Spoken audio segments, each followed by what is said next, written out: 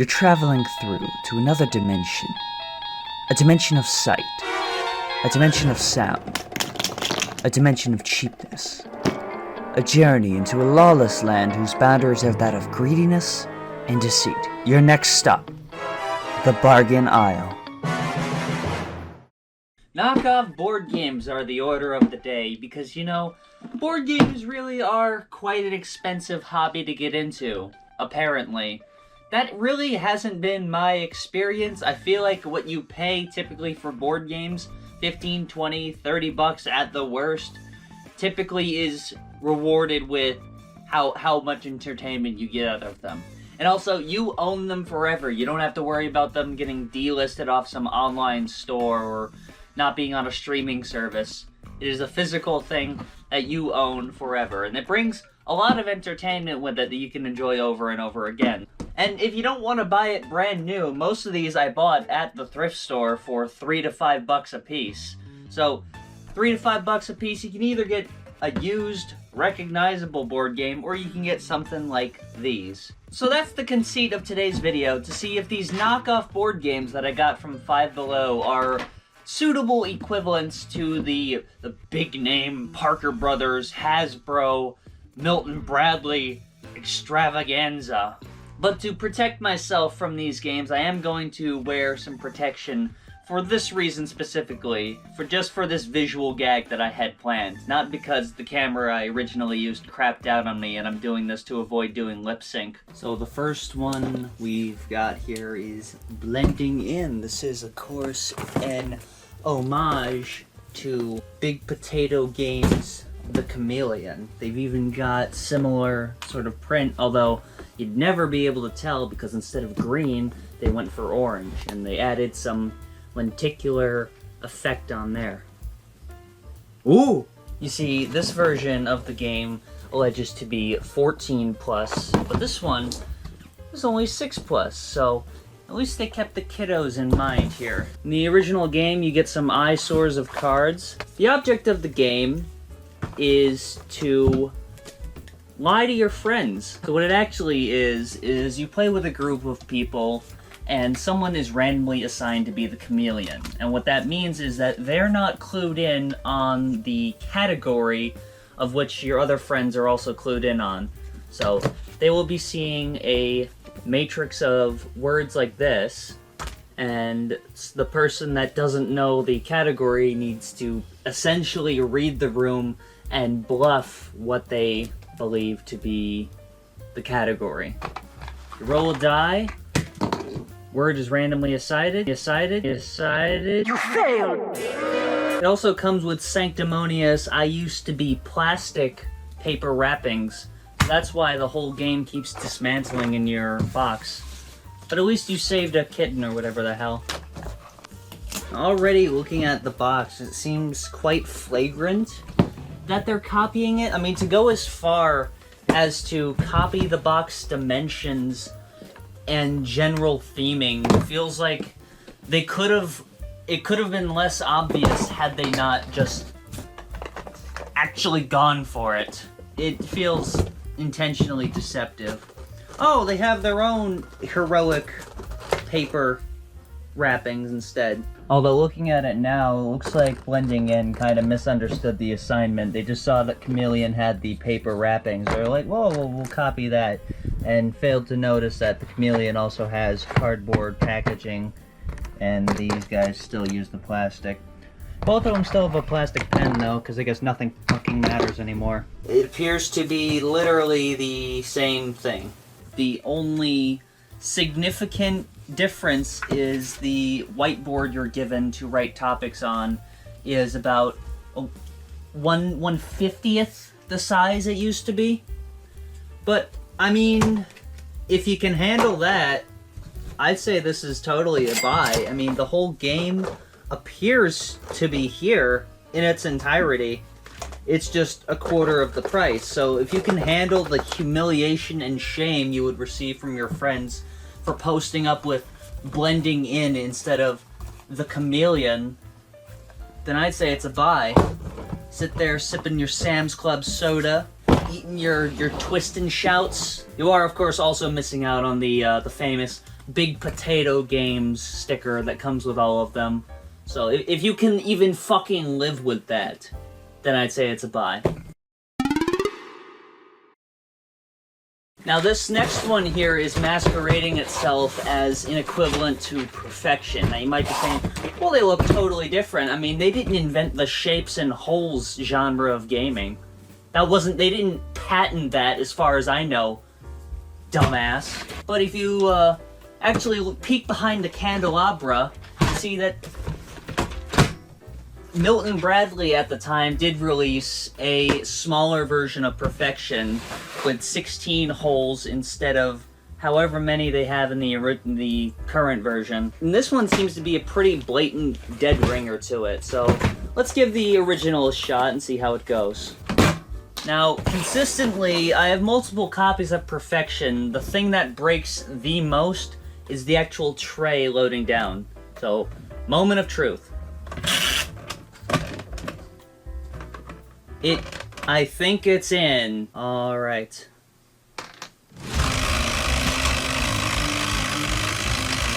It already popped.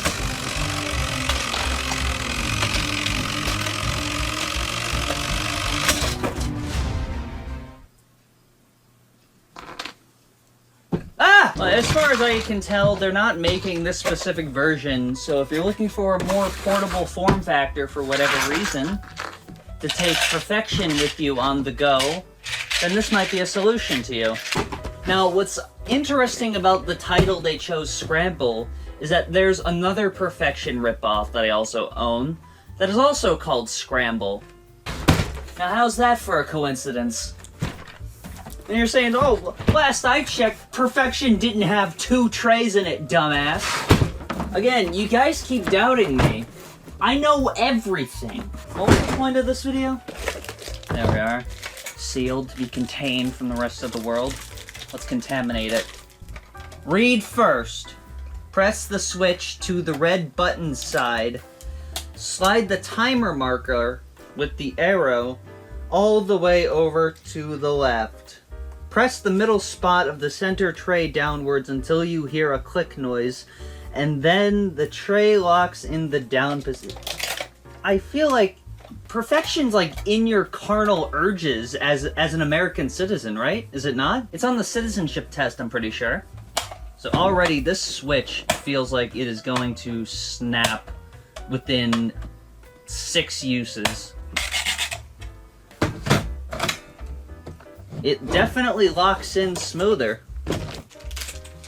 Yeah, I know, I ripped the resealable zipper off of the bag here, so now I've voided my warranty and will be excommunicated from the board games industry. Alright. Last one was a warm-up round, but now, it's the true test.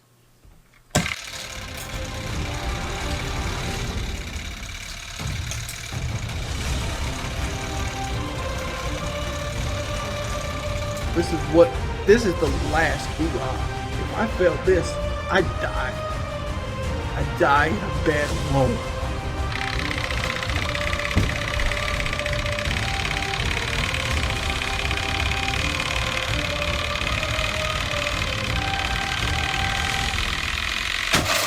That was more violent than the other one, I guess. I mean, this one's 20 years older, and many of the other older Perfections seem to have some wear and tear on them, so if you need one for cheap, that definitely works. I mean, Perfection's a game that's prone to failure. I own 2 copies of Superfection here, for example. Neither of them work. If you need something new and crisp, I guess go with this, but this one, I mean, like I said, this switch here feels very brittle and firm and difficult to switch. So I wouldn't say this is a buy. I'd say that it's worth getting a current copy of Perfection, and especially a current copy of Perfection, because, you know, despite the recent enshittification of board games cheaping out, Sorry giving you less pawns, the Game of Life giving you less and less pieces, Perfection here actually innovated the formula and allows you to switch the combination, because obviously when you have a fixed game like this, you're gonna memorize the pieces and where they go. But with this one, with 250 tray variations, I mean, the fun just can't stop there. Definitely buy the original. And not only the original, the current copy of the original. Putting them side by side really exposes just how similar they are. They even have the same sort of slide tray mechanism, but this one seems to have a better time closing them up. So this next one is an interesting one. So Parker Brothers at the time, before they were absorbed by Hasbro, thought of a great spin on the Sorry formula. Because we've all been there when we were playing Sorry and wish, what if like you had Sorry and then you added Shuffleboard and then you removed Sorry? Sorry sliders, this was, I believe, $20 when it came out, and I think now is $30. Now, because this is a used copy I got, it was $5, so we're going to be comparing this to the brand new $5 Ludo launch. Now that's clever. We got 4 little scoring region DMZ type maps here for endless fun. That is, if your definition of endless is 4. So the way this game works is, you know, ideally you'd have other people. You take your little pawn, go woo! And you try not to do it like a fucking retard. And the highest scoring region that it is touching, by the end of the round, you will get to move one of your pawns forward that many spaces in your little home board here. It was a game that was very fun when you were a child and didn't appreciate strategy or not being a child. So it's very fun as a child to go, whoa! Yeah! But as an adult, I mean, I don't want to bust this out. I'm not even saying that this is trying to be something for adults like you and I, you know, the primary demographic for board games. But I'm just saying, you know, I'm an adult, and speaking as an adult, Sorry Sliders, I'll say it, it sucks. There, it's out there. Sue me. Let's see how it stacks up to Ludo Launch. So already it does one of my favorite things that board games do. You know how board games tend to open up and then you have 2 pieces of the box? This one is innovative and makes the box one thing. And I know a lot of board games do this, even big shot ones, but I don't like it because it makes it very awkward to store it, especially with how much shit there is in. Holy God. These feel like the cheapest pieces of toilet paper that have ever been sold in retail. So instead of 4 different combinations, you are getting 1 board. So it is 1/4 the amount of content already for 1/4 of the price. And they're really not doing you any favors in any of this. You are completely in charge here. You're a big boy now. You're gonna pop the tabs out of your Ludo Launch. They're not gonna do it for you. You're gonna cut up your own steak. You're gonna wipe your own mouth. You're gonna bathe yourself, and you're gonna take the tabs out. Grow the fuck up. Now, something that is absolutely awesome here is that they've chosen to crease the trays that they use. Now, I've not used this yet, but I would anticipate that because they have creased these, it is going to affect the trajectory of my Ludo launchers. It's actually pretty difficult to tell which has to go with which here, but I mean, it could be that I'm mentally disabled, really having a hard time figuring this out, and this was not a problem I had with Sorry Sliders. That was grab and go, baby. Nothing comes popped out here. You doing all the work here setting this up. And also, in the original Sorry Sliders, you would get bumpers for the empty zones. So, if you're playing with 4 people, it's not a problem. But if you're only playing with 3, 2, or if you're just demonstrating for this video like myself, you're using 1. Obviously, as you just saw me do, you're not getting pawns like you did in the original miniature pawns. You're just getting Ludo discs. And same can be said about the Ludo sliders. A lot of fucking obnoxious people do that as a bit. That was not intentional. I just fucking threw them everywhere. I'm gonna be crying for days. Like, look at all this trash that's all over my table. Jesus Christ. What persona am I going for? So it's not like Sorry Sliders, it's worse. And that's impressive, because Sorry Sliders already wasn't really good. See, they don't sit level. The bearing that they use for the Ludo launcher is so much larger than they use on Sorry Sliders.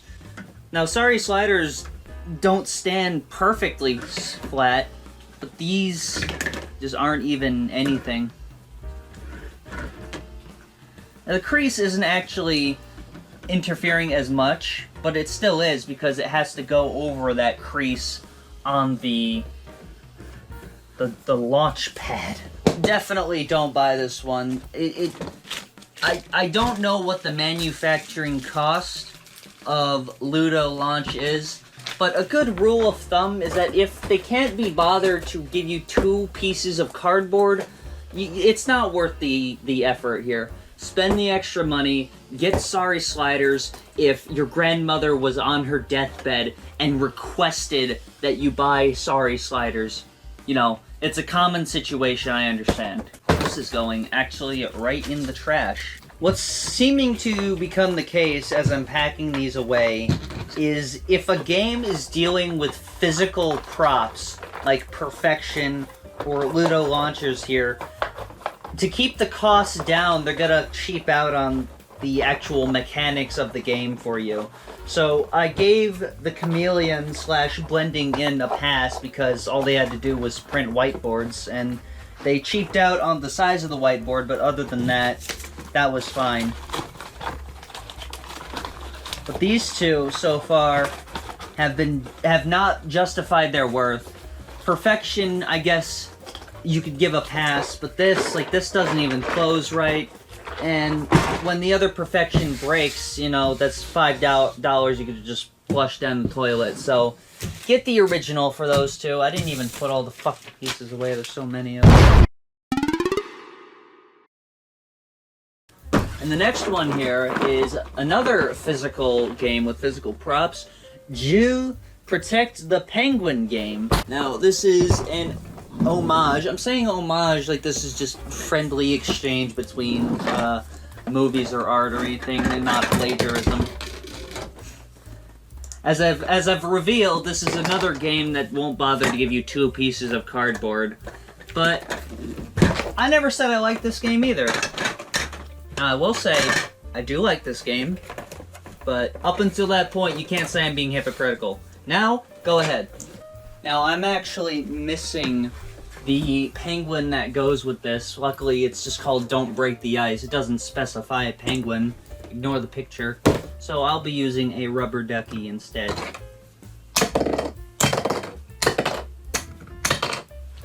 I mean... yeah, I mean... there's a good balance of how tightly the pieces fit to how loose they can become. There are points in this game, actually, that get pretty stressful, and something I like is that because it's squares, you can move the penguin's face anywhere you like. So it doesn't have to be the same layout anytime, and offers some variety upon replay. It reloads pretty fast. I mean, it's a good kids game, and you know what, I'd even say it's a good game to play as an adult if you have infantile enough friends.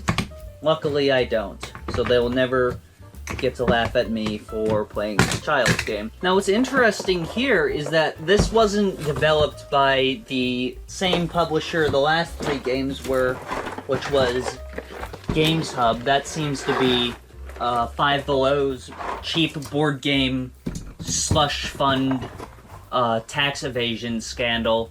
This is actually produced by Spin Master. Now they make some of the most well-known knockoff games. Another one they made is Yacht Dice, which you can currently find at Dollar Tree. Bit of a demotion there, but it's interesting because they are kind of a more official publisher. They also published this card game edition of Deal or No Deal on which they misspelled the word briefcase. Unless it really is a briefcase, I don't know. But typically they produce toys and not board games, but, you know, as I said, they've been known to do that. Now, the pictures on the box here, I've not been given a frame of reference, so, you know, you can say what you want about my assumptions here, but this is significantly smaller than I anticipated it being. So this spinner here is actually like plastic. They're spoiling us out here. I didn't even know if the original comes with a spinner. I don't think it's that necessary, but this one does, evidently. So let's put this together. I'm not giving you a resealable bag. They're not a charity, of course. Okay, alright. It's one of these memes. Now, they changed the original design from a grid of squares to this matrix of honeycomb hexagons here. I mean, you wouldn't think that'd be a problem, and I guess really it's not. But it makes this setting up a little harder here. Alright. Put the penguin on. Now this is cute. It's actually an ice pick. Zoo, protect the penguin game. Game start.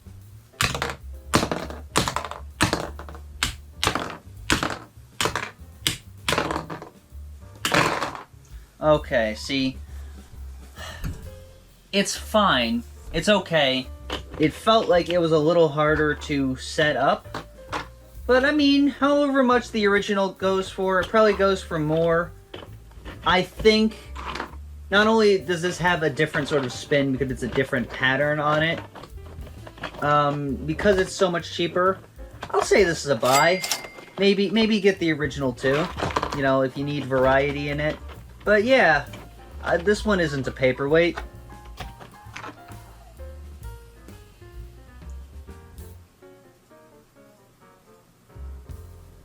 It does have the thing where it is one cardboard box, but I'll give it a pass because Hasbro couldn't give us 2 boxes, so you know what? I'll give you a pass, Spin Master.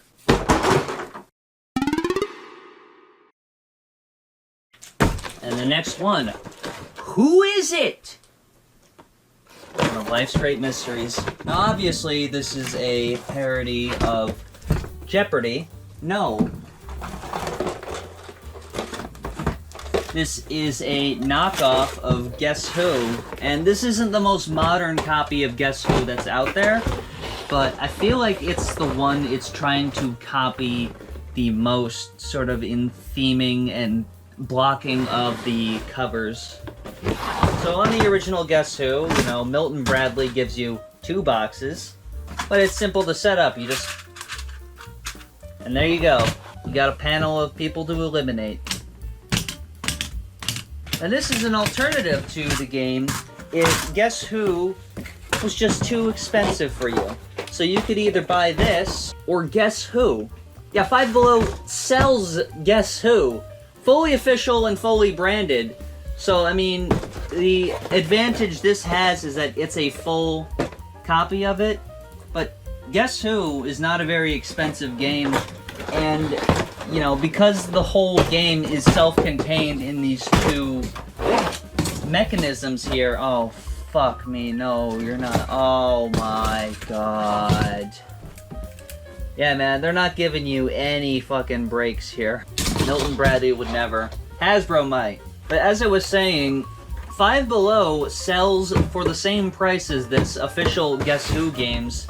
And Guess Who you can find at thrift stores pretty cheap usually. And if that's too hard, fucking McDonald's gives it away for free.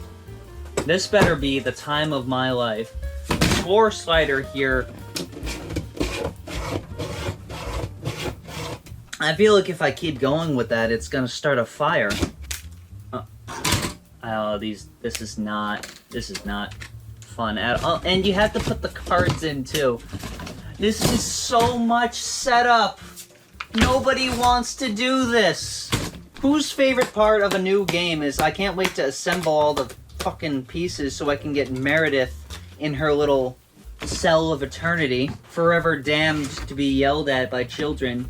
Does it have glasses? No. Does it have a beard? No. Now, something I mentioned earlier is how the setup to Guess Who is pretty easy. You just kind of, woo, give it one of those and you're all good to go. But with the one I've installed already, it put some WD-40 on that, my guy. This is not going anywhere no matter what you do to it. So, you know, considering goddamn Five Below sells Guess Who, by Guess Who. Who is it? None of my damn business. This is a joke. Look at this. Like, look at this. Again, this is another problem with these single box flap things, is that the pieces barely fucking fit in when you put them back. And then they become all fucking lumpy like this. And additionally, if you store your games vertically, like you tend to do if you have a lot of them. Thanks, Games Hub. Why am I putting this away so delicately, like I'm not going to return it in 5 minutes? What's funny is that I'm pretty sure even Dollar Tree sells their own paper and cardboard version of Guess Who. So there is absolutely no reason to even consider that. The final one we're going to be talking about here is the Hungry Turtles versus the Hungry Hippos. Take that. Now this is one of the more recent editions of Hungry Hippos. So, in spite of that, I don't have the marbles to it somehow. So I guess this version has a one-up on it, in that it is a nominally functional version of Hungry Hippos. Look at this. They've even got little names. That's so cute. I'm gonna see the names of the Hungry Turtles, so, you know, stay tuned for that. And if it's not Leonardo, Donatello, Michelangelo, and Succadiccolio, then I think... Did you laugh? Okay, good. I didn't think so. Am I doing this wrong? I feel like this shouldn't do that. I mean, I'm gonna have to borrow the marbles from Hungry Turtles, actually. So this has that utility, at least. Oh, right out the box, it comes fully assembled. Oh, that's cute. They look cute. They don't have like any features on them. These ones have terrifying faces. So these really need a lot of force to get them to move, but this one's...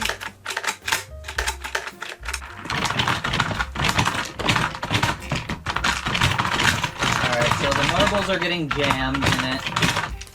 This is after Hungry Hippos was added to the Elefun IP. I believe Mousetrap was also added in that, and Ants in My Pants, that's the one with the Dalmatian.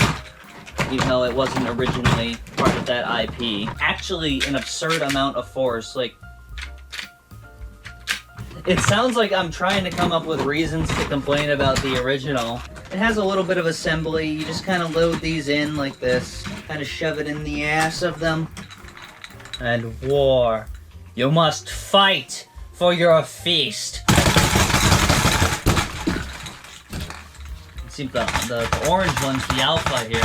I mean, yeah, this is totally good. It needs so much less force, and also, it seems like it works better. Something that I'm sure everyone remembers, when you're playing Hungry Hippos, sometimes the hippo doesn't actually swallow it, because the mechanism it uses is it kind of cups outward and grabs it, then pulls it back.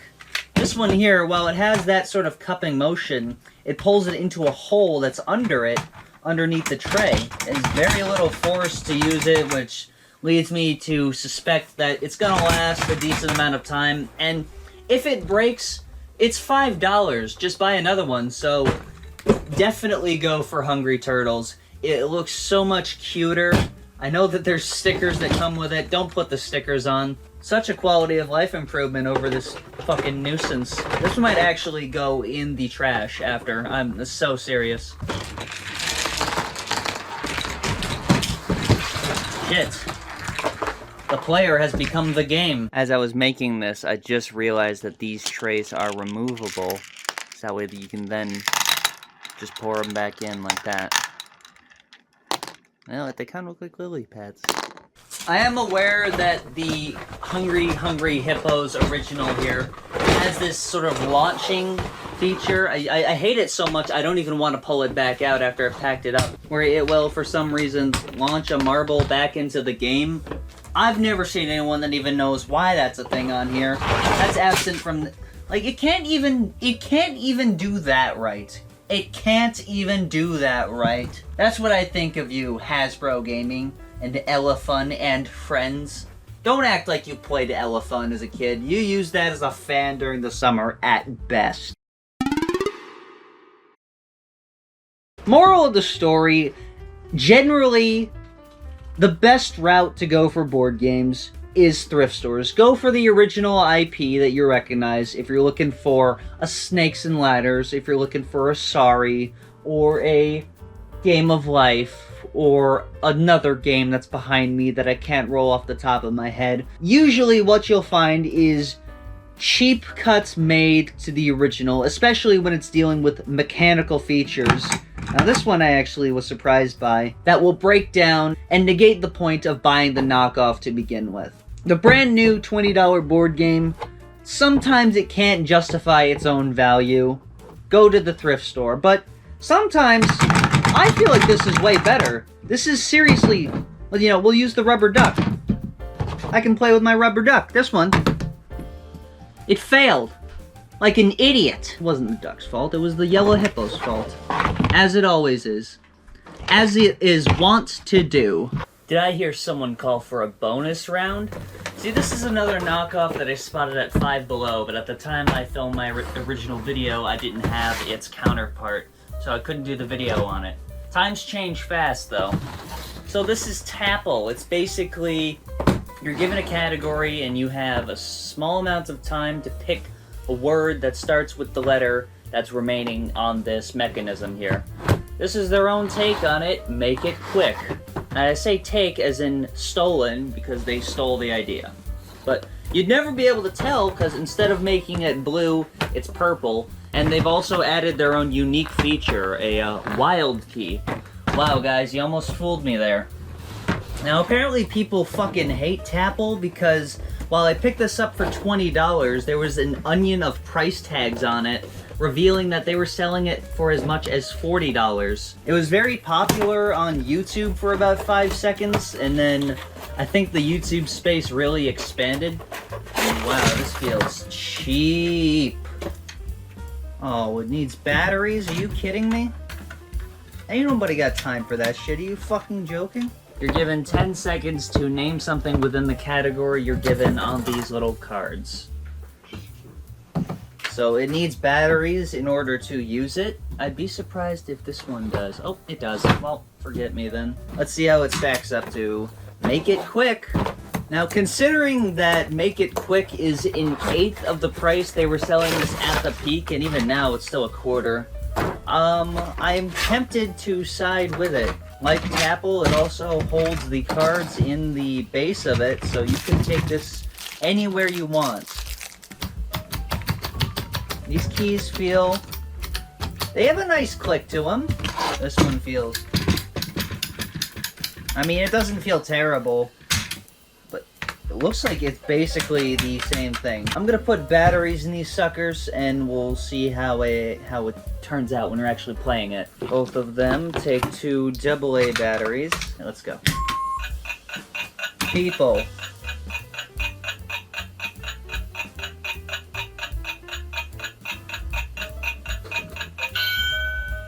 Oh, cool.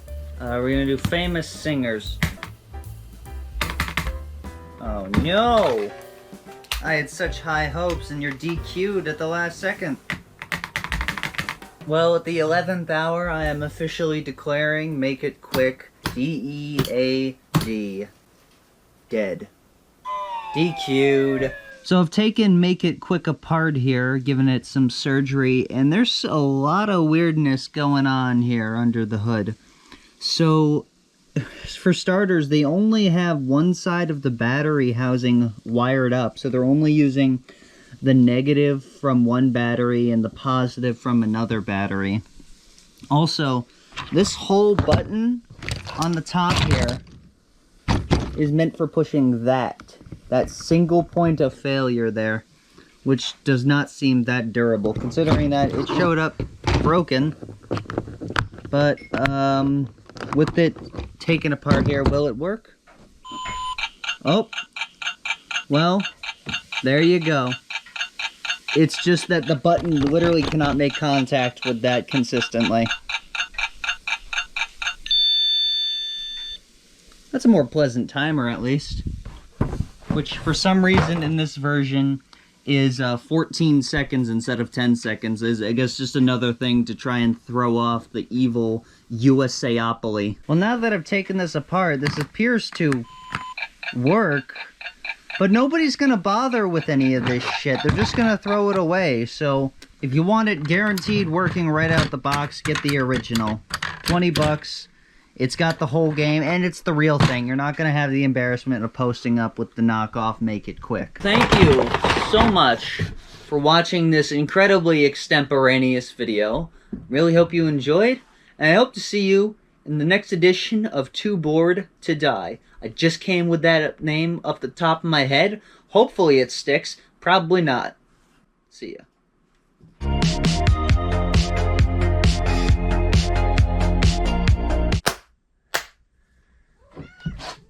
Money. Who needs it?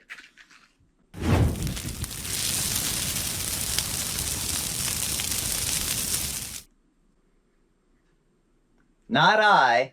See, even though I'm a board game collector, I'm here to explore my other options for board games, which is why I visited my local Dollar Tree. Look at that. It's beautiful, isn't it? Inside here, I have a ton of various sorry selections that underprivileged children are probably being gifted by their uncles to this day. First one here is Chloroform's Monopoly. I guess that's the company's name. This is their analog of Monopoly, of course, so we'll see if it stacks up. Now, Monopoly, typically you can find used for $5. I saw this guy on Facebook Marketplace that had a pallet of them for $10. I don't know what the fuck his story was. So one of the disadvantages right off the bat is that the box is not resealable. You kinda have to destroy it to open it up. And inside here we've got a Monopoly board with some of the things missing. I wonder why that might be. You see, because this isn't just a board game, this is also an activity kit. The classic picture toy that sticks like magic. Trademarked. Don't use that shit or you'll get fucked up, my friend. Comes with some property cards and 2 chance cards and 2 community chess cards. I wonder how that works. It also, for some reason, includes 3 dice, so they're not skimping out on supplies for you.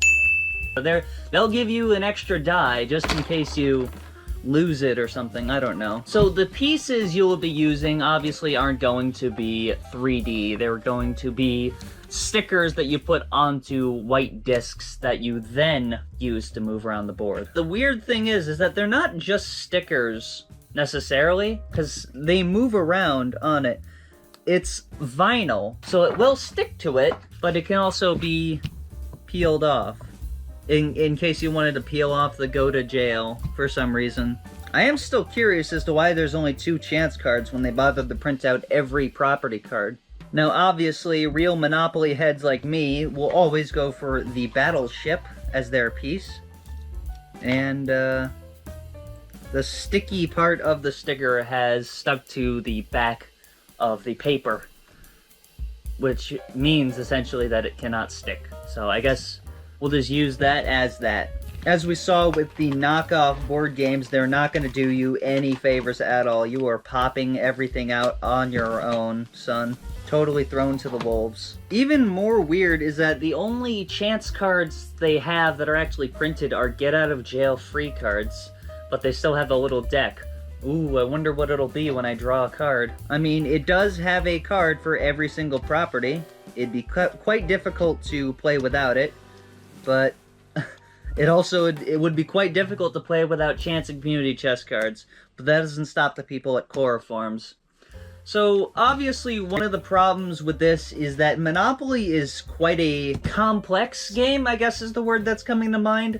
There are a lot of moving pieces to this, but for some reason, Hasbro tries time and time again to make Monopoly a portable experience. There are different ways in which they make it into half size or quarter size or keychain size, and It's totally impractical. One of the things that also seems to be an issue is that the houses and hotels, while they are made of that vinyl stuff, they fit in such a way on the streets here where it would not be able to fit up a whole thing. I guess you could do it like this, where you put them right on it, like that.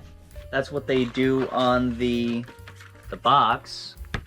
But, like, why do this? You need to play Monopoly, like I've said, but, oh, you need to put down each of the individual railroads. There's, like, a weird film on the back of that. It's not quite vinyl, not quite sticky. It's, shitty. But as I was saying, Go for a thrift store option. You do run the risk of having some missing pieces when you buy it, but even buying 2 copies of Monopoly from the thrift store to make sure you have all the pieces is cheaper than buying a new copy, and also would give you a complete experience. This here, I mean, there is an advantage to it just being $1.25 or $1.35, thanks Hokel, in that if you lose a piece, you can just buy another one. And I guess if you were desperate to, you could make this work. But this feels like something that a prisoner would buy out of commissary to keep them entertained, not like an actual source of entertainment for civilians. The tiny money is kind of cute, I guess, because they've cheaped out. There's no banker slot or anything. You're just kind of just doing it raw. Hi, kitty. I mean, obviously this is going in the trash for me, but the tiny dice are kind of cute.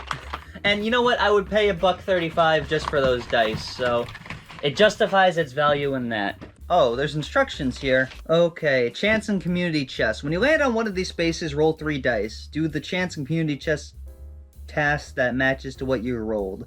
For example, you land on chance and roll 8, your task number 8 on the chance list, go to jail. So where's this chance list? It literally doesn't exist, so the game is incomplete. Also, this is a pretty terrible way to implement chance and community chess cards. If you know anything about how dice work, you know that it is more likely for certain number combinations to come up than for others. It is not an even distribution of all possible numbers. It is more likely for numbers in the middle of the pack to come up more frequently than numbers like 3 or 18, because there are more combinations that can make those numbers. I brought out the full-size Monopoly here as if you guys didn't know that Monopoly exists. Yep, still the same thing. Just a shock for you. Our next one here is for the kiddies out there because they made Monopoly Junior, a simplified version of a simplified version of Monopoly. In case the original Monopoly was just too mature, Parker Brothers finally has an answer for us. So this version obviously is incomplete, but I know how the game works. It's basically just Monopoly, but smaller. It's confounding because it is still Monopoly, just smaller. They have smaller dollar increments and lower stakes, so instead of going to jail, you go to lunch. I guess you have to roll a 6 to get out of lunch with your uncle or something. There's some implications there. So there it is. Just less spaces than the original. It has chance cards, so there's something. And for some reason, this version has opted to use squares instead of circles. They're not going to spend the 0.001 cents in manufacturing cost of stamping out circles for you. What do you think, they're a fucking charity? This one's a bit more hardcore than the Monopoly Junior I know, because you're just straight up going to jail. Granted, there are a few different versions of Monopoly Junior, so this version here doesn't even have any mention of lunch or jail. It's just loose change, which is basically that house rule of Monopoly where you put money in the middle. Sorry, I'm an idiot and I was looking at the wrong corner. Apparently their equivalent to jail is going to the restrooms. And what's unsettling here is that this boy doesn't look like he wants to get yanked into the restrooms here. I'm not trying to make jokes, I'm lying, I am. What's interesting about this is that it doesn't have dice at all. It's a travel version of it. So instead of dice, it has a spinner. Instead of chance, it has a chance spinner. I think that this is already better value than what you're getting here. But prove me wrong, Hasbro. Prove me wrong. Hang on, now I'm confused. So instead of buying houses and hotels, you're buying miniature clones of yourself to put on go-karts. What is any of this? Okay, well obviously it's been a minute since I've played Monopoly Junior, but this, the only thing that's cool about it is the little die. So Other than that, I think this game should a little die, as in die, and not little in like an extremely violent way. Well, this one doesn't even have different denominations of currency. We just got ones here. I guess that's to hide the fact that the $2 bill really has the monocle on it, and the Mandela effect is real, and reality has been altered.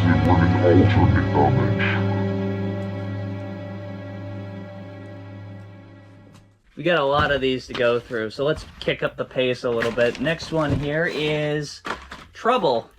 Now, this is their analog of Trouble. Unfortunately, this copy of Trouble I have seems to have been plucked straight out of Fallout here. It is not looking so good. So I will stop showing off and use a more recent copy of Trouble, the 1990s edition. One of the appeals, question mark, of this game is that it's all plastic. You got your little Trouble piece, and you're moving it into pre-cut spaces on a plastic board. There was a point where they tried to cheap out, and instead of having the peg go in the hole, they had it go over a little nub on it. And I think that design caused about 4 suicides, so they quickly pulled that and replaced it with the design we all know and love. Another key feature of Trouble, besides being a worse version of Sorry, is the Pop-O-Matic, where it'll only roll 2 numbers at a time, because the die in Pop-O-Matic kind of suck. For this one here, since, you know, it wasn't in the budget of $1.35 to have a Pop-O-Matic, there's just a little zone to roll the die in. Yeah. This one has the weird feature of Trouble that I don't even know how it works, where it's a little teleportation warp zone, where this will take you to the end of the game or some shit like that. I think it's actually like the railroads in some versions of Monopoly, where it'll take you from one railroad to another. Again, I don't know why they feel the need to have it so you stick it down yourself. Like, is this fun? Is this fun for children to do some of the work before they get to play? Now, while they have tried to cheap out on a lot here, they have gone ahead and given you 4 pegs. There's a version of... let me get it. The McDonald's version of Trouble did a similar thing, except instead of 4 pegs, they only give you 3 of each color, unfortunately. But they made up for it by actually including a Pop-O-Matic here. And this was something they gave away for free. So maybe they did have Pop-O-Matic bucks and they just weren't telling us. You take a little peg, you drop the circle on the ground, grab another circle, act like nothing happened, hope nobody noticed your idiotic mistake. Yeah, you just roll the die. Of course, it's going to go everywhere and not stay in the middle. 6. One of the things that's disappointing, I guess, is that they are using a stock die with pips on it, instead of the die that comes with Trouble, which has numerals on it. If you're buying this version of Trouble, beggars really can't be choosers, but I don't know. I don't think this is it, Chief. I feel like you might as well just break out the pens and pencils here and just use your imagination and play charades. I feel like I didn't emphasize this very well, that it is actually very unpleasant to try and peel off these vinyl sticker-esque things. It feels like you're trying to peel a scab off. Like there's resistance to it, but not a lot, and it simultaneously feels like it's too difficult to peel off and also not stuck on very well at all. Now, this is another one here, Sorry, and I'm not going to spend too much time on it. You know how Sorry is. It's just the same game as Trouble, just instead of dice, it's cards. They do come with every single card, apparently. They didn't skimp on that. It looks like a full, quote-unquote, experience, minus the pawns. Instead of the pawns, you use whatever they give you. They'll even let me have it. Oh, wow. Okay, so they didn't even give you the common courtesy, you know, when you're given rip-offs like these, to give you a little paper disc to put the stickers on. They expect you to just go like... Okay, it's my turn. I got an 8.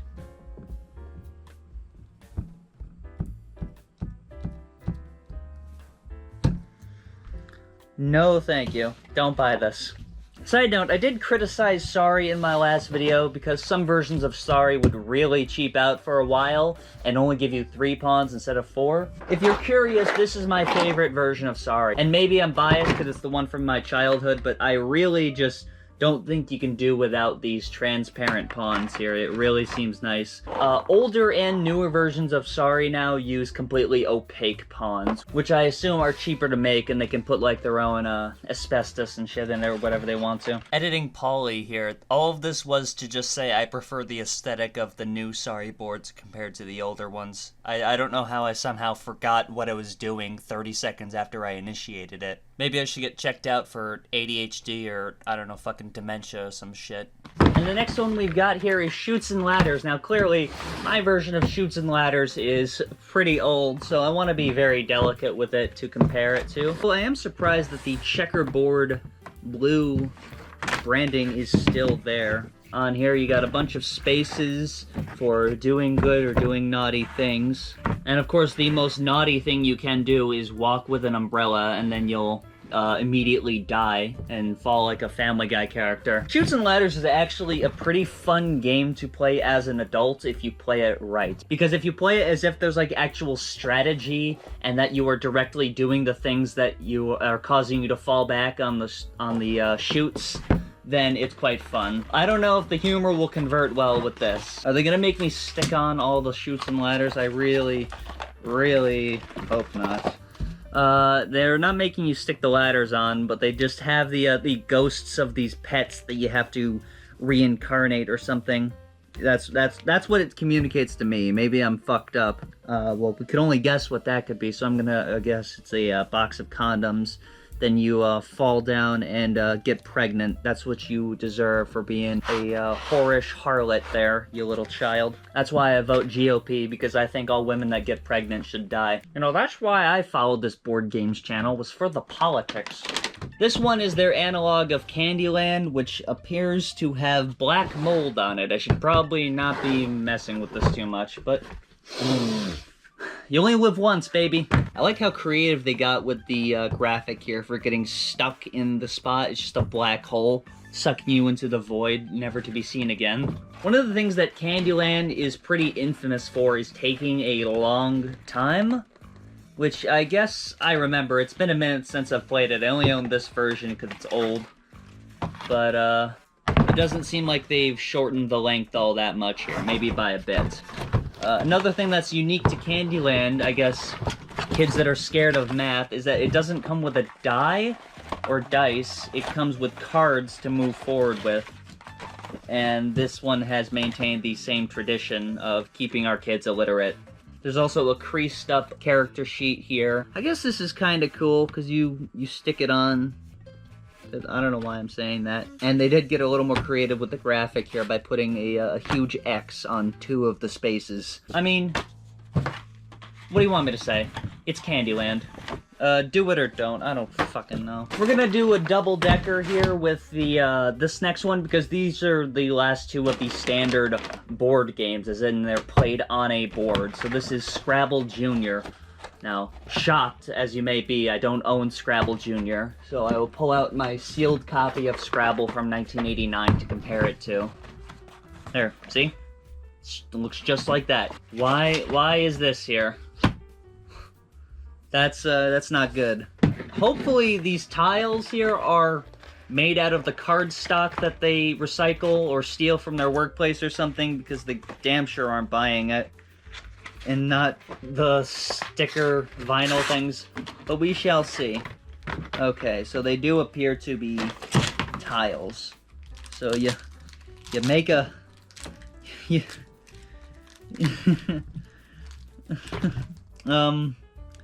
can make it work if you really want it to. You could spell out your mortal fears on the board, or write a suicide note or something if this was like the last thing you were given to entertain yourself with. I was hanging on to most of these boards here, but this one, I'm not even sure I'm gonna hang on to it. It's so boring and so plain looking, really.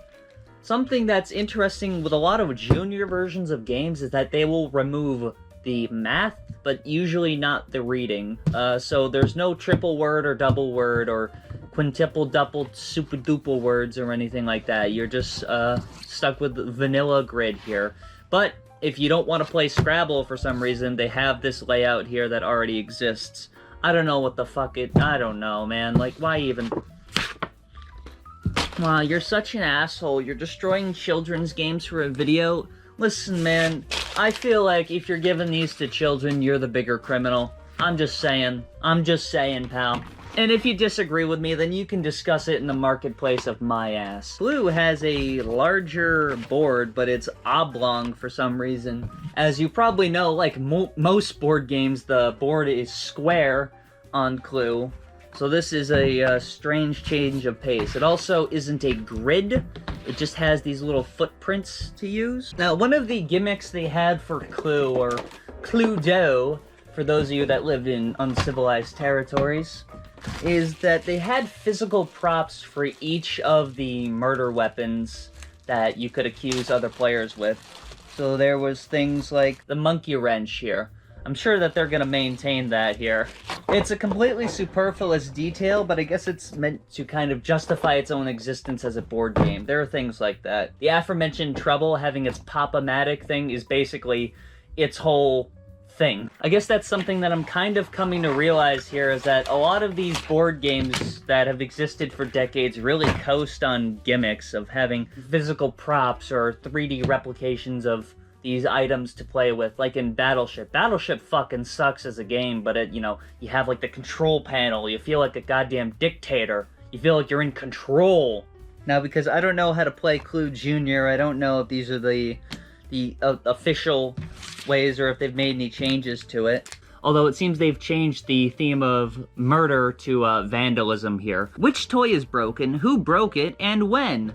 And then instead of writing or anything, you just kind of cross it off. The die here also is different from the other dies that we've seen thus far. It comes with some stickers that you stick on the die to make it have numerals instead of pips. I do remember back in elementary school, there were some kids that would go like, but, you know, why bother having them learn that and just, you know, create a headache for the parent that bought this that's really desperate for cash, so that way they have to pop all the pieces out and assemble this for their kids. Why are you so fucking negative all the time? It also has only 2, 3, 4 yellow and a blank side, I guess, unless this is wrong. Maybe the yellow side is for, like, teleporting through secret passageways, and the white side is just anarchy. I don't know. Who gives a shit, man? This pad of paper also reminds me with inexplicable specificity of the dumb way that Spin Master laid out the Deal or No Deal pad in the Deal or No Deal card game. See, in Deal or No Deal, the prize panel was set up in a way that was readable, so Spin Master said, fuck that. What, are we fucking gay? We're gonna do it our own weird way, for some reason. That created a huge mess. And now here we come to the more weird games. So these are games that don't really have a board. They have like a specific plastic build or mold, or I guess I don't know what the word to use for it is. An apparatus that you use with it. With the first here being Guess Who. Now if you remember from my last video, I name dropped Guess Who as being available at Dollar Tree, because it was meant to accentuate that Guess Who is pretty readily available. Unlike most of the board games, the pieces are self-contained in the entire thing. It'd be very hard to lose it. I mean, oftentimes you lose the cards, but you can still just decide which character you want to use and use it that way. It's really hard to mess it up, is what I'm saying. Although, looking at it now, it does kind of occur to me that one of the reasons why Guess Who is built like this is to maintain privacy from the other player. They're trying to guess what your character is. How are we going to do that with flat panels and boards? Well, let's find out.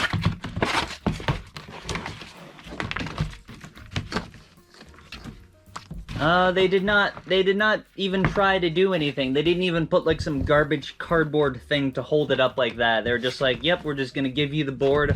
Just put it down. I mean, just guess who it is.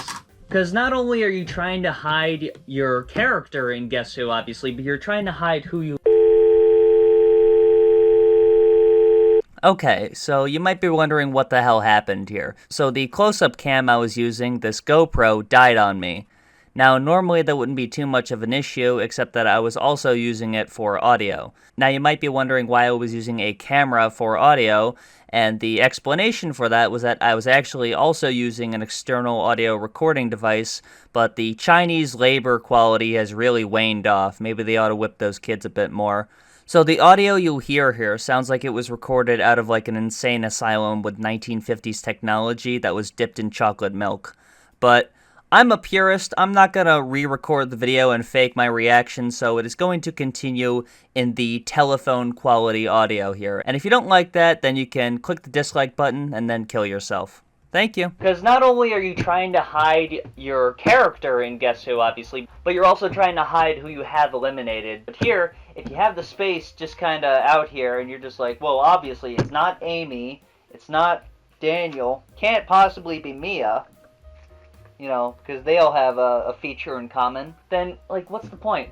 And even more egregiously, they have these little halos here, right, that you're meant to put around your chosen player. So I guess the idea is you hold it like this, but these vinyl stickers don't stick well enough.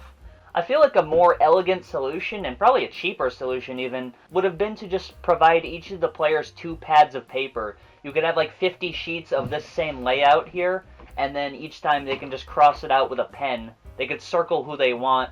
It makes sense. So the first one here, that's so bad that you cannot even, you know, at gunpoint play the game properly. We've seen a lot of shortcomings so far, but this is the first game that has been defeated by its own medium of being cheap garbage. Guess Who necessitates an apparatus for you to hide your things. I guess you could put something up like this. You just need another copy of Guess Who. I don't know, man. If it doesn't come complete out of the box, then, like, why are you even buying the dollar store version? Just buy a thrift store version. Now, for some reason, a lot of these Chloroforms games seem to be going for a younger age demographic. This is the analog they have of Hi-Ho Cherry-O. Now, this is a good game for very, very young children. It's meant to teach them math, essentially. And also, there's no strategy, it's just a spinner. So it's a game you can play with a 3-year-old where they actually have a decent chance of winning. What's funny is I see a lot of people criticize kids games that just rely on chance as the main vehicle of the game, but it's like, what are you gonna play with a 3-year-old? Fucking chess, you dickhead? You spin the spinner, and you get to pick your cherries based on how many that are there. If you land on the dog, then you die instantly.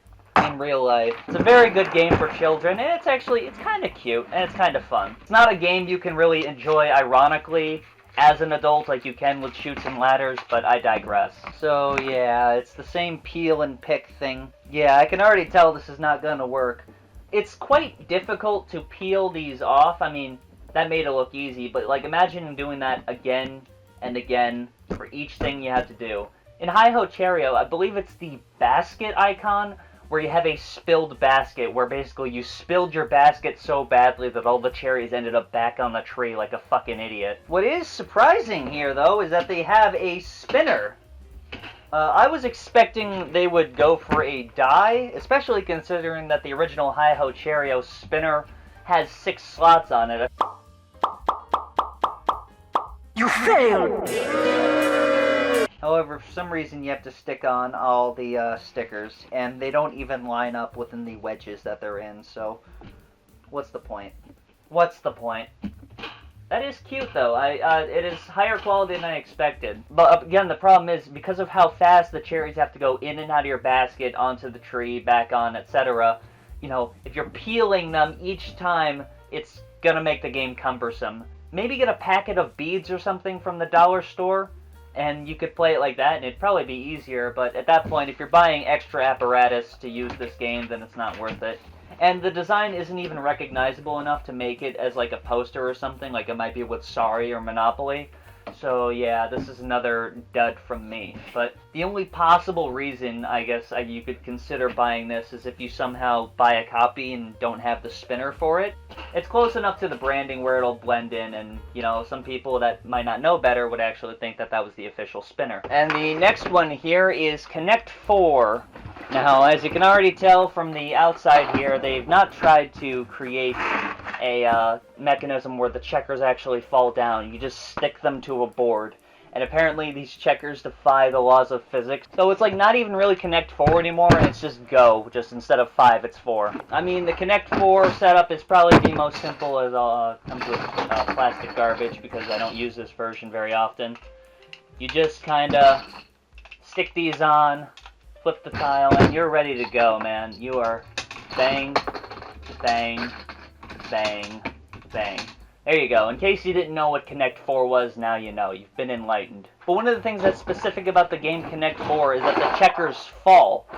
Whichever column you go down, it has to go down to the lowest one that's on there. But it seems like they've tried to erect some sort of cardboard, sad garbage monstrosity here. So let's take a look. Oh, well, that was something I didn't expect. This is I guess that does make sense, because then it doesn't have to be stuck on both sides. I feel really stupid right about now. You know, I'm genuinely pondering to myself, maybe I should get my life in order. You take a checker, and if you're honorable, you will put it on the bottom here, like that. But maybe you have an asshole friend that'll be like, oh, well, I'm gonna go here. And if that happens, then you should immediately kill them. I guess if you were, like, living in Pakistan or something, and needed a solution for Connect 4, but you might as well just break out a checkerboard or something and just place it on there like that, because this is just sad, man. You just look poor doing this. And, yeah, that'll happen. And the final chloroform thing we have here is Battleship.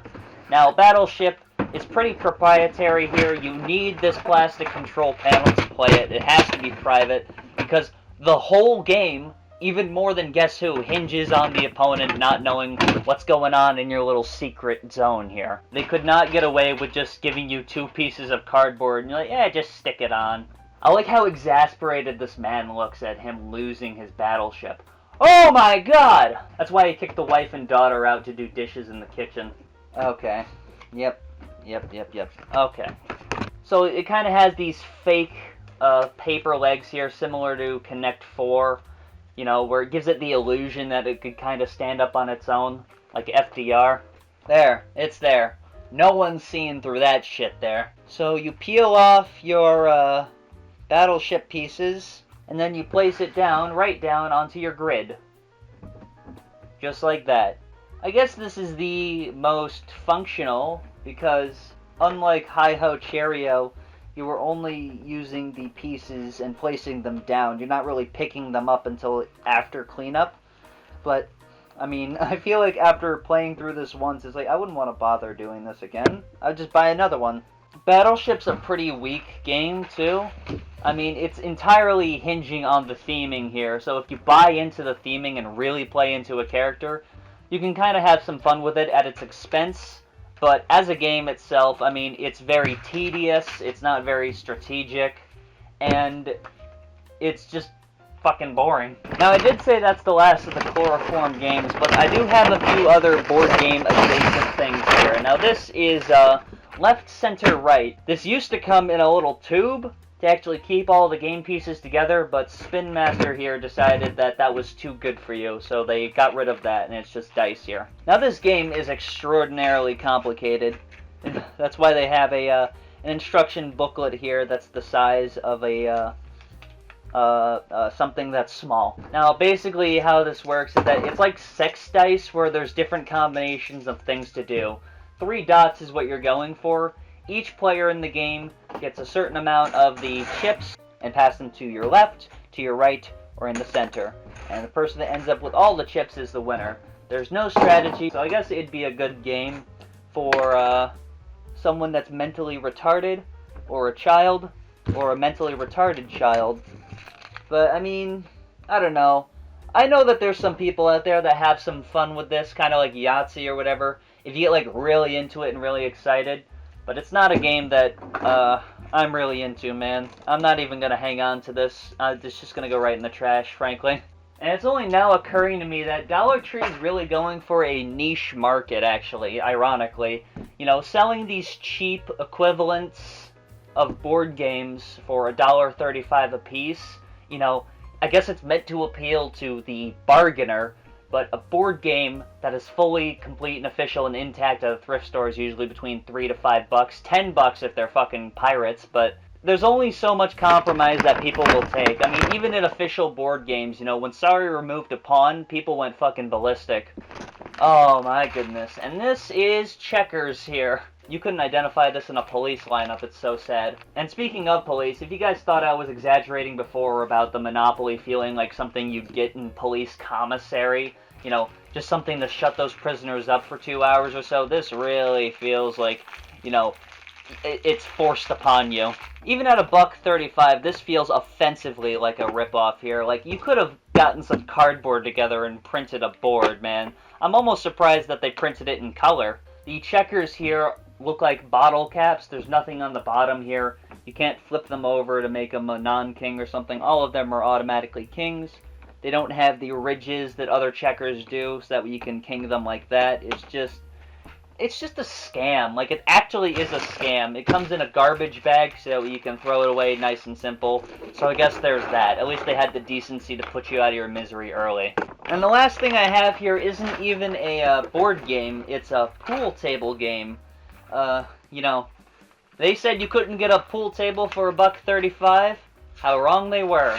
Now, obviously, I'm not expecting this to be any good at all, but I am curious if it is even the least bit functional. So, surprisingly, it comes with a whole rack, it comes with legs, it comes with pool cues, and this seems to be by the same company that did those checkers we just talked about, so it's like, if you could do all this for pool, why could you not just give us a cardboard box and cardboard board for checkers? They had to give us some vinyl plastic crap.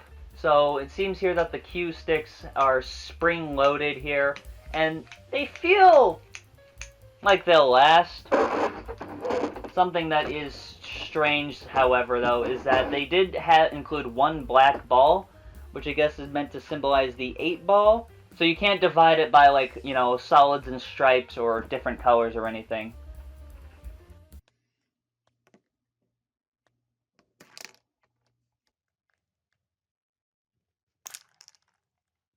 It might be because my expectations were non-existent, but, like, it feels like a neat gimmick. It's not anything like pool. You could spend the same amount of money renting a pool table for an hour, so obviously do that, but, like, this isn't trying to be a replacement for pool, unlike those other things. This is like a little novelty. And so as a novelty, I'll give it the honor of not being thrown directly in the trash. I will put it on top of my board game shelf to admire and say, huh, that's a funny thing that exists. I think you guys have had enough. I think I'll dismiss you from this hour of torment or however long the video is going to be. It took a longer time for me than it did for you, so at least there's that. Thank you guys so much for watching. This was something that, I guess, really piqued my interest since I first saw these in Dollar Trees. Like, fully paper, fully disposable, why is that in quotation marks? Versions of board games that, you know, are meant to be thorough, enjoyable experiences. I suppose it's a neat little alternative if you are in a really niche market that needs a brand new board game to go and right in the trash for $1.35. But other than that, I don't really see the purpose these fill. I mean, they do fill the shelves at Dollar Tree. I don't see anyone buying them in comparison to the other cheap garbage toys that come from China there. So, you know, maybe the public isn't so easily fooled by these attempts at highway robbery, because that's really what they are. They're basically promoting on the front of them the full experience of a board game in this tiny package, and they just aren't that, simply. But thank you so much for watching. It seems I can't get a video done without a camera dying, so we'll see how long that lasted. I hope you guys come back for the next video. Goodbye.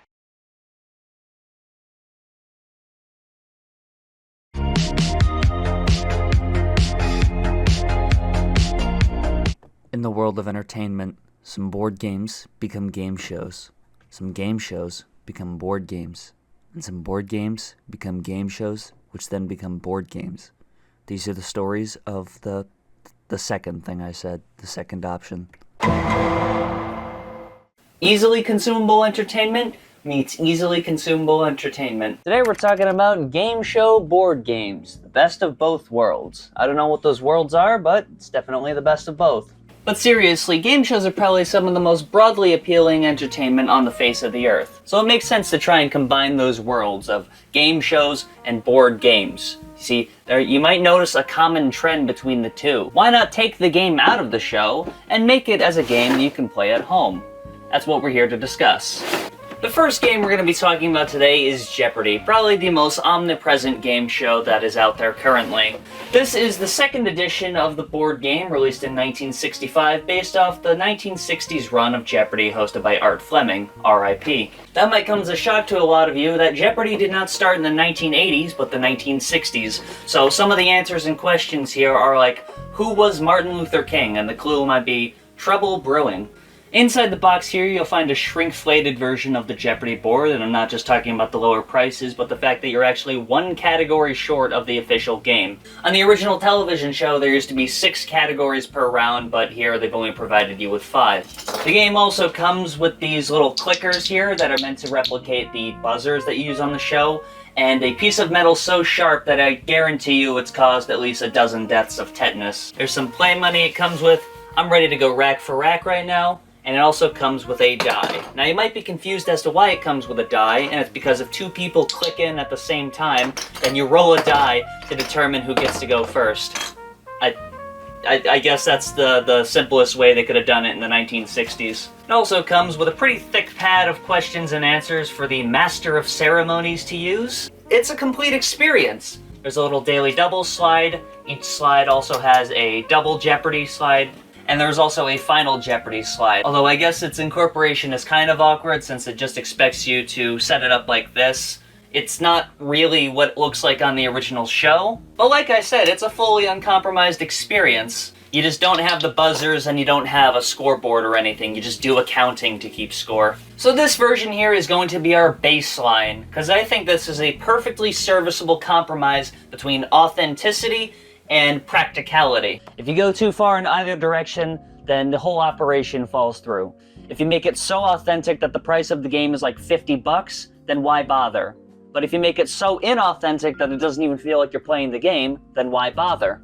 The next version we have here is actually based off the 1980s run of Jeopardy! Featuring Alex Trebek. R.I.P. One of the criticisms that a lot of board game shows get, or I guess game show board games, I don't know which one is the preferred term these days, is that the person being the host isn't participating very much in the actual game. Now personally, this isn't a problem for me. I think it's fun to be in charge of the game, but I can see why you'd actually want to play a game when you are playing a game. So Tyco Games here has a different version of Jeopardy! You see, instead of one singular puzzle board, it gives you 6 of them. This gives you a selection of categories that you can choose from, while also having your own for you to read. The responsibilities of being the host and being able to play as a contestant are split. Some other points are awarded for authenticity, as they actually tried to recreate the shape of the CRT screens that they used at the time. There's something quite satisfying to me about elegant replications of the original show. So the clue doesn't actually appear in the window, but other than that, it's pretty close. You still have to do some accounting to keep score, unfortunately. They don't have a sort of scoreboard or anything, but they've got a hell of a lot of clues and answers. They also include double Jeopardy! Here with appropriate branding to match, although, you know, the slides are still gonna be blue. And I think what's best of all is that if you still want to play like the original game, if you don't mind having an extremely wide coliseum of a puzzle board, you still can, where there's 3 contestants and 1 host that's in charge of everything. This is, I'd say, would rank higher than the last there. There's a perfect balance of incorporation from the original branding and theming, where it feels more like the show, like a miniature version of the show, than the other one, which still feels like it, but some of it falls a bit short. Like, why the hell are you using a die? Like, if you're gonna be arbitrary, just be arbitrary. You don't need to include the die. Although, of course, another drawback is that some people complain, like me, that there's no version of like the scoreboard podiums or the lockout buzzers or anything. So in 1980 whatever, Electric Jeopardy! Was released. It's a little weird to me that it's not called Electronic Jeopardy!, it's just Electric Jeopardy! It sounds like it's more frenzied, but it's just the same old boring Jeopardy! Now this is pretty similar to the 1960s Jeopardy! We just saw, One of the benefits is that the clue actually appears in the window there. However, a drawback is that, again, there's only 5 categories. I don't know why they couldn't have sprung for 6. But I don't think it's possible for humans to care less about that when we're talking about Electric Jeopardy. This version aims to provide an even more authentic Jeopardy experience by giving you not only your own scoring podiums, but electronic lockout buzzers. Now, some of you might be confused by that terminology. What do I mean by lockout buzzers? Well, anyone can just have a button that turns on a light and activates a sound, but the way that these are built are special. It only allows one light to be lit up at a specific time. That's the things I like. So this seems like this would be a very fun and authentic version of Jeopardy! However, there's a lot of caveats here. Number one, it runs off of a 9-volt battery, so go ahead and go back to 1990 and get yourself one of those. Second of all, I don't know if it's because the version I have is 35 years old, but you really need to hold down the button to get it to turn on. And also, I'm pretty sure that the green button here is biased against. I cannot really get it to turn on first, even if I swear I'm pressing them at the same time, unless I really hold it and turn it on. I don't know if it's broken or if it's just like that, but that's my experience here. And also, the scores change a lot in Jeopardy! There are 25 clues per round, 2 rounds, and a final Jeopardy! That's 53 score changes minimum. And each time you have to change the score, you have to go in there and fish your little fingernail in and turn it by hand yourself. It feels like the tiny gear on a brake adjuster that's like a pain in the ass to turn unless you use like a flathead screwdriver or something. It's actually tedious enough to where I would not even use this. I would say that this is trying to do too much here to where it bogs down the efficiency of it. What is the Dick Sucker 3000? See, that's the correct response. You gotta do that each time. It's gonna make this game last 4 fucking hours. I guess another drawback is there's no way to do negative numbers on this. I think some people might find the accounting using Play Money a bit inconvenient, but this definitely doesn't ameliorate that problem. One last thing, these two here, they're just a sticker, so in Final Jeopardy you cannot bid less than $100, unlike the real show. Not that big of a problem really, but you know, while we're bitching, might as well bitch. And the final version I have is Jeopardy from 2020. Now this is based off the era hosted by Mayim Bialik, rest in peace. She's not dead? Shit. Interestingly, this has an ISBN number, which is the number given to books, so we'll see what that's all about. So this doesn't come with a little puzzle board or anything. They expect you to construct the puzzle like this. Psst. Thank you, cat. What would I do without you?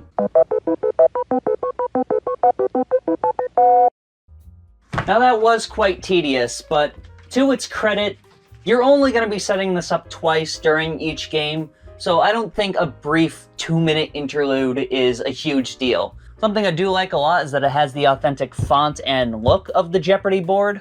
The way it works is, you know, say someone says just dance for 600, you just grab the card, you flip it over. Then you go to the book here, which, you know, has its own official ISBN, of course. You flip to that page in the book, and then you give the clue. Just Dance for 600. This 2000 film is about a coal miner's 11-year-old son who aspires to be a ballet dancer. Now you give the natural response of a Serbian film, and then you go to a different part of the book to check if the response was right.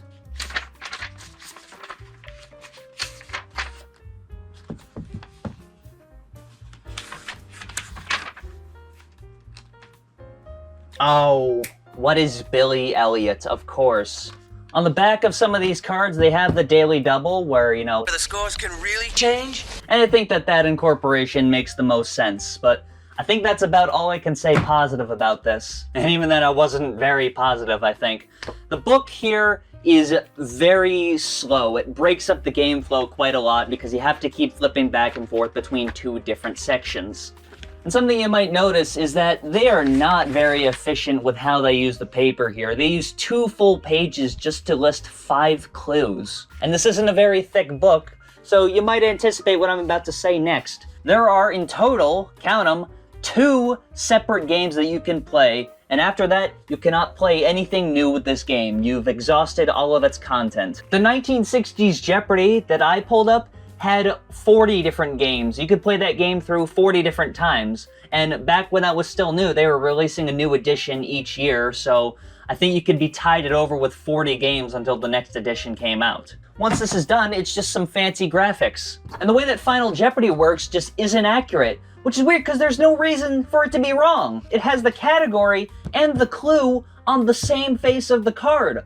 The way that Final Jeopardy works is that the players are informed of the category, they make a bid based on how confident they are they can accurately answer the clue, and then they're revealed the clue. If you reveal them both at the same time, then the contestants have nothing to go off of, which is the point of the fucking revealing the category. The only reason I could even come up with for buying this version is that having an authentic version of the graphics here for your own at-home version. Maybe a craft or something. Even for $5, they could have put a few more clues there. You know, they could have at least, been generous and gave you 3. And so the next game I've got here is Wheel of Fortune. These 3 all came out in 1985, 1986, and 1987 respectively. The reason why they released different versions is because, obviously it comes with a limited amount of puzzles. That way the consumer would keep having new content to keep going in. I think it might have made sense to release the puzzles separately from the games. That way the consumer doesn't have to keep buying a whole ass board game. I guess a distinct advantage of having to buy a new version each year is that the board isn't super well made. I mean, this is nearly 40 years old, but these are supposed to be up, like this. They're not supposed to reveal the goddamn puzzle. They have quite an elaborate system here for the puzzle board. So we have these cards here that have a bunch of gibberish on it. You slide it into the back of the puzzle board, and through the tiny spaces, it reveals how many letters are in the puzzle. And it comes with a lot of puzzles, over 70. They were even more prolific than Jeopardy. You got some play money to play with. I mean, I don't know what else you'd do with it, and some free spin tokens here. It also comes with a used letter board, or what they describe as a crayon wipe-off board. I don't know if dry erase markers didn't exist in 1986 or something, but this is what they expect you to do. So when a letter has been used, you scribble it out with the mysteriously unbranded crayon, and then at the end of the game, you use some soap and water, or whatever, or just, sheer willpower to erase it. I mean, it's not great. But I do like how this board is engineered. I do like that they included a used letterboard. I think it would have made more sense to just have chips that go over it. So how do they tackle the namesake wheel? Just a spinner. Like, come on, man. You were so good for so much of this, and then they give you a spinner. And it's only one spinner. And you might be wondering, well, last I checked, there was only one wheel on Wheel of Fortune. Well, listen up, dumbass. In between each round, the layout of the wheel on Wheel of Fortune changes. Also, that clicking from the flapper is just synonymous with the game, with the experience. Well, let's talk about something I like. So, they have a very clever solution for allowing play between 2 players. Because usually with game show board games, the minimum amount of players is 3. There has to be at least 1 host and 2 contestants. 1 host has to know what's going on behind the scenes, and there has to be 2 contestants competing against each other. But with Wheel of Fortune, you can play with 2 players because of this booklet here. The way that letters are revealed is that a contestant guesses a letter, let's say T, as you can see, there is a T in position 25, which is here. Now, despite my criticisms of the spinner here, I think there's a full experience here, and I think this solution of allowing 2 players to play is very smart and very clever. Now, obviously with this, you don't have things like the final round or the toss-up round, but the core game is still here, like 75% uncompromised. And honestly, I think like 20% of the population even knows how Wheel of Fortune is played to begin with, so I think most people will be fine with this. But what if you weren't? Deluxe Wheel of Fortune! Finally, no more Wheel of Fortune for the common peasant. This one features an authentic replica of the wheel, bitch! Yeah, so let's get to that wheel. Now this one has the exact same puzzle board as the other versions. We don't really need to talk about it. It comes with a fancy plastic cash drawer to keep accounting nice and simple. And here we have it, the authentic replica of the wheel. Despite the obvious change here, there are some more things that are more significantly changed. So the wedges here can actually pop off and be switched out in a way that's consistent with the actual game. And fortunately, in the instructions, they include how to keep it consistent with the original game. Although I guess the instructions are the slightest bit confusing. So, insert bankrupt over free spin. Yes, sir. Now, insert 500 over 150. Well, jackass, there's two 150s. Which one do you want me to do? Now, something I do like here is that each wedge has a custom slot that you can use. So it doesn't have to be 100% authentic to the original show. Even though you can make it so, you can customize your gameplay to whatever psychotic beliefs you want. But let's give this wheel an actual spin. I think it's better than the original, but it just... the sound to me is really not that pleasant. And also, I've had a decent amount of practice with this. A lot of people won't spin this right and will do that. And this is a very minor criticism here, but the flipper here kind of interferes with the suspense of the wheel spin.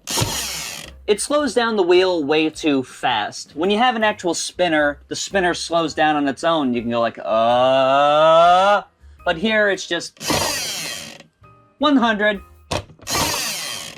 Oh, you lose everything, dumbass. Once again, there is also no solution for the final round, which I feel like for the deluxe version should be a priority, especially considering that you can change the wedges on the wheel. Why would you not include like an overlay for like the final round wedge? And the final version here we're going to talk about is also from Five Below, Wheel of Game Fortune. This is a version I've had for 3 years now, and as you might be able to tell, this was a spinner, and I wasn't very pleased with it, so I made my own mechanism to make it into a wheel that you actually spin. There's no option to change the wheel. I wouldn't have expected that for $5. But something else that is removed is that there is no way to play with two people. These are how the puzzles are set up, just like this. And you want to see this fancy schmancy puzzle board? Well, there you go. There's your puzzle board. This version of the puzzle board absolutely necessitates that someone is in on it.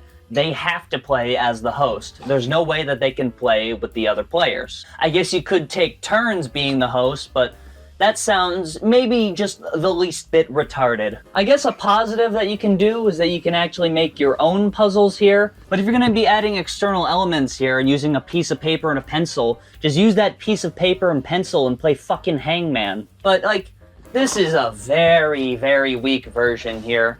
And I know that it's only $5, but come on, man.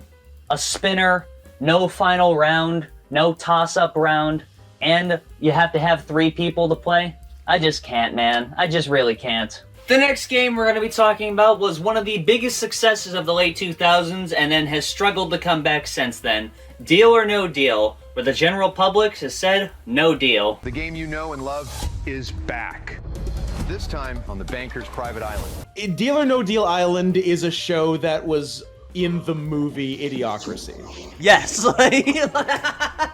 There were a hell of a lot of releases for Deal or No Deal, and this isn't even all of them. There were different handheld electronic games, different card games, different board games, different merchandise. A hell of a lot for a show that ran in its prime for 4 years on television. It has more entries in its chronology than many other game shows that have been running for decades. Explain that, science. So we're going to be talking about the first release of Deal or No Deal here. This is the one that NBC is most proud of. It's the one that Alec Baldwin was holding that episode of 30 Rock. Hope he's doing well. It comes with a shit ton of play money, briefcase, envelope type things, a prize scoring board money tree. I don't know the official nomenclature. Different prize amount cards here, and some pennies here that you can award, just to make sure that when they actually win the penny, at least they feel bad about it too. And before you ask, I would rather die than break the seal on that. Now, one of the things that's bad about this right off the bat, and I'll point it out, is that the box that the game comes in doesn't fit. There is a slot in the plastic insert that's meant to hold these briefcases, but can only hold up to there, and these briefcases here aren't held by anything. Like, what the fuck? So what that means is that if you move the game even slightly, you're gonna have a goddamn mess when you open it back up. Now here's how this works. You get a briefcase. This one was actually misglued here. You draw a card from the deck, you put it in the back of it, and then you put it down. You get a briefcase, you put a card in, and so on. You do this 26 times. It's very fun. Now, this does get some points for trying to recreate the props from the game here. You have a pretty authentic recreation of the money tree from the original game. I also do like that they've tried to recreate these suitcases here. They're actually so authentic that they basically brought them back for their $100 million spectacular special, which is fucking hilarious, by the way. Alright, side note. They did a special where they announced that they were going to give away $100 million if the contestants could accomplish this challenge. The challenge was to select 2 briefcases out of 150, and if the 2 briefcases they selected were correct, they would win that $100 million. Not even 100 briefcases, they went up to 150 cardboard briefcases for them to select from. That's odds of 1 in over 20,000 to get that right. Not just selecting 1 correct briefcase, selecting 2 correct briefcases. Anyways, that's why I hate this version. I actually do not hate this version. I do not like that the briefcases don't open up the way you reveal the prize amounts is like that. I also don't like that the cards that come with it don't look like the interiors of the briefcases on the actual show. There's also some specific esoteric rules that I believe only appear in this version, where it'll say things like, host wins kitty, or holder wins kitty. And what this is referring to is that in certain points in the game, you can use your winnings to wager on what you think the case is going to be. Why? I don't know anyone that even knows that that's a thing in this game, or why you would do that. I appreciate that they tried to innovate the genre a little bit by allowing the host to, like, bet with their previous winnings what they think the case would be, but I digress. Now, someone does have to play as the host here, if anything, just so that way there's a banker, but I feel like there's enough involvement with being the host and banker where there's, like, sort of a personality that you can envelop that could really get into the fun role-playing of this game. Now, some of you more astute people might notice is that you don't actually need these briefcases here to play it. You could just play the game just by drawing cards like this. That is the same experience as if you'd individually opened each of them. And, in fact, you don't even need the cards. You could just randomly eliminate them between rounds. You see, Deal or No Deal is not a very strong game. And when you put it in something like a board game where the gameplay is integral to it, believe it or not, the cracks in the game begin to show. The game was super contextualized in it being a show. It heavily relied on tension and build-up and the experience of the mood and the atmosphere and the lighting. I do think that this is the best way to play the game here as a board game. It does have the full board, it does have the briefcases, it does have the amounts. Although they did leave something out that is pretty iconic to the original show, and that's the cover that goes over the offer button. So if you're insane like me, you can just make your own. It's not critical to playing the game, you don't need to add in extra materials here, but it is fun to do it like this. Something that always disappointed me as a child, though, was that there was never any alternate ways to play the game. It was always the same amounts on the same board, when in the actual show, they would do special versions with double the amounts or higher top prizes, etc., but none of the home game versions allow you to play with an alternate board. So when I was a kid, I built this cardboard mechanism where you could put paper tabs into these little windows and then pull them out to eliminate them. This would also allow you to be able to change the amounts around should you so desire. And so naturally, Grant Denyer himself plagiarized this idea from my mind and used it for the Australian version of Deal or No Deal. However, they were so sloppy in their plagiarism that they miscolored the $20,000 graphic. It's supposed to be red, not green.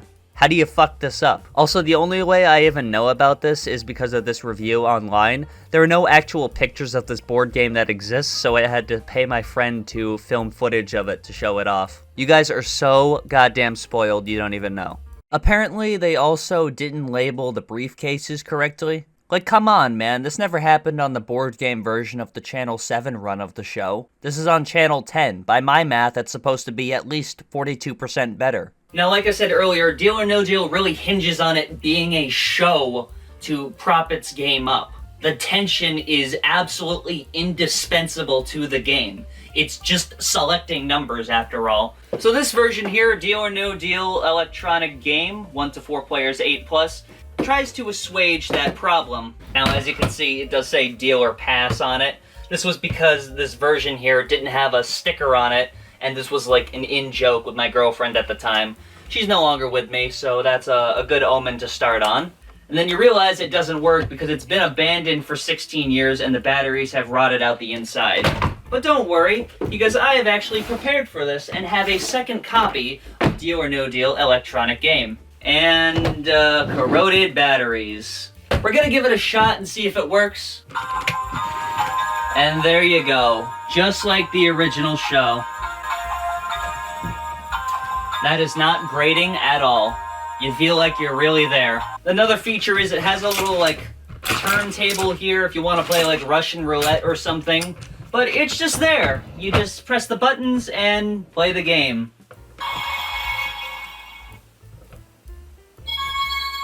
I do like the sound effects that it comes with.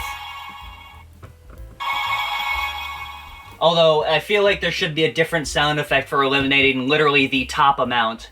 But it does look quite nice to have a light under each of these panels here. It's very fancy.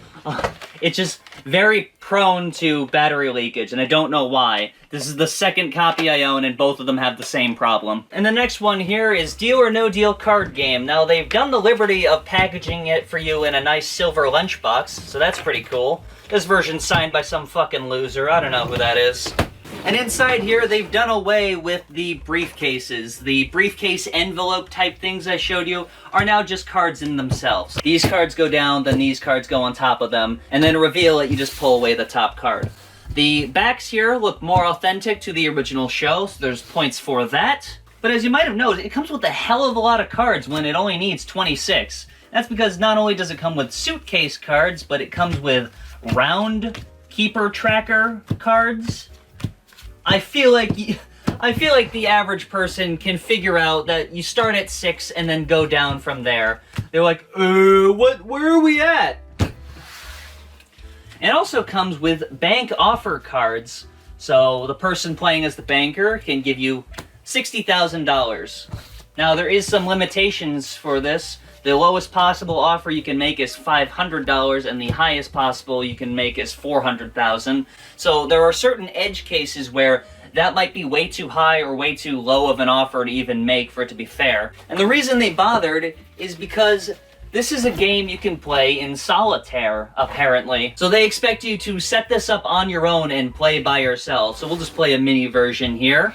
We'll select number 4 and reveal a case. Now, there's no way you can set this up on your own without having to flip it over a second time, but $1,000 is now out of the mix. So now, this is how you make offers for yourself. $375,000. Well, you know what? That sounds like a pretty goddamn good offer, so I'm gonna accept that. And number 4, of course, contains the amount of $50,000. So that's a good deal, but it doesn't feel fucking earned, because it's just random. They dropped this in later versions of the card game for obvious reasons, because you can't play this by yourself. This is a game that necessitates 2 people. Another minor thing, and this isn't the game's fault, it's them trying to be more authentic to the original game, is that they use the Season 1 version of the logo that's tilted, and this version is just less readable than the actual straight-on version that they use later on. I don't know why this was a thing that NBC did. It just looks super cheap, like they just cut out a screenshot from the TV show. I do like the way they have the prize panels set up here. It's just on a pad of paper. Each of them are double-sided, so there are a couple hundred games you could play out of this. And unlike the previous games we've seen, this can't really run out of content unless you run out of pads of paper. You can play this game again and again, if that's something you want to do. I do like that it comes in its own little mini suitcase. It's quite authentic. You can carry this around like this, and, you know, you'd look like a fancy-time businessman. And honestly, you know, the more I think about it, it's just more simple to have a card that goes over another card and then reveal it like that. To pull it out of its own envelope is a bit arduous. What's funny about this version is that it actually didn't sell very well.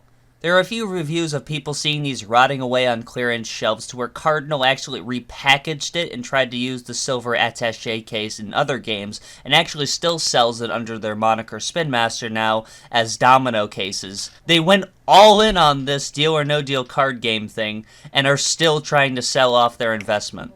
And this is the final one here. Now, you might be wondering why I store it in a 6-year-old's lunchbox. Can't play it now. Now you're not gonna know what it's like to play Deal or No Deal. Mind your fucking business. Now, if you can believe it, I actually have 2 versions of this game. The jumbo size by Spin Master and the normal card size from Dollar Tree, also by Spin Master. I don't know. It's a similar principle to the one we just saw. You lay out the amounts like this, and then you put the briefcases over them like that. I guess that could be a problem for some people, if you're retarded. They did include their own little offer thing, a bank offer guideline, which is even worse than the cards. Let me explain why. So it's only judged by the highest amount that is left, right? So if $1 million is still in play by round 4, then you can get offered $168,000. That's pretty early in the game to be offering that high, and there are some points where the offer that is given is just downright inexplicable. So for example, if the highest amount that you have left is the $100,000 here, well that's less than $400,000, it's higher than $75,000, by round 6, you get offered $125,000. So of course you'd take that deal, because that's higher than what you could possibly win. Now if you remember from a previous video, they also misspelled the word briefcase as briefcase. That's just, you know, par for the course for Spin Master, I guess. And this is the way that they designed the prize panel layout. Why? Barely anything here even looks like the original show. The briefcase backs look like the show from the first few seasons, not the version that was airing when this came out, mind you. And this, it doesn't look like the game. It's harder to follow. There's no analog here. There's no parallel. This means nothing to nobody. Nothing to anybody, I might say. And this is the final version here. Let's just get it out of the way. It's from Dollar Tree. We know how it's gonna be. It doesn't even come with a pad of paper. It has this. What is this? This isn't dry erase. This isn't wipe off like that weird Wheel of Fortune crap. It's the 21st century. You couldn't figure out a solution to include a board? My god. Another problem with this is that the briefcase cards, which are spelled correctly fortunately, are the exact same size as the amount cards here. So you can't move these around really or anything unless you are very careful. At least with the jumbo size briefcase cards, you had a decent amount of clearance to move the briefcase cards around should you so desire, and there are many reasons why you might want to for the Deal or No Deal game. It comes with the same stupid bank offer guideline thing that isn't applicable to Deal or No Deal, but, I mean, like, what, do you think I'm gonna endorse? Battery exhausted, okay. And the next one here is, are you smarter than a 5th grader? Now this one perhaps makes the most sense at all. Even though it aired on Fox for most of its run, it is very much a kids' game show. It aired on The Hub for the 5 seconds that existed. It aired on Nickelodeon for its own season, hosted by John Cena, because who the hell else would you get? Game shows are more appealing to, you know, in my opinion, older people, especially trivia shows. Children can't play along with those, but with this one, the trivia questions are meant to be for children. You know, 6th grade level questions like, what does a hygrometer measure? You know, I was actually talking to a 6th grader earlier, so of course I know that a hygrometer measures humidity. There's a couple of different panels here. There's the money ladder, and there's the category selector thingy. They have little pawns, I want to say, for the copy, save, and peek cheats. Those are kind of like the lifelines in the game. And it also does come with some player pawns here. So the way that the money ladder works in this version is, as you advance up, you just move your pawn up and up and up, and then back down, and then up and up and up. It doesn't look exactly like how it does on the original game. I don't know why they can't just scoop the original graphics from it. I assume that these are made in collaboration with the official productions, but I digress. This version does a lot right. It comes with pads of paper and pencils for the players to individually write down their own answers and then show them, kind of like the original show. The little question marker thingy here, I like how they eliminate the questions here by covering them up like that. It looks pretty similar to the original show. And I like that there's a little divider here to keep the questions organized. So you got first grade math, second grade geography, etc. You can just draw and spill the fucking cards everywhere if you set it up like that. Definitely 100% a good version of this game. Now, something not a lot of people might know is that Are You Smarter Than a Fifth Grader changes its format more often than Jeff Foxworthy washes his hair. So I guess 3 times. So with respect to that, they released a second version of... Ow! Fuck me, dude. They released a second version of the game based off the syndicated version. Now, the way that the original game worked is that when you got a question wrong, you lost the whole game. That was it. Your run ends there. The way that the syndicated version worked is that you could still advance on even after getting a question wrong, just the progress you have built up over time gets eliminated. It still comes with a divider to keep the questions nice and organized. They don't have pawns anymore for the save, peek, and copy lifelines there, but I don't really have a problem with that. But I don't like how they handled the money tree scoring ladder thing here, which they don't even have, because in this version, you're trying to collect money cumulatively as you go up. So each first grade question is worth $500, each second grade's worth $1,000, and so on. You can read, I believe. And I guess the way you mark it is that you just put a chip on it like that. It doesn't look like the game. It's not a good parallel. I don't like that this is the way they did it. They should have just done the same thing they did in the original, where it's little bars that go on top of it. Now, what's weird is that even in the syndicated run of the show, they did change the format a little bit. So you see how it goes from 1st to 5th grade, and then there's a bonus question that's at a 6th grade level? Because then that proves you are smarter than a 5th grader, not as smart as a 5th grader. That's not the challenge of the fucking game. The second season of the syndicated version of Are You Smarter Than a 5th Grader includes questions from the 1st to 4th grade, and then a 5th grade question beyond that. That is proving you are as smart as a 5th grader, not smarter than. What the fuck? To the person that made that change, are you smarter than a 5th grader? Holy shit, dude. The last version here is kinda cute. It comes in an Are You Smarter Than a 5th Grader themed lunchbox for you to get bullied at school. And it comes with a CD. I don't know what is on the CD. I am too terrified that it has spyware to put it into my computer.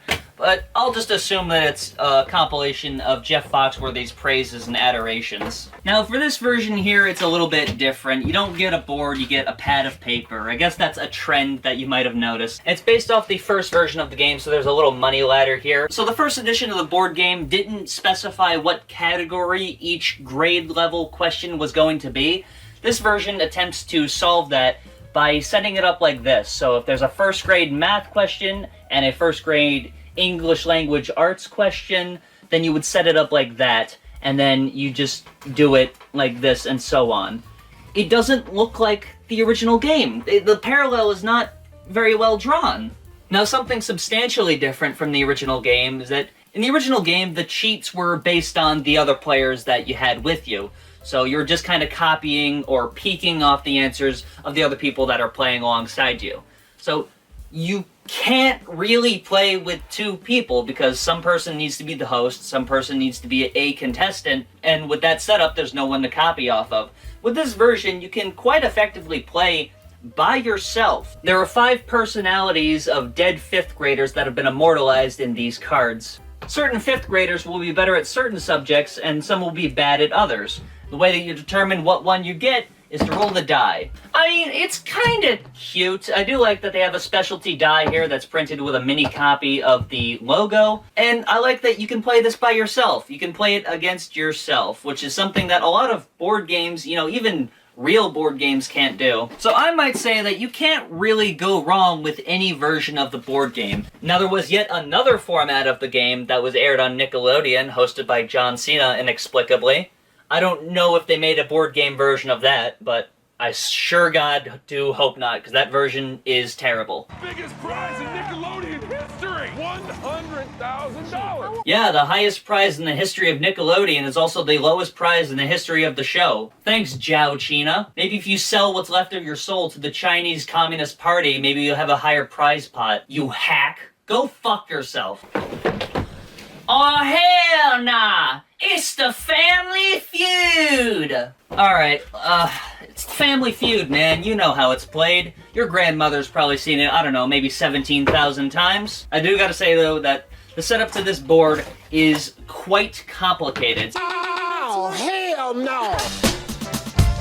Oh, hell! Oh, hell! Yes! Thought about killing myself. Now let's talk about something I like. I like that they've recreated the game board here with these little pull-out slider panels here. That's authenticity. It's like a mini version of the actual game board. I feel like something they could have done is put numbers on these, like the actual game board, but that's quite trivial in comparison to some of my other complaints here. There are a lot of layers between the outer board here and the actual piece of paper. 1, 2, 3. That is deeply recessed into the game board, which makes it a bit difficult to read. Besides insomnia, name a reason people have trouble sleeping. And then when you say illness/pain, survey says... Well, did I get it? I can't tell. The strikes, for some reason, also just straight up aren't in color. I don't know if there was like a red ink shortage or something. And these mechanisms for the panels here feel pretty rickety. There's no buzzers to do the face-off round here. You just kind of hit the table like an irritated restaurant patron. It does include fast money questions here, but there's no way to put the fast money responses on the board for semi-obvious reasons, so... I don't know. It's kind of a weak way to play the board game here, but it's not the weakest version. Here we have Mr. Funny Man himself, Steve Harvey. Survey says... Now, you might be wondering why this is cut to shit here, and it's because on another channel I was doing a racism of him. Yeah, there's no panels, there's no funny business here, you just get whiteboards. Basically, the cheapest way they could have done it. This is another one by Endless Games, who we've seen before in some of these other game show ones, and they tend to make the weakest versions of the game show board games. Probably the most major drawback about this implementation is that the boxes they provide for you to put the responses in are way too small.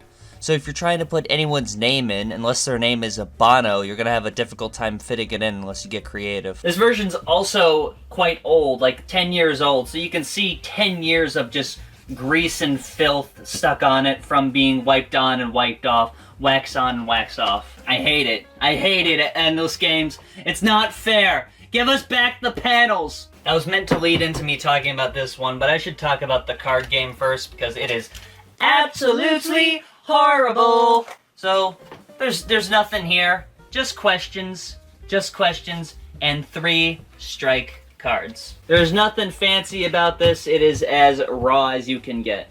And so, given that it's just a pack of questions, you know, maybe you'd want to buy it for one of your Family Feud board games or something. That's what I did, just as supplementary material, because the questions get outdated or eventually you get through them all. But the questions they give you are fucking atrocious. When making a reservation for dinner, which famous person's name would you give to guarantee getting a good table? And the responses are Brad Pitt, Oprah Winfrey, Donald Trump, Julia Roberts, George Clooney, and Bill Clinton. What is this fucking list? Now, first of all, the answers are supposed to total out in points to around 100. Sometimes it's not exactly. They have a couple oddballs in the survey, but 98664, how does that even a question? And these responses are so granular and disparate that nobody's gonna get them. It mentions Donald Trump and Bill Clinton in the same question. George Clooney and Oprah Winfrey? What year is this from? Here's another question. Name a device some people just can't figure out how to work. Steve Harvey's fucking little damaged mind, I guess. He can't figure out how to operate that. That's why he's a homophobe. But the top response is VCR/DVD player for 2019. And one of the responses is GameCube. Not just generally game console or anything. The Nintendo GameCube from 2001. Like, what are you, my dad? Survey says, chuck this in the fucking garbage. Alright, the last one here. Family Feud. It's trying to be themed after the Richard Dawson era of the show. It doesn't permit you to grope the contestants, unfortunately. They really simplified the game board down. It is just one piece, and you put this second piece in to secure it, which you don't even really necessarily need, but I still use it because I'm a little sweet boy. There are quite a few pluses that this has. It includes 70s questions and modern questions, so it's the retro version, so you can kind of feel like you're in the 1970s, man. Bust the groove thing, or whatever the hell they did back then, I don't know. They could have numbered these tabs here, but I like that the whole board is just one mechanism. Now, Fast Money is still just a whiteboard. Now, it kind of necessitates it being a whiteboard because the answers that are given are custom, and even though they are bigger, the spaces are still too damn small. But I can forgive it that it's only at one stage of the game. You're not really messing with it too much. So this is the version to buy if you see it. It has 70s questions, it has modern questions, it has the little slidey panels, and it minimizes the amount of time you have to use a whiteboard. All around, this is the version to buy. And here we find ourselves at the one-offs. These are games that I only own one copy of. So I can't compare these to any other versions that may or may not exist, but I don't even think any alternate versions exist, so what you see is what you get. I'm judging these based on the only versions that I own. The first version here is Win, Lose, or Draw. Now I'm gonna spoil something for you. Win, Lose, or Draw, the television show, is Pictionary. They couldn't just release Pictionary, of course, so the board game isn't anything like the show. There's a bunch of shit in it. What is this? I don't want to learn new shit. I'm American. As much fun as the TV game show, it's not even like the TV game show. There's like pawns and dice and all sorts of different wackiness and crap. I like the custom stationery, I guess. Double Cross, because that's how I feel. Now the next one here is another Endless Games entry, oh boy. Pyramid Home Game. Not the $100,000 or the $50,000 or even the $25,000, it's just a pyramid. This was the era of the show that was on GSN, the Game Show Network. Now despite their namesake of being the network for game shows, they're pretty fucking cheap when it comes to game shows. They have some of the lowest top prizes being offered in the game show scene. You expect people to get excited about $10,000 split between 4 people in 2024? Where do you live? Fucking Venezuela? I do like how this is set up. It's pretty cute. You just kind of slide it into the pyramid setup here. And on the back is obfuscated by red text. Now this is actually the strongest security system known to man. If you don't know, my side hustle is actually being a member of the CIA, and this system is actually what I use to store everyone's social security number. Oops. There's some cuteness here. They have these score cards actually built into the board itself, like this. They have a 20-second timer that's filled with black pepper, it seems. While even in the board game version, where everything's fictional, they have things so much cheaper. On the original show, these were like thousands of dollars, and this was decades prior to this one. This is the setup for the final round here, and I don't know how they expect me to attach these like this. But it comes with these cards that go over them, but there's no way that they actually hook on. I mean, I'm being a bit sardonic here, but it is leaps and bounds beyond the quality of the current $100,000 pyramid game that they're offering. Because first of all, it's hosted by a fucking football player with brain damage that somehow tricked his way into being a fucking reporter on a national broadcaster. What a fucking charmer. He's a guy that should be on television, someone that can't even get words out of his mouth. And secondly, in the current version of the game that's being offered, that's for retail right now, there are only 10 possible games you can play with it. $3 a game? Are you fucking kidding me? The Jeopardy from Five Below gave me a better rate than that. 1 versus 100. Now this is based off the version that was on NBC. Thankfully not the version that was on GSN. If that was the case, they might make this out of like toilet paper or something. So the original game show had a top prize of $1 million. They had a huge studio. They had 100 people in that you faced off right before you. The GSN version, top prize is $50,000, and they have a bunch of people over fucking Zoom on. Not that I'm bitter or anything. There's a little disorienting grid here, a magic marker wipe-off thing, and some little privacy voting panels here. You can bring this with you on election day to keep your vote secure. It comes with these little recreations of the anonymous response buzzers thing. I guess this is to hide this, but there's no information that's actually being inputted. It's cardboard. Okay, so looking at the actual instructions here, the reason for these little shields here is that these are kind of like chips. So you're betting how confident you are on a specific answer. The shield is revealed, and then that's how many mob members you have eliminated from the game. Now, 1 versus 100 is a bit more unique than other shows like Who Wants to Be a Millionaire, where it's just a straight-up trivia game where you're trying to advance on to the next question. 1 versus 100 could theoretically go on infinitely, because the way you advance in the prize board here is you're trying to eliminate a certain amount of the mob. The game ends when you eliminate all 100 people. It's kind of like you're sent on the original 300 mission. You want to be the last one surviving. I am Bob Saget! Rest in peace, by the way. I don't know, man. This one feels a bit too context-specific. I do appreciate that there is a lot of the original branding here. It looks very authentic. Like, the graphics aren't just, you know, black and white random pieces of crap. They actually try to recreate the look and feel of the show. I just don't think it's strong enough to work. And then the final one here is Who Wants to Be a Millionaire? This came out in 2000 and is based off the run hosted by Regis Philbin. Rest in peace. Man, it's just not been a good time for game show hosts, has it been? So they have the questions already pre-sorted out for you like this by dollar amount. The higher the dollar amount, the more difficult the question is. The aim of the game is to get through 15 questions in a row to earn the $1 million. You get some chips here to phone a friend, ask the audience, or to get a 50-50. I keep these in my pocket at all time in case of emergency. And something that's quite neat that a lot of people point out that they appreciate is that each of these has a little holder for each question. It feels more like the show. So if you, for example, use the 50-50, you can eliminate 2 of the wrong answers, like this. The answer is also revealed through a tiny hole on the back, which is pretty cute. And it comes with 5 of these. They didn't even have to include 1, and they give you 5 plastic little mechanisms. That's pretty cool. The graphics are very authentic to the original game, and it comes with a bunch of custom play money. It's not like the generic Milton Bradley money that comes with a lot of the game show kits. Well, firstly, because this isn't made by Milton Bradley, it's made by Pressman. I don't know, even though I kind of made fun of some of the play money earlier, you know, this looks really cool. You want to earn this, don't you? It even comes with custom cards for the poll the audience or phone a friend thing.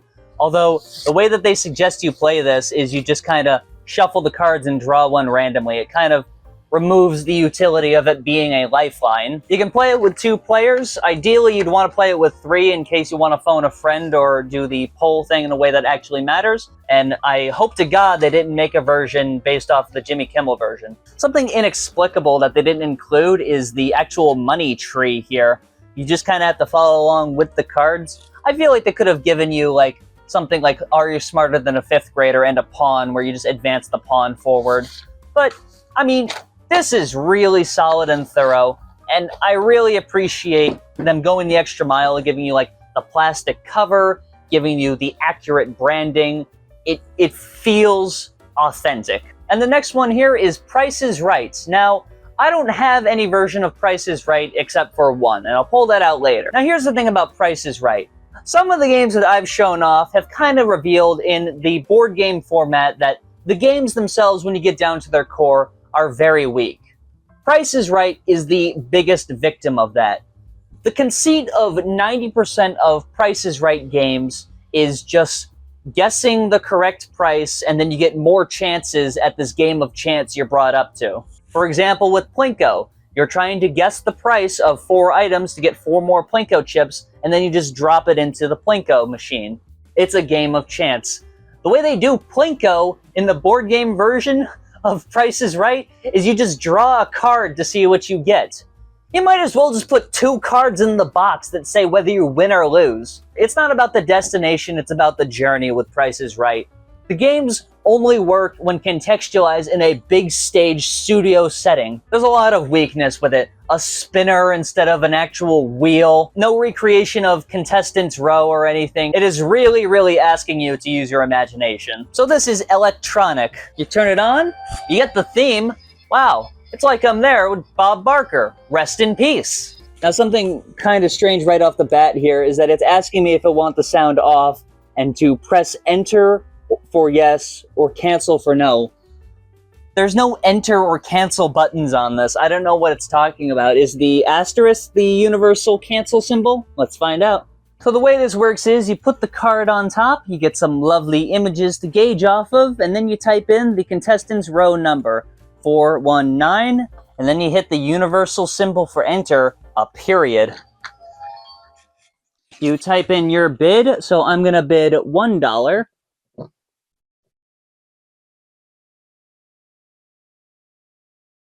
So I'm going to bid $1.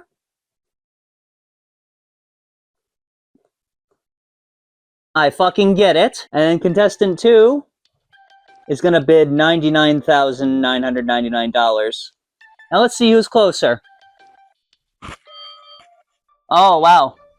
We then pick a prize card and type in the number. So we're going to do clock game. That's 212.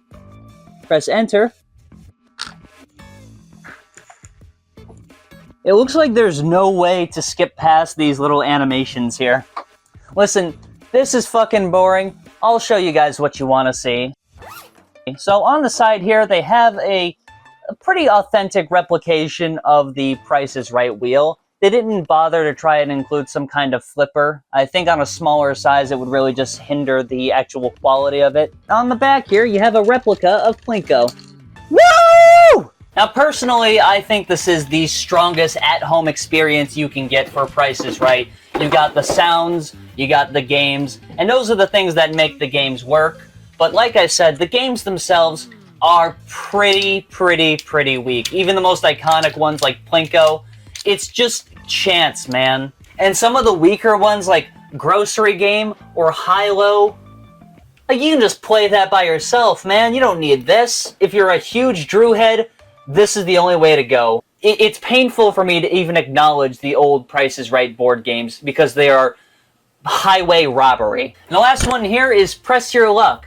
Now, here's a fun fact. I got myself banned from ever applying to a Fremantle Games-produced game show because I criticized the Press Your Luck board game. There's a video I made on another channel explaining the ins and outs of that, but basically, I got someone at Fremantle so mad that they blacklisted me. So, I didn't even give them the time of day to buy a copy of their game, and I'm going to demonstrate a point with this, actually. Press Your Luck has been around since 1985. It was one of the biggest, most exciting, technologically advanced game shows out there. And so naturally, the first home game edition of it released in 2020.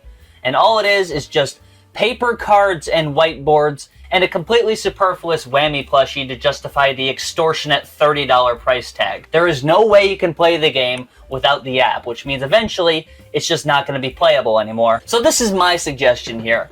Some people might be thinking that you should use a spinner to replicate the game board, but the game board in Press Your Luck is different from other game shows. Instead of just spinning it and seeing where it lands, in Press Your Luck, you decide when you want to stop. So, using the wheel from this game here, caught on tape, I'm going to demonstrate how you could possibly do that. You could have a layout that looks like the original board, and then here is the open space. You could have like a little white square around it. It indicates that it's selected. You spin it, and then have a mechanism that allows the player to stop it on what they want to. It would spin fast enough so that way, they can't actually cheat at it, and you can still go, big money, no whammy, stop if you're a big, whammy head. Kind of like the brake pads on a rotor or something. There could be an outer mechanism that squeezes it to stop it.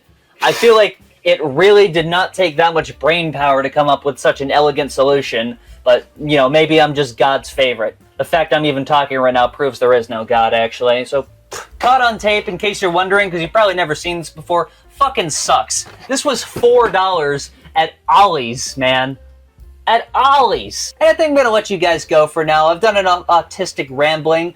It's a subject I'm quite passionate about, and hopefully some of that passion wore off on you for you to join me this long to the end of the video. If it did, please like the video, and please subscribe to see more videos similar to this one. Thank you so much.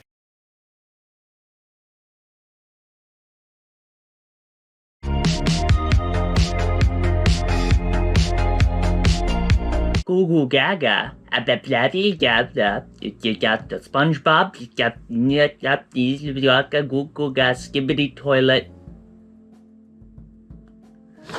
Now to be clear, this is not talking about children's board games that are intended for children.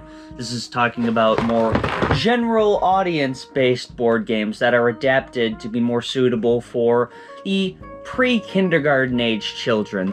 Excuse me, sir. I'm 8, not 4. I think I'm old enough to play grown-up Yahtzee. And the first series of adaptations we're going to talk about are for the crossword game Scrabble. And obviously, it makes sense why you'd want to adapt this, because in focus group testing, have you seen how kids react when they see a Scrabble tile? The fuck do I do with this? That's not fun! Probably would have made sense to do that bit last. And now compare it to the reaction when they see the Scrabble Junior tiles. Your child's first crossword game. How many fucking crossword games are there? It's Scrabble. Shit. Anyhow, let's enumerate the various differences between Scrabble and Scrabble Junior. Now, personally, for myself, I think the number one thing that kids should learn is literacy. And I think Scrabble is a perfect platform, especially with it being a game and it being competitive. It offers an excuse for kids to actually trying to try. So when you open up the board here, you'll see that it's quite a lot larger because kids don't have quite the dexterity that us adults do when putting these microscopic tiles down.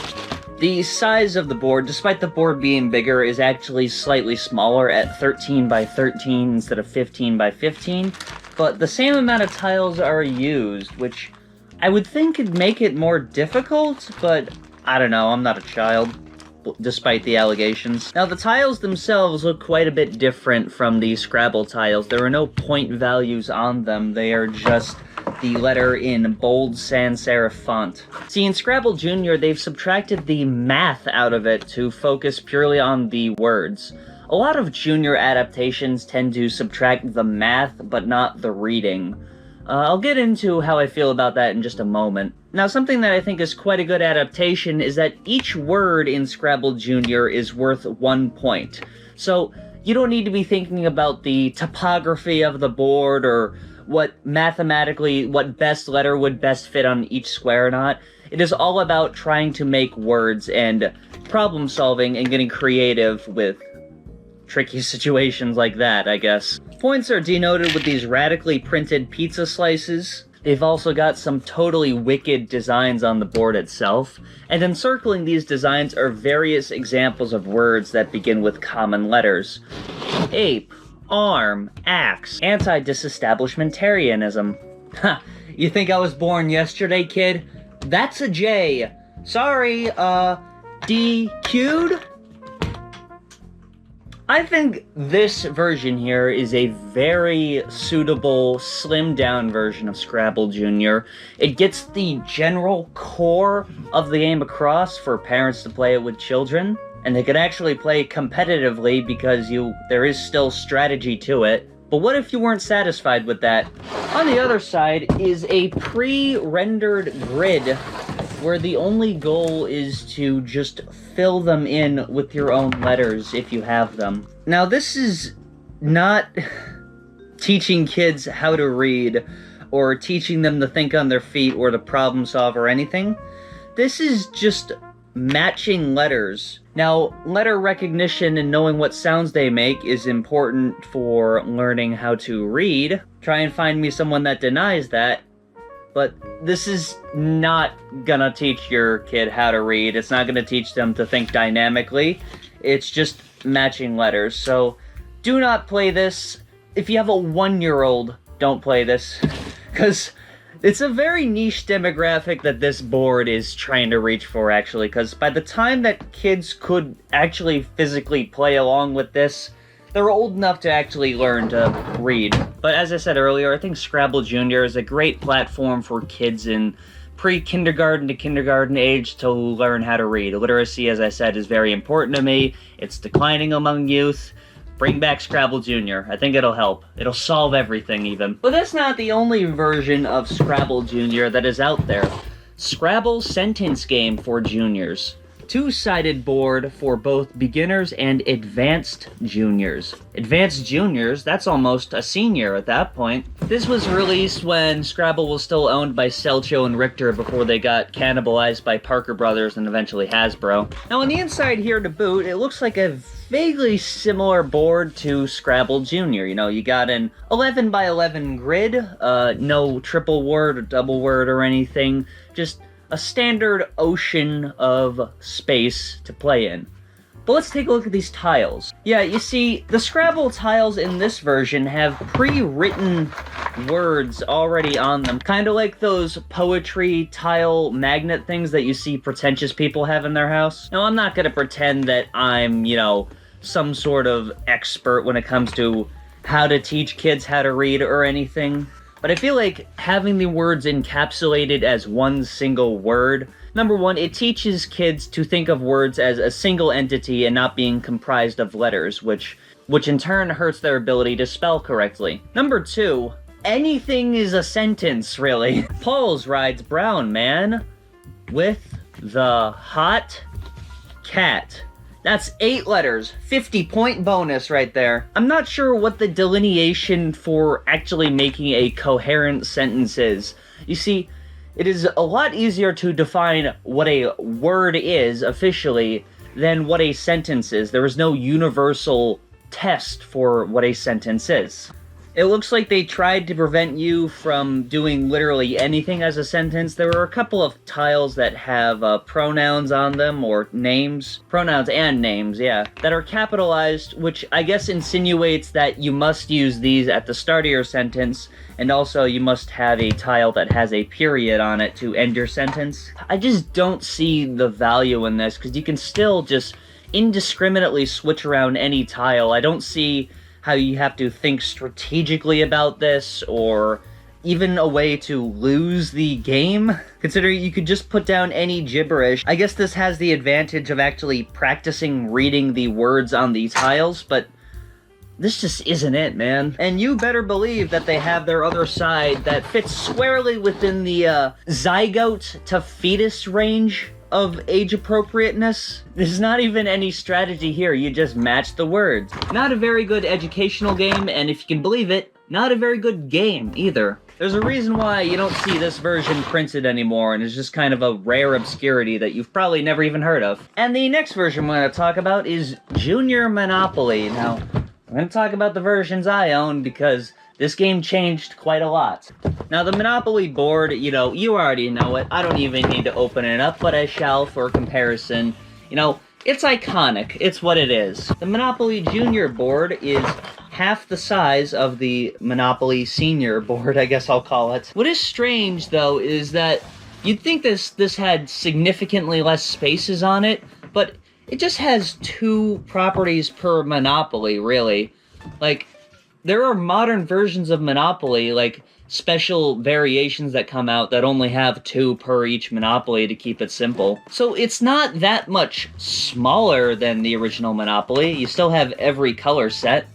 Now, for the none of you out there that don't know, in the original Monopoly game, their denominations are iconic. All the denominations we use every day, like 1, 5, 10, 20, 50, hundreds, and 500s. We all use those, right?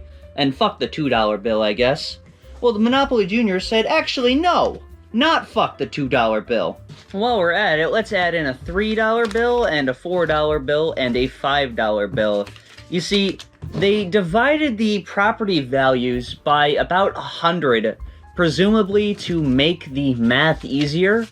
But if you know how numbers work, that doesn't make it easier, it just makes it less intimidating. 100 plus 100 is the same as 1 plus 1, and by simplifying it like this, you're not teaching kids how to play it, you're just converting it over to a different analog of the same mechanic. In this version, players have different player tokens too. They've got the roller coaster cart, the Ferris go round, the sideways bookcase, and the slipper, instead of the original, metal cast ones, and, that's fine.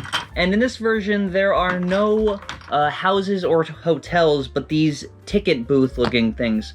In this version, you're trying to build your own, what do you call them? I didn't have a childhood. Amusement park. When you land on a space, you get to buy that property for the amount listed on the board, and then you can spend more money to add on a ticket booth, or even two if you're feeling fancy. Throughout the board are chance spaces, which will have a randomized event on it, like go to the Whirlwind Water Slide. And if someone owns that property or has ticket booths on it, then you pay money respective to how much is printed on their property deed. Does that sound familiar? Because it should. It's just Monopoly. There is nothing that is actually materially changed to be simplified. If you get this as a child, then you can get Monopoly. All the same mechanics of the game are here. Now, you might see that as a plus, obviously, but that also works the other way. If you are too young or too stupid to understand how Monopoly works, then you won't get this either. This is not sufficiently simplified to coalesce with a younger demographic. It's just smaller, but it's still the same game. So what's the point? It actually is fun. It's just, changing the terms you use. Oh, cool. I take that back actually, because it actually is fun, because it's just the original Monopoly, just in newspeak. And the next game we're going to talk about is the iconic Clue. Now, I keep mine hermetically sealed because I bought it from a shady guy in a mall, and when I opened it, it had tons and tons of, the fucking Black Plague in it or something. So, we're not going to take a look at this version necessarily, and instead show off the looking version from the mid-2000s. But I guess it's the same era this one's from, so it adds up. Now, in the original Clue, the objective is to solve a murder. Now, obviously, that won't fly by the children over at Clue Jr., so the objective is to find out who stole/ate a cake. Again, it's the same sort of thing of taking the same concept and just bowdlerizing it, and it makes a little bit more sense here. Murder isn't exactly the most kid-friendly topic out there, but, come on, 6-year-olds can't play Clue? It'll traumatize them? Now, this is another game that I would reckon would work quite well in an educational context, as it'll teach kids things like deductive reasoning and strategy and critical thinking. If you somehow don't know, you're trying to solve a murder by asking a series of questions and then eliminating possible suspects or weapons or rooms to narrow down your guesses. And then you can make an accusation and check inside the case file to see if you are correct. If you're correct, you win. If you're incorrect, then you lose the entire game. I think Clue is very nicely themed. Having the actual, pad of paper and pen, you kind of feel like you're an actual detective, asking questions, investigating the scene. However, there are a couple drawbacks in Clue that I'm sure will be addressed in Clue Jr. At the beginning of the game, you were just kind of shooting in the dark, is it the dick sucker with the dick man with the dick in the dick room? And then if anyone has any of those cards in the game, which is, why they had to censor it for the Clue Jr. edition. But, it's a classic, it's time-tested, so let's see the Clue Jr. edition.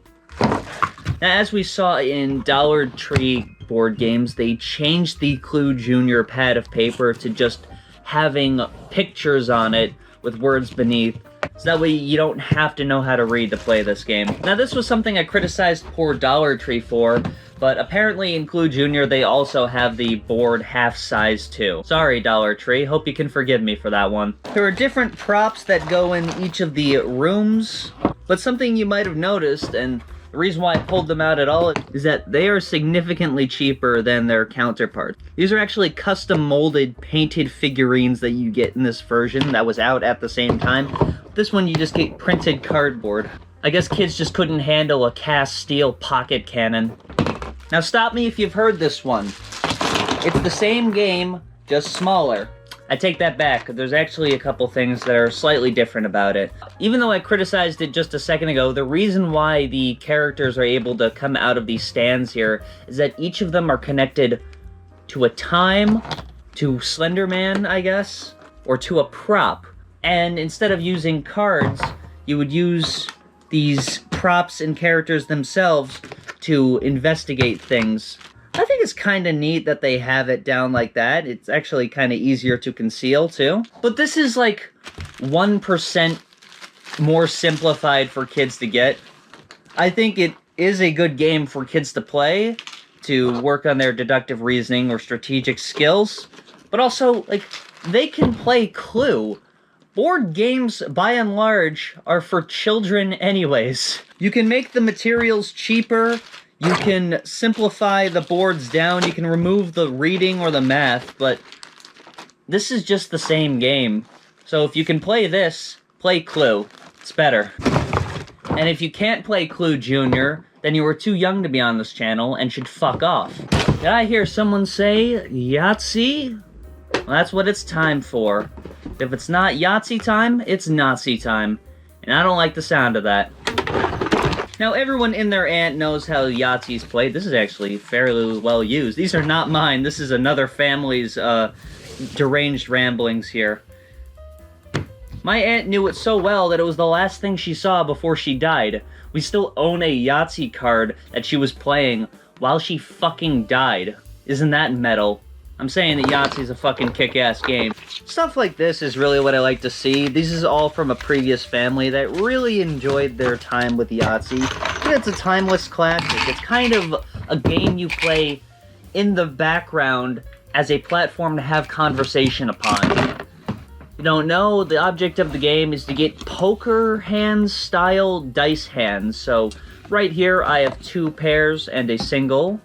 So I'm going to roll that, hoping to get a full house. Now, the main vehicle behind this game is luck, but there is a tiny amount of strategy and pre-planning you have to make, and risk assessment too. You know, if you get a bad roll, which one of these do you want to cross out? It would be a good game to teach kids to think ahead, and also there's a decent amount of math they have to do in it. It'd be a good way to test their mathematical skills. Now, I wouldn't say that this is the most educational game. In fact, it's so simple it, hardly even is a game in itself. But there's opportunity here. So let's check out Yahtzee Jr. Here's the Sponge Boy edition, so it's gotta be the best one. Now, something that's interesting is that I'm pretty sure every version of Yahtzee Jr. is branded. There isn't a nondescript, just Yahtzee Jr. outright. They all have different characters or video games on them. There is no stock Yahtzee Jr. Unless I'm wrong. I'll put it on screen if I am, and if so, I'll just, leave it in anyways, because I like spreading misinformation online. Now, a notable difference right off the bat is that there are no numbers on any of these dice or anything. These are just enumerated with characters from the show. We've got Mr. Krabs, Pink Thing, the Snail, Sexy, Squidborb, Sponge Boy, and on one of these, we got the Germ. Now, depending on how many people playing, you get 5 turns, 4 turns, or 3 turns per person. On each turn, you roll the dice and see what you've got. Right off the top of the bat, it looks like I've got 3 Mr. Krabs, a Patrick, and a Plankton. Now, Plankton is a different mechanic that did not exist in previous Yahtzee. If you can believe it, there was no Plankton die. What this means is that this die is now out of the game for the remainder of my turn. What you are trying to do is to match your character to get as many as you possibly can. Gary counts as a wild die, so this counts as a 4 of a kind. So I've got 4 Mr. Krabses. Now, say that someone was playing against me, they'd have a green token, and they would have maybe 2 Mr. Krabses. So I scored better than them in terms of Krabses. That's pretty good. Now this is a neat adaptation. There is no math or anything for kids to get frustrated over. While I think math is important, this teaches the strategy of Yahtzee and thinking ahead. Squid orbs. Oh shit. It's really heating up now. Come on. Can we do it? For the Yahtzee Junior Championship. Really what you're going for in the game is the SpongeBobs, as they can make or break a game. Just as they can make or break a show. Oh, you should totally watch The Wire, man. I mean, it's like some of the most metal shit you've ever seen. Yeah, but is there a sponge in it? This look like money, motherfucker? Money be green. No, it's even better. This is what Mr. Krabs pays me with. Nigga, is you crazy? And the last one. Sequence. Something you guys might have noticed up to this point is that I have a fair amount of older versions of board games. I collect them from thrift stores and such because I like the vintage of old board games. This version of Sequence is brand new, and the reason why is because Sequence is one of the worst board games out on the market because it is just pure chance, and it's not intended for children like a pure chance game like Candyland or something is. It tries to resemble strategy, but at the end of the day, it's just luck of the draw. So everything in here is factory sealed because I just had to buy this for the game, and I'm gonna keep it the way it is because I'm gonna return it because it's that bad. Now open up the Sequence board, and what will you find? Other than disappointment, you'll find a matrix of cards. Shuffle the cards and see what you've got. The 2 of diamonds. Now this will allow you, if you're, for the example, the green character, to place a chip on the 2 of diamonds. This is kind of similar to Gomuku or something, where you're trying to get 5 in a row horizontally, vertically, or diagonally. So now I am hoping for a bingo of 5s of clubs, wild, 5 of diamonds, etc. 2-eyed jacks are wild, and 1-eyed jacks allow me to snatch a token and put it back in the bag. How exciting. There is nothing here that is strategic at all besides the 1-eyed jacks, because then you see, oh, well, he's about to get 5 in a row. Yoink. Fuck you, buddy. Yeah, there's a lot to this game, as you can tell. How offensive is it to say that it's challenging on the box?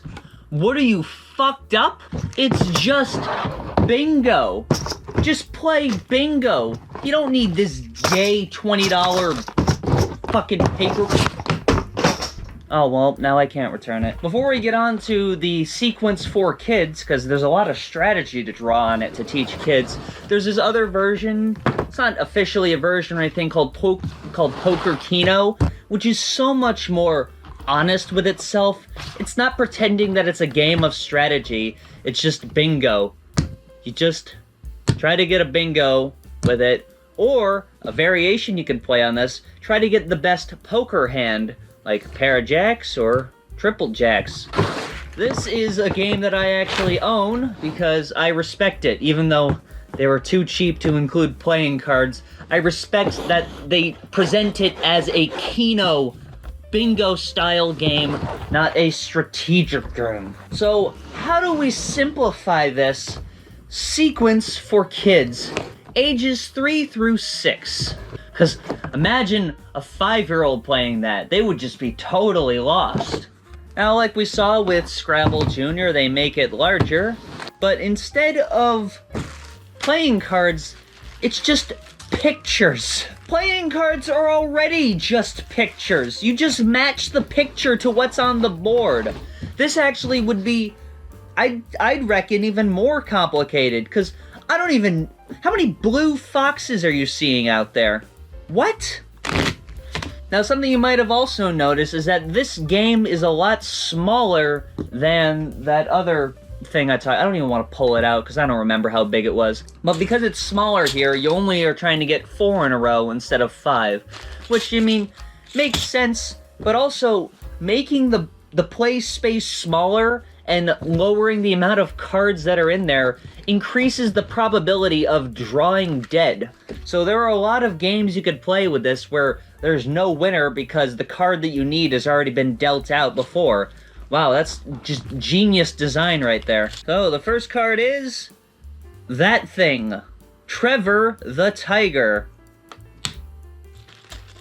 Oh, goody me! It's by the free Sequence for Kids space. I'm glad that I made that decision to go there. I feel so smart right now. Francie the Fox. Oh, why would I do that? Francie the Fox is all the way over there. I'm losing now. Sequence for Kids is the prime example of just play the original. I mean, Monopoly Junior and Clue Junior are ostensibly the same game, but this is literally just the same game. Recommended by Bill Barrett. You know, kids love Bill Barrett. I'm glad that it's got his endorsement on it. And that's all I've got for you, kiddos. Thank you so much for watching this video, and I do hope to see you in the next one. A snazzy outro there, if I do say so myself. Goodbye. False alarm, everyone! False alarm! There's another junior game. A second junior game has hit the Two Bored to Die studio. Now, if there's one thing that I know kids love, it's Who Wants to Be a Millionaire. I should know because I did a poll of 1, childhood me, and 100% of the results came back as, yeah, that's pretty cool. I showed this off in Game Show Board Games as being a pretty faithful adaptation of the game. You just pull a trivia card, you put it into the slider here, and then you use these sliders to reveal the answers and then respond. Which alcoholic beverage includes hops and yeast as its ingredients? You see, this game's way too racy for children, which is naturally why they had to make Who Wants to Be a Millionaire Junior? You see, we had opportunities to become a millionaire as a child. You have no excuse to be poor right now. So what are we looking at here? Who Wants to Be a Millionaire Junior? Now already, this is an improvement on the packaging by slimming it down and simplifying it. They have the same holders, too. Uh-oh. It's just the same game again. But this actually has justification for it, because, if you can believe it, kids don't know a lot about alcoholic hops and yeast and all that. So these questions are more geared to the single-digiters. With questions every child knows, such as, what is a calliope? Obviously, I knew that when I was 9. I saw SpongeBob. No one can resist the sweet sounds of the calliope. Niggas, you crazy? In what country would you find the Po River? If you've seen Kung Fu Panda, I think you can answer this. It's a neat way for kids to experience Regis Philbin, as I'm sure every kid should, to have a natural development into adulthood. They've also hue-shifted the branding to be hot pink, but I mean, it's just to delineate it from the original, so that way when you're having your Who Wants to Be a Millionaire nights, you can catch someone if they're trying to swap the questions with the junior version. Oh my god, I'm an idiot. There's another trivia game I should talk about. This is Trivial Pursuit, the Young Players Edition. Now, I'm scared that this might be an improvement on the original Trivial Pursuit, because that game is hard as shit. It's the same game as, you know, Trivial Pursuit, except it's been torn into pieces in my version, I guess. But as you can see, the board is literally the exact same. The only difference here is the questions to be more suitable for a younger demographic. What kind of rock music tries to outrage people with its ugliness? You know, every kid should know they're a big punk rock fan, of course. I don't know how that's even in the junior edition. That should be in, like, the fetus edition. The categories here are different from the original version, too. We've got television, stage and screen for all the theater kids, the nightly news for all the kids that keep up on politics, publishing, lives and times, and RPM, of course, I don't know what rotations per minute has to do with anything here, but, yeah, this is probably easily gonna be the version that I play in the future, because I am horrible at Trivial Pursuit.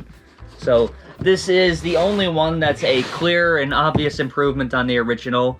Not that the original's bad, I'm just stupid. There you go. You caught me. You got an audio. You got audio and video. There you go. You guys have audio and video of me saying that. You can leave now. The video's over. Goodbye.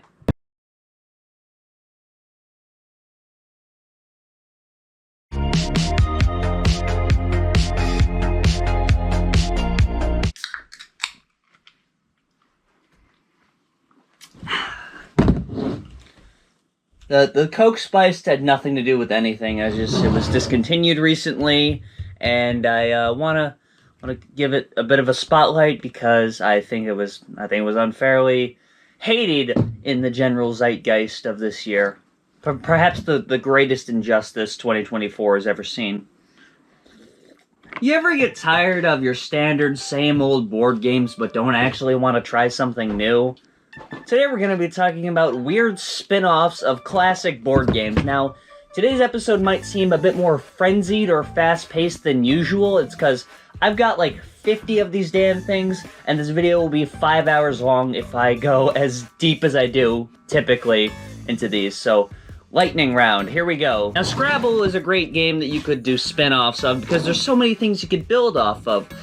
The platform of having tiled letters has so many different unique ways you could change it. One of the earliest examples I have is Scrabble Brand Crossword Cubes game. This is when they were under Selcho and Richter still, and it's basically what you'd expect from a dicified version of Scrabble. It comes with a sand timer, it comes with a cup, and it comes with Yahtzee cubes. Yeah, I said Yahtzee cubes instead of dice. What are you, a fucking cop? What, we have to have one word for every fucking noun in the fucking world?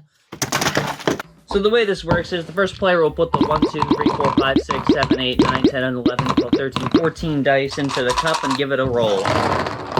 They will then try to generate the highest scoring word that they can out of the letters given to them. It also comes with a blank die, which counts as any letter, but comes with the downside of not being worth any points. Once their roll is made, the timer goes off, and they have that time to find the highest scoring word possible. Fellow lesbians, does dykey count as a word? I'm not trying to be offensive, I'm asking earnestly. Once the first word is made, the next player rolls the remaining dice and then tries to make a word to build off of the word that's already down. And now I really wish I'd used dykey. Put down queers for, count 'em, 15 points, and then play continues to either the first player or to whoever's next and so on. Once the last word has been made, the person that makes the most points is the winner for that round, and then you play the amount of rounds per how many players there are. I guess you could just arbitrarily decide how many rounds you want before, and then whoever's the highest score at the end wins. You know, it's quite a frenzied experience. It's similar to Yahtzee in a way, but a bit more strategic, and there's more room for variation on what you want to do. I like that it still incorporates the crossword element from Scrabble, but we're talking too much. We gotta get moving. There's a more modern version of this that exists called Scrabble Scramble. To go! Scramble, scramble, scramble, scramble. It comes with the timer, as we all know. It comes with the dice, as you should know by now. But it has a few extra things in it. One of the cutest additions... Oh no... It comes with a brand integration red pencil. It used to say Scrabble on it, but apparently it got sharpened past that point. You failed!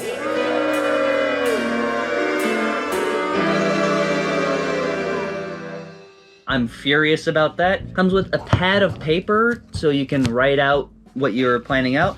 And the most interesting change to it is that it has an actual dedicated board that you play this on. Now, it's made of vinyl, so it sucks. But it's very interesting because this is like even more authentic to the original game, trying to miniaturize and portabilize the...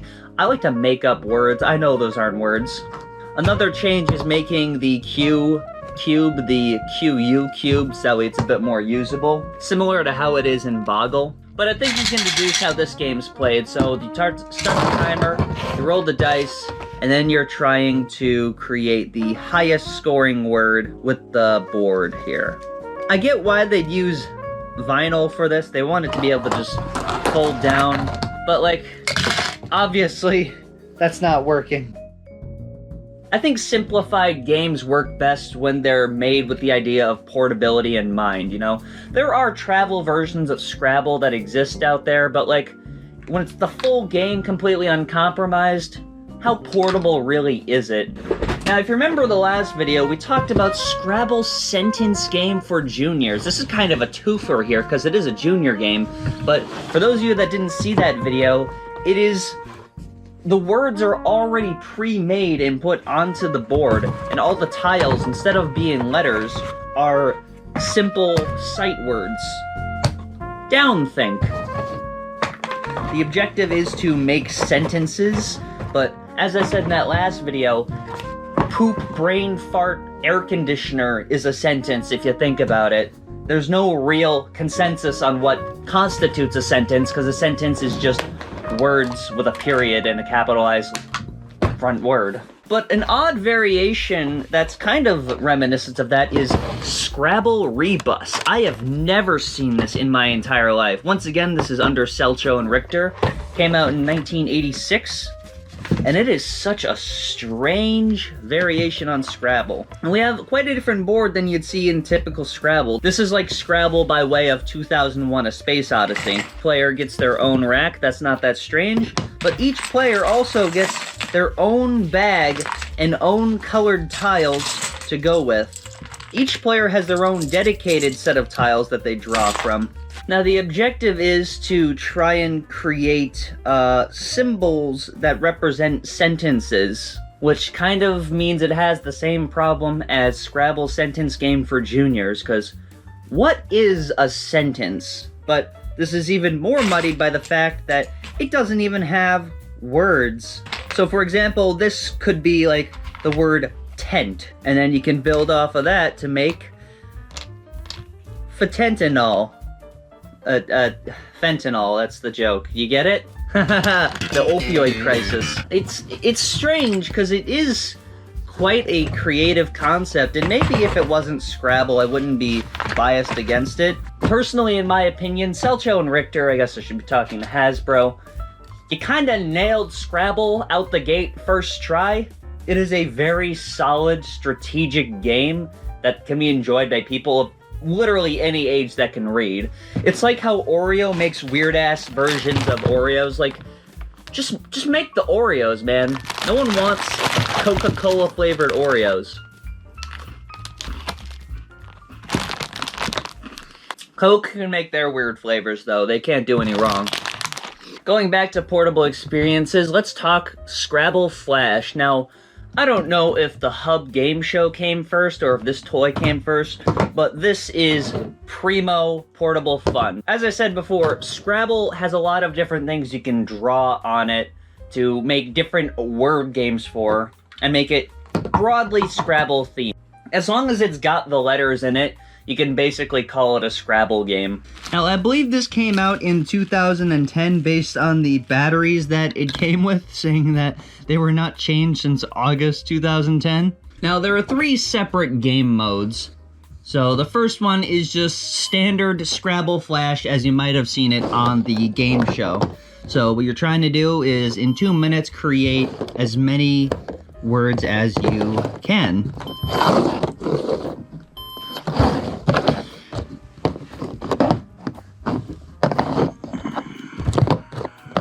Clearly, I'm terrible at it. Now, the way it works is quite interesting. There's tiny gaps in between each tile that I believe communicate with infrared to make the words happen. I'm good at talking. Something you guys might be thinking is, well, you could probably just do this on an app. This seems redundant. And, like, that's true. I understand that perspective that, like, you know, buying more things clutters your life up, etc. But there's a reason why I wear a wristwatch. It's because it's more of a chore to me to check my phone, to check the time, pressing a button, opening up. Just turn the wrist, check the watch. You got it. Sometimes conversely, it is more convenient to have a dedicated thing that just does the thing you want it to do and nothing else. This is something you can just pack up right into a box and bring with you wherever. And, you know, this was a blast when I was a kid. It teaches you to think dynamically, it teaches you vocabulary, etc. At the end, it'll tell you your score and tell you how terrible you did. And there's a second game mode here where you're trying to create as many 5-letter words as possible from the mix it gives you. I promise I'll find it. Fouts? What? Flats! It's flats! I'm a genius. If you want to go back, you just hold down the button to any of the tiles and it'll turn it off, and then it'll sync right up. And it syncs very fast for being 14 years old. The final version here is basically the same as the previous, except it's meant to be played multiplayer. So when someone finds a word, you pass it to someone else. You're trying to find the 5-letter word in the mix, and, you know, it's a great competitive angle on it. Scrabble Flash is the perfect portable Scrabble, I would say. It's the one I easily have the most experience with. You know, I got this literally when it came out when I was a child. Even though there's millions of apps you could play that are similar to that, you know, this isn't gonna sell you spyware. This is just a device that you carry with you, and it does what you fucking want it to do.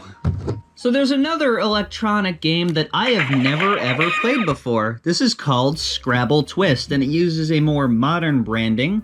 So there are different game modes. There's party mode, turbo mode, solo mode, score, and then it allows you to adjust the volume. So it's just me playing today, so we're just gonna do solo. Now, the way it works is you press the buttons in the order you want to, then you tilt the whole thing to make the word you want to. You get a time limit to play, and you're trying to create as many different words as you can.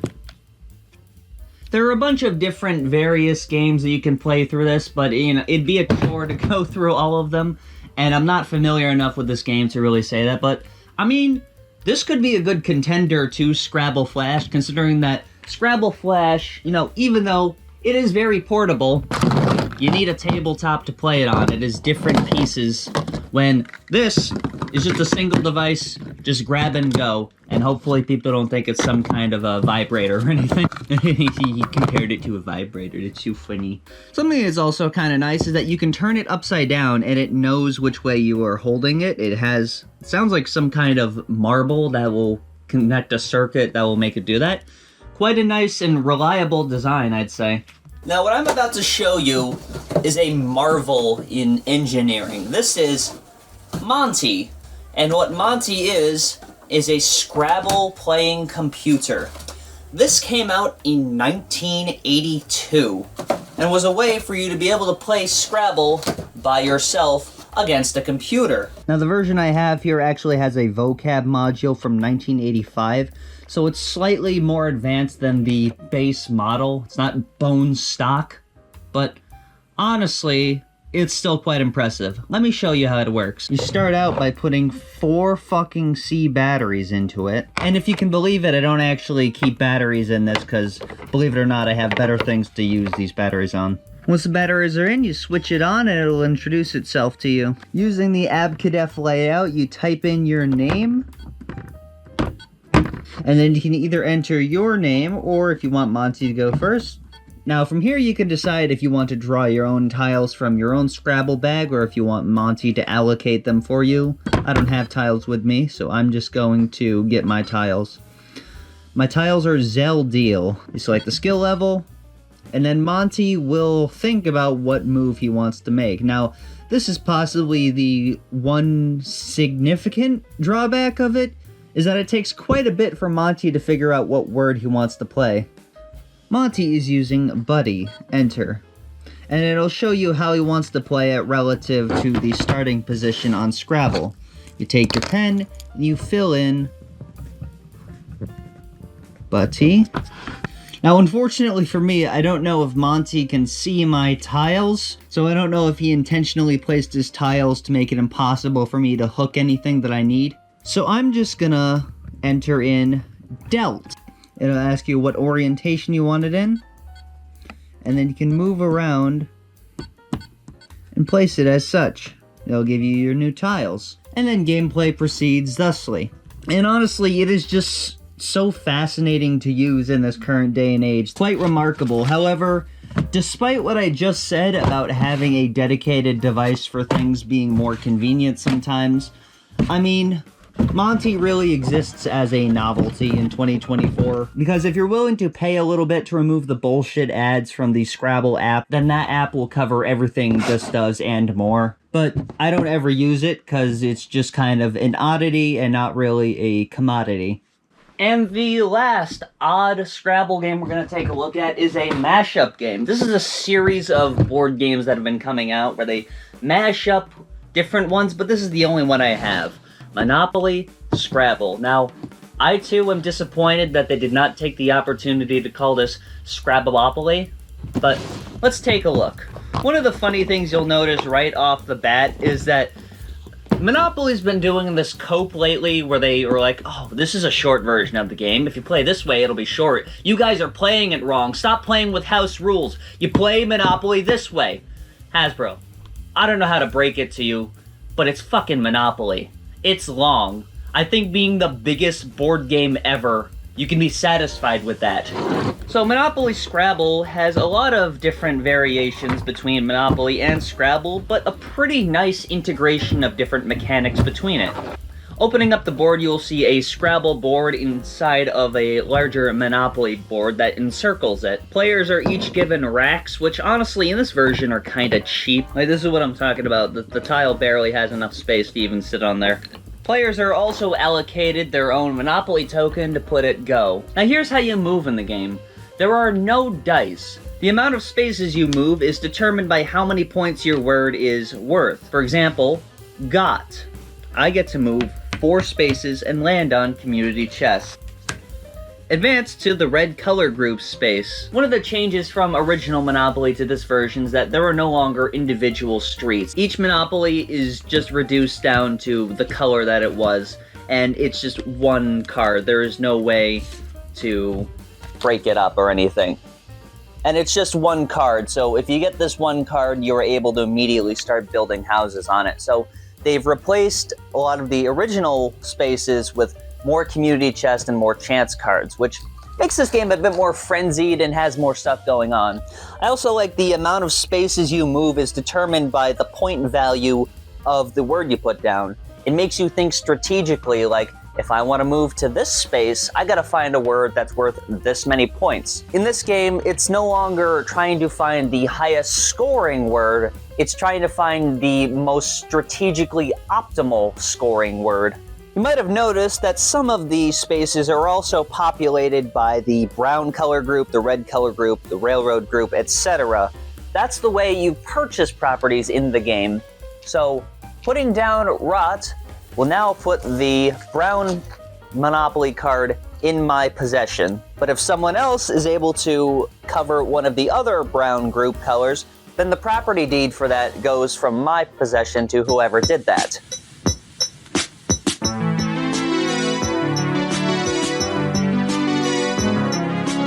Which could also mean that you'd like to play strategically to block the ability to play on these spaces. Now, there is one strange change to the game, and that is if you land on a property, you cannot buy it. The only way to buy properties is to land on the spaces by using tiles to make words.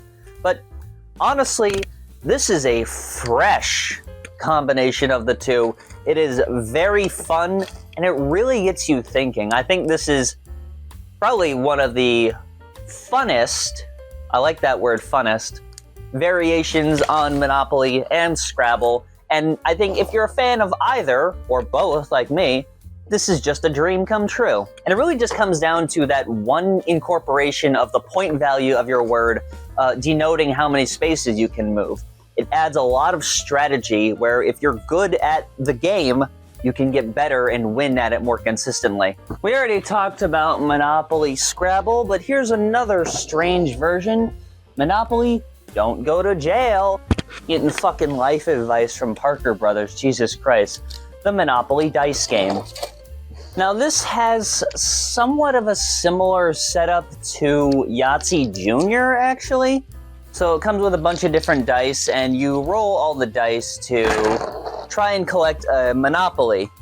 You put the dice where they go and you're trying to gain a total Monopoly. There are also railroads and utilities.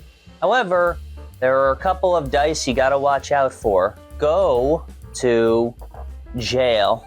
If you roll one of these dice, you put it immediately in jail at the top with Sir Rich Uncle Pennybags.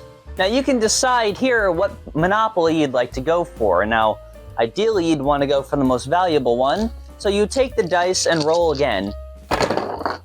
You can also even try to go for multiple Monopolies, although I guess ideally you'd like to check to make sure that it's a possible combination, because some of the dice have multiple combinations. So if I roll jail here, then I don't get to score. It's kind of a risk assessment sort of game where I can score these 300 points here, but if I just roll one more pink across these 5 dice, then I get to score 1,500 points.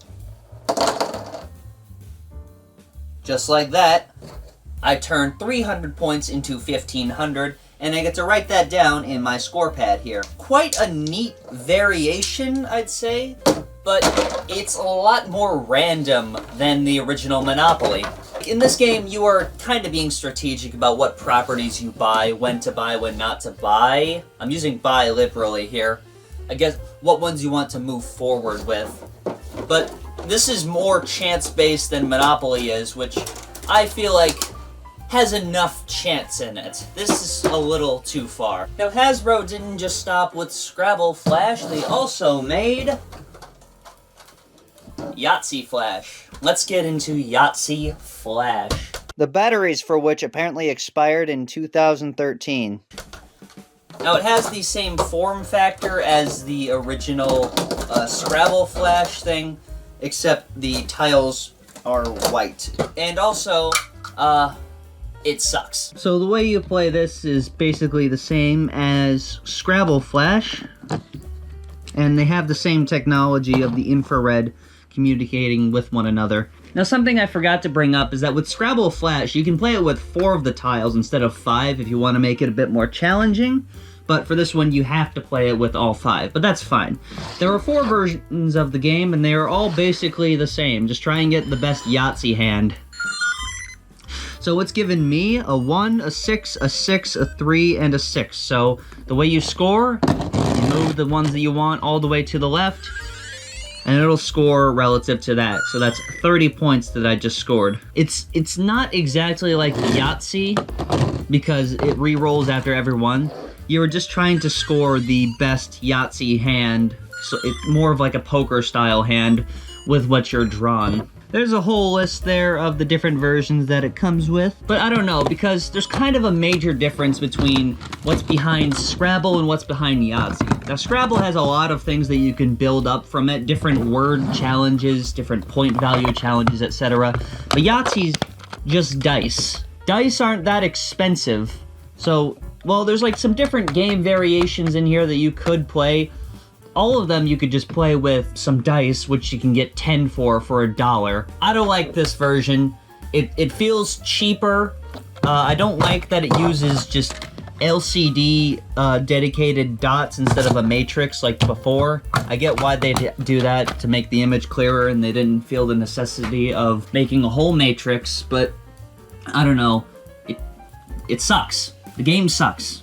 Now, stock Yahtzee has a few variations out there, and they're varying degrees of good. Triple Yahtzee. Now, this is a lot like standard Yahtzee, except for one key difference. So, instead of just being given 1 column per game, and if you're a purist, you'll play all 6 per round, you get 3 columns per game, and again, you'll just play the whole sheet. The way that my family personally would play Yahtzee is to play the entire sheet, and you'd have one column called the shithole column, where you'd put all your bad hands, your bad rolls, etc. They would go down one column, and you'd try to maximize your scores with the other columns to keep it fresh. And this one actually kind of justifies that way, because the scores for the blue column get doubled, and the scores for the red column get tripled. So there are two ways you could do this. You could try to evenly distribute them, putting the smallest in the triple to make it 3 solid games, or you could try to maximize your value by putting the shithole values in the singles, and then putting your best rolls in the triples to really double and triple down on the value you get. So let's say, for example, you roll this. You get 2 boxcars, so you're trying to play for your 6s now. You get a 3rd boxcar, and you get 4 boxcars. Now this is the best possible 4 of a kind you can roll. So, strategically, you'd want to put it in your triple column under the 4 of a kind to get 29. Because at the end of the game, that gets tripled to become 87. It makes you think a bit more about the way you're rolling and what you want to do with your rolls, rather than the version that my family came up with. I don't know if it's an official way to play, where you're just throwing your rolls into the shithole category. But there was another spin that Yahtzee did. I thought this was more recent than it was, but, you know, they're still making it, so let's have a look. Yahtzee words. Are you getting deja vu too? Actually, it's quite a bit different from the Scrabble games we've taken a look at. So, on this upper section here, you're trying to score 2-letter, 3-letter, 4-letter, 5-letter, and 6-letter words. And if it totals over 45, you get your bonus there.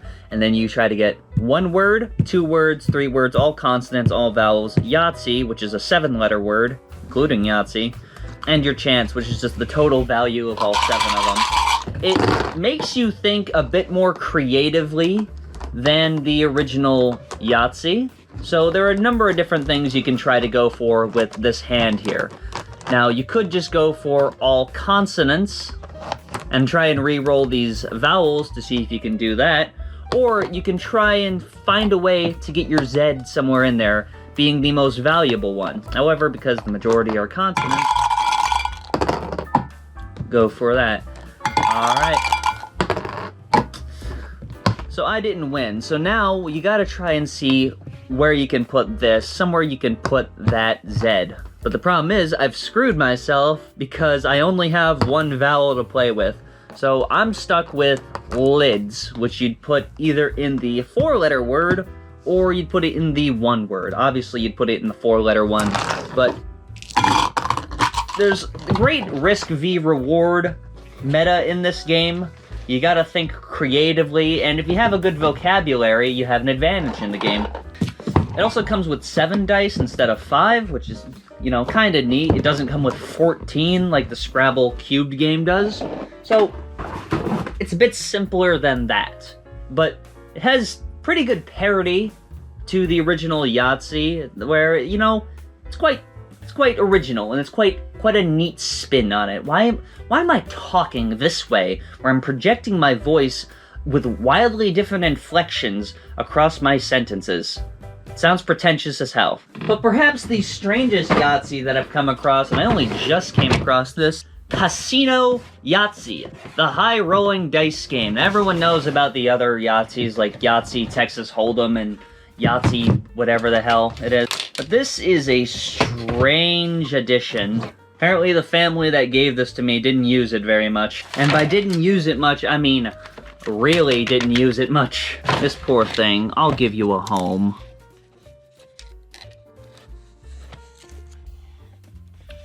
Mission successful, that one. Nice. This is quite a large game, I must say. You set it up like this, with 4 of the scoring panels going outward in a radial pattern, kinda. I don't know why that's relevant, I'm just trying to talk. Now what you're trying to do in this game is you're trying to connect either one side this way or one side this way, kinda like bingo. Bingo is the only game I've ever seen in a casino that even looks like this, why is it called Casino Yahtzee? This isn't a casino game. Now you have quite a few options for rolling dice. So you can roll all the dice once, or you can roll any of the other dice any amount of times that adds up to 5. So you could roll 1 die 5 times, or you could roll 2 dice 2 times and then another 1 time. Anything like that. But you are trying to create sort of a bingo, I should say, across one of the lines there. Now, the different colors denotate higher values for what you're going for, but all the other players are trying to go for those too. So there's another kind of neat risk v reward factor to this game where, you know, you could be chipping away at the reds and then someone gets it. If someone gets the reds, that no longer applies to you. Everyone can only get one specific combination, either vertically or horizontally. Now, the way that you roll is actually pretty neat because you can just ignore these dice if you're just trying to go for the red. So you match your 6, then you roll, then you get a 5, and then roll. You get a 7, and then roll. You get your 10, and then roll. And you got a 10. So you got 4 chips down. However, someone else could try to do the same thing. If they get all of their reds in a row, they get it first. But one of my favorite things about this game is how you clean up the chips afterwards. Now tell me that isn't satisfying. Check this out. Put this on r/too bored to die oddly satisfying moments.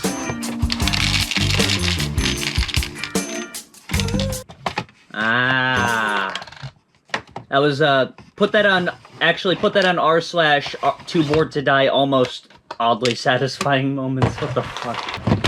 Stuff like this is why I really think you need to buy the physical game to review it, because look at that. That's just so neat.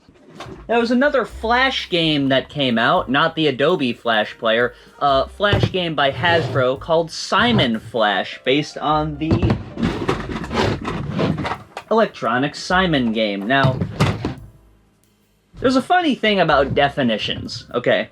Monopoly definitely is a board game. You cannot argue that Monopoly is not a board game. But is Operation a board game? Well, it's played on a tin board, you know, there's plastic pieces, even though you're not rolling dice and moving pieces. It's still a board game, sure. Is Electronic Battleship a board game? Well, it's just Battleship, which is played on a plastic board with plastic pieces. That's a board game. Adding electronics to that does not make it a board game.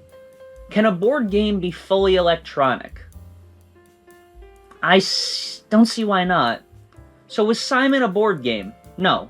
No one's going to say that Simon's a board game, so I'm just getting it out there that I'm aware that Simon is not a board game. However, this is a board game adjacent piece of equipment that came out with other board game adjacent equipment, Simon and Simon Flash.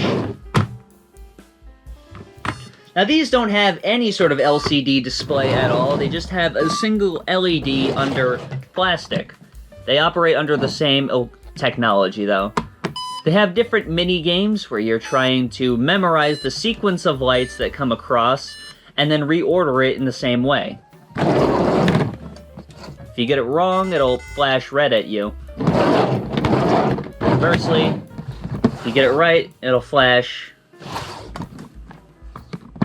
green at you, and you get to keep playing. There are different memory games that are in it that will be there, but it's kind of got some neat spins on it. There's different, like, pass and play variations on the game, etc. But, I don't know. Something I liked about Scrabble Flash, and I guess even Yahtzee Flash, even though, it's kind of redundant, is that those are very portable games. Now this, undeniably, is very portable, but this is very, very portable. It's one piece that you just press buttons on, and you can pass this with other people, you can play competitively against them. There's even different variations where you can play multiplayer versions. Shit! I heard you. Sorry. The board game that teaches you how to be a dick. That's a joke from Family Guy. I'm not claiming that joke. Now, everyone knows about the most paramount variation on Sorry Slider. I haven't talked about it in a previous video, but there are quite a few other odd sorry variations. Shaken Sorry, the roll and grab dice game. You know, it's super fun because there's so many apostrophes on it. It's cool speak. The way the game works is each player takes a game board and hijinks ensue. It comes with 17 fucking dice. Oh, cool. Players take 4 dice and put them on their own board. The goal is to try and get your red dice from start to your home. Kind of like getting your pawns around the board in Sorry to get them home. I guess that's the vague comparison they're making here. Something you must have noticed by now is that when board game companies are trying to put a spin on their old classic board games, it's just making it into a dice game or making it into a card game. You also have a Sorry die, which has the titular Sorry and also has a slide mechanic. However, it's not Sorry sliders, I promise you. The way slide works is if you roll slide, you take one of the dice from yours and add it to your opponent's. I think that's supposed to be bad for your opponent. Now here's something that's fucked up. I don't know what to do now. The instructions are super brief, but it doesn't denotate how many rolls you get or where these dice go now. Do they go back into the cup and you roll again? Or do you just roll until you get Sorry, or slide, I should say? You know, I'll be honest with you guys, it's probably my fault. I couldn't understand these rules due to my general illiteracy, so I'm just gonna delete this. Apparently this game was too complicated for a 21-year-old man to figure out, so sorry about that. I'm sorry to Shaken Sliders, whatever the fuck it was. Sorry to everyone out there that was looking forward to my deep coverage of it, but it's gone. It's next. Oh, awesome. More Sorry dice. Roll your way to sweet revenge. Each player gets their own dedicated little Pac-Man slidey wheel thingy, and all the pawns are placed in the middle on their corresponding start location. The first player rolls the 3 dice included. Now, it comes with the 2 slides here. Awesome. Starting to get deja vu already, but I've also got a yellow pawn. Now, I'm trying to get red pawns here, but I still take this yellow pawn and put it in my waiting area, so that I can now slide this to make it yellow, and I can put this on my home. But I got 2 slides here.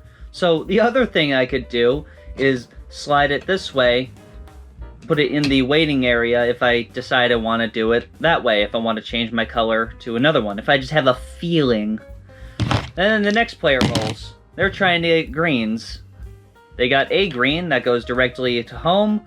They got a red that goes in the waiting area. But they also got a wild, which means they can just take any pawn they want. So, ideally, you'd want to take your own pawn. I don't know why you wouldn't take your own pawn, but you could also take someone else's if you're trying to prevent them from winning. Yeah, man, I thought Sorry was just impossible to get. You know, I'm glad that they simplified it for my fucking ape brain, because really, it's quite a circuitous, deeply storied game. Connect 4, it's a classic strategy game. It is 100% strategy. There is no chance to it at all. What if you wanted some? Well then Connect 4 Spin is the panacea for you. Instead of the typical columns that fall down with gravity, this grid here has little columns that spin like that. What you do is you put your checker down and then you spin the column to see if what you did actually mattered or not.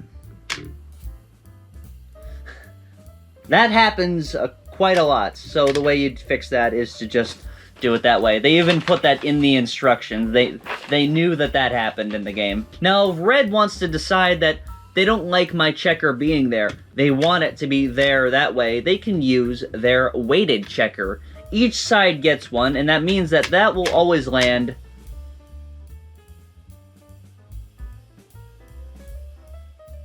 one way. I mean,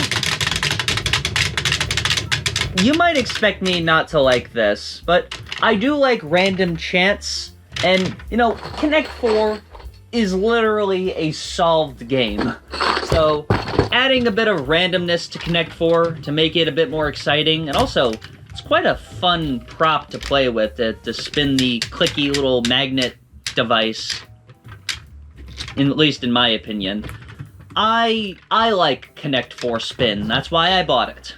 I would never buy a board game that I didn't like. It's quite an interesting move because a lot of the games we've seen tended to add more strategy to the game with their variations, such as Scrabbleopoly, but that's a game that's pure strategy that they've actually added more chance to.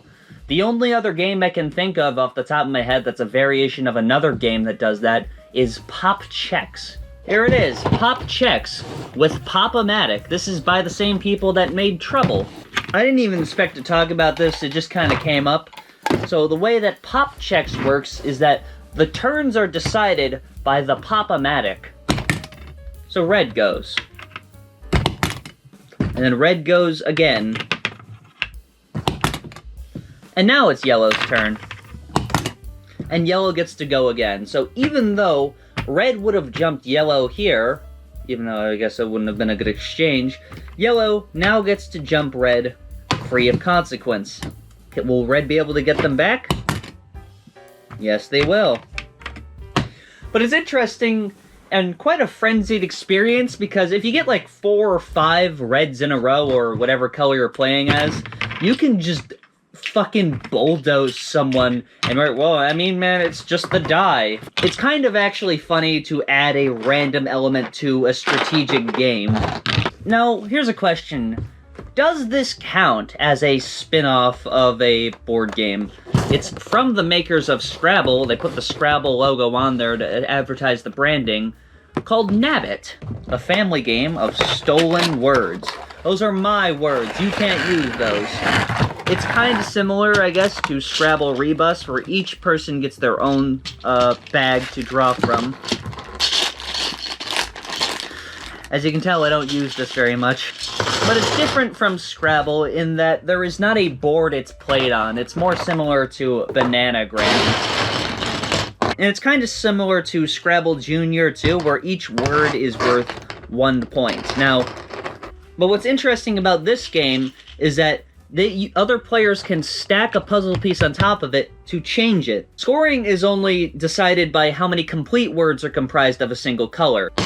And each of the puzzle pieces are double-sided, so I like this. I like this. Very fun, very good. It removes a bit of the math. You don't have to think about double word, triple word, double word, whatever the gag was last time. And because there is no board, the gameplay changes every time you play it with new challenges and topographies of words, etc.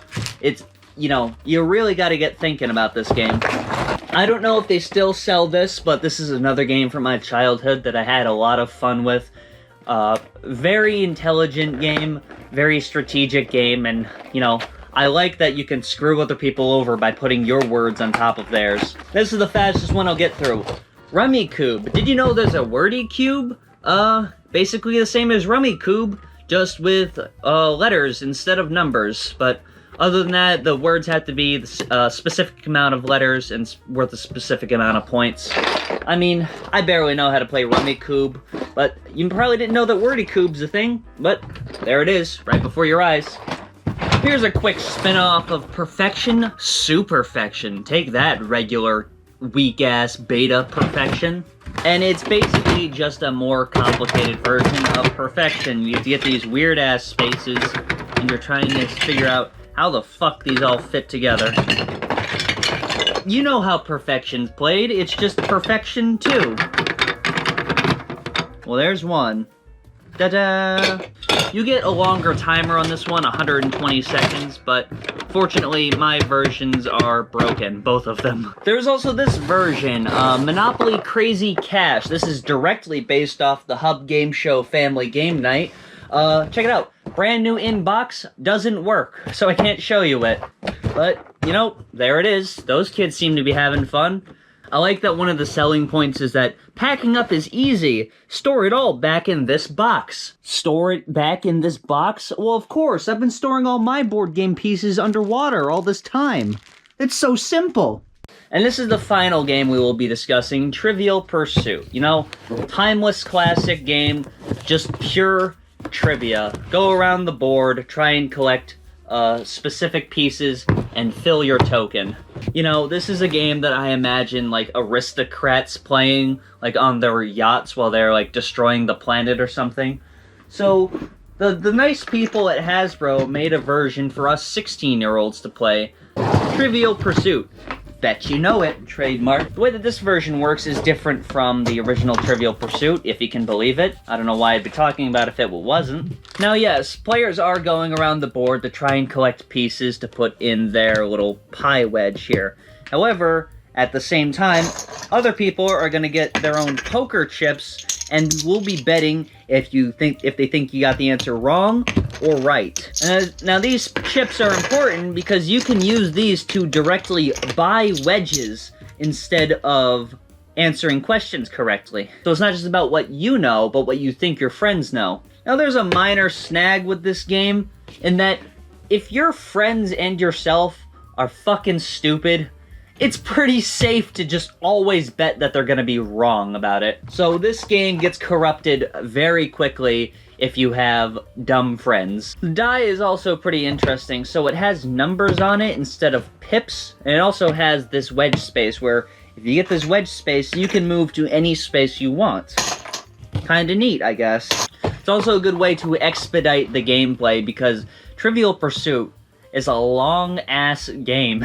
Having that feature is very welcome. There are certain situations where I could see this being a fun game to play with people if you know, especially if you're trying to get to know someone to see what they really know or don't know. It could be a good platform to play it like that. However, some of you might have noticed that it's very similar to another game that existed previously, even down to the colors, Wits and Wagers.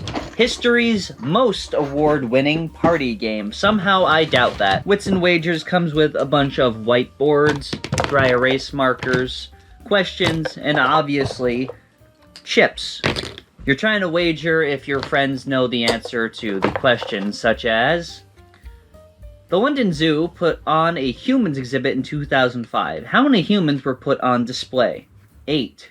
Wow! I don't know, maybe it's not that similar at all, but it does have the same kind of betting on your friends if they'll know or not know the answer. And I think it's also a smart incorporation to have the people write down their answer prior to revealing it. Because in Trivial Pursuit, if you're trying to screw with somebody, you could intentionally answer the question wrong. But with this one, you're held accountable by the law-abiding card. And you know what, man? That's all I give a shit about today. There are a lot more of these than you'd initially expect, and many of them are bad, but many of them are quite neat spins on old classics. Hopefully I introduced you to at least a couple of different ones. I'd recommend specifically Yahtzee Words and Scrabbleopoly. I think those are two genius spin-offs of their original that incorporate enough of the original while also having enough novelty to be a good companion piece to the original games. I really hope you guys enjoyed watching, and I can't wait to see you in the next video. So long.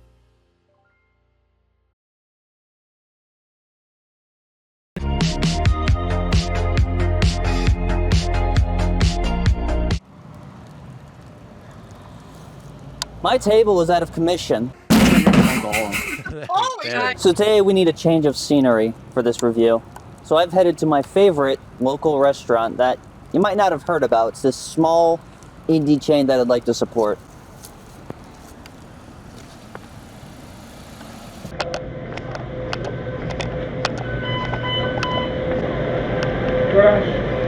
Yes. Thank you. Check this out. This guy Wyatt ordered 1 McDouble with extra onions and 3 large fries. It's like, you know, oh, there's a lot of, you know, starch in this. I should balance that up with a single McDouble. Oh my god, fucking, I did you a favor, Wyatt. Think you got enough ketchup, Wyatt? You think you got enough ketchup? Enough pepper and iodized salt? Fucking Wyatt. Anyways, let's get to the point of this video.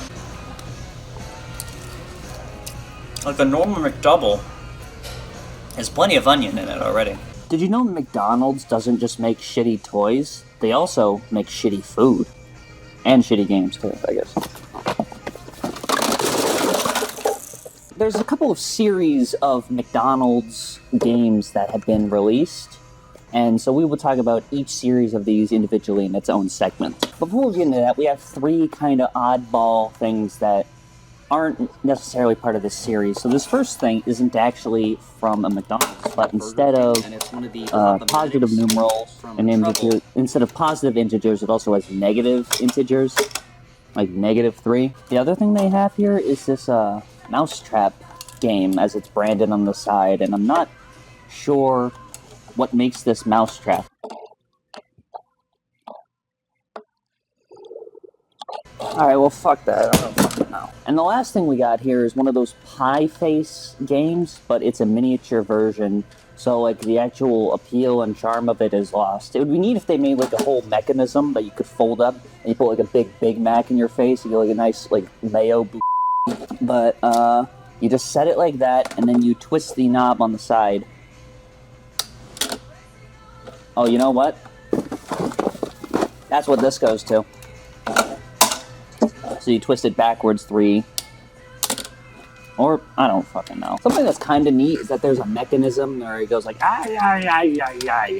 And you can sell all sorts of wacky phrases.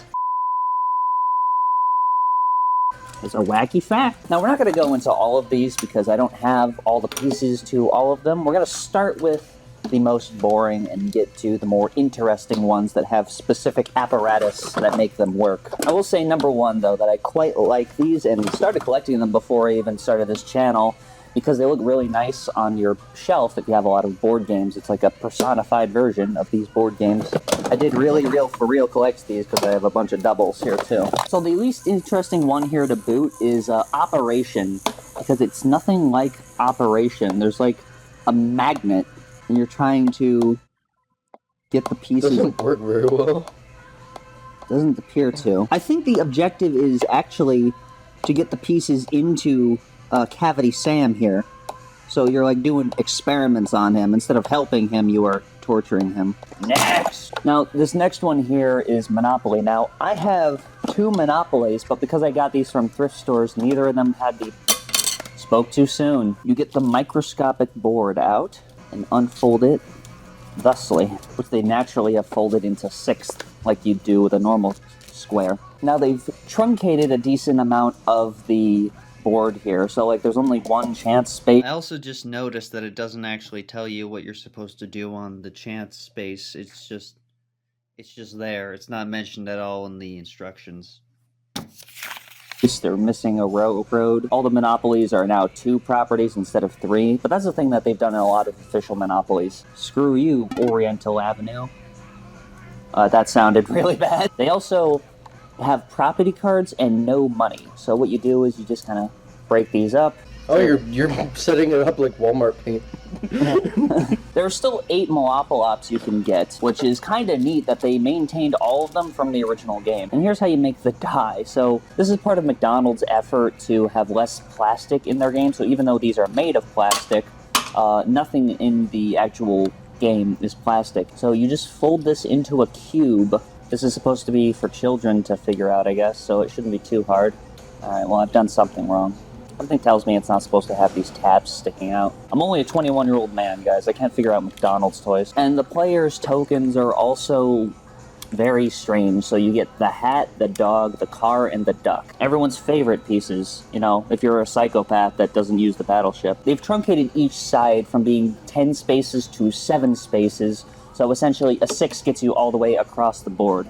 And also, an interesting feature is because there's only 1 die, the orange and red properties aren't as favored as they are in the original game, because there's an equal chance of each of these numbers landing in comparison to the original game, where a 7 is the most probable outcome, so 7 after the jail space, which is the most stopped on space, is the ideal spot to be, if you're, you know, property owner. Now, in this game, there's no money. All you do is when you land on it, you just have the property, and then the next player goes. You go until all the properties are owned, and then whoever has the most value in properties wins. There's no negotiation or trading or money or bankruptcy or anything, so it's really a really slimmed down version of the game. And that's got to accommodate the fact that you're playing this at McDonald's with like a 30-minute time frame at best. But even so, there are still 16 properties that need to be collected for the game to be over. So 1, 2, 3, 4. It's going to take a long damn time, especially if it's only 2 people, to collect all the properties. You can't even mortgage them. It just says property card in horizontally for some reason. Okay, so the one that I was talking about that doesn't have the pieces to it is the Game of Life. So the only thing that I want to show off that I think is kind of cool is that there's a semi-authentic replica of the spin wheel as opposed to a wheel that doesn't spin, of course, of the spinner in the Game of Life, which is pretty neat. There's no gambling in this one, and it's heavily simplified. I'll show some pictures of it here. But I don't have it, so I can't really tell you my opinion of it. The next one here is Trouble. Now, I've shown this off in a previous video to make a point, but I will do it again because I'm just Jesus Christ himself. So this is more simple of a game than Monopoly. There's not as many moving parts or mechanics to it. So it's a pretty earnest transcription of the game. It's just, you got pegs here that are discs instead of the plastic pegs, and there's only 3 of them instead of 4. You pop the Pop-O-Matic until you get your 6 or a 1, and you move out, and because you got a 6, you get to roll again.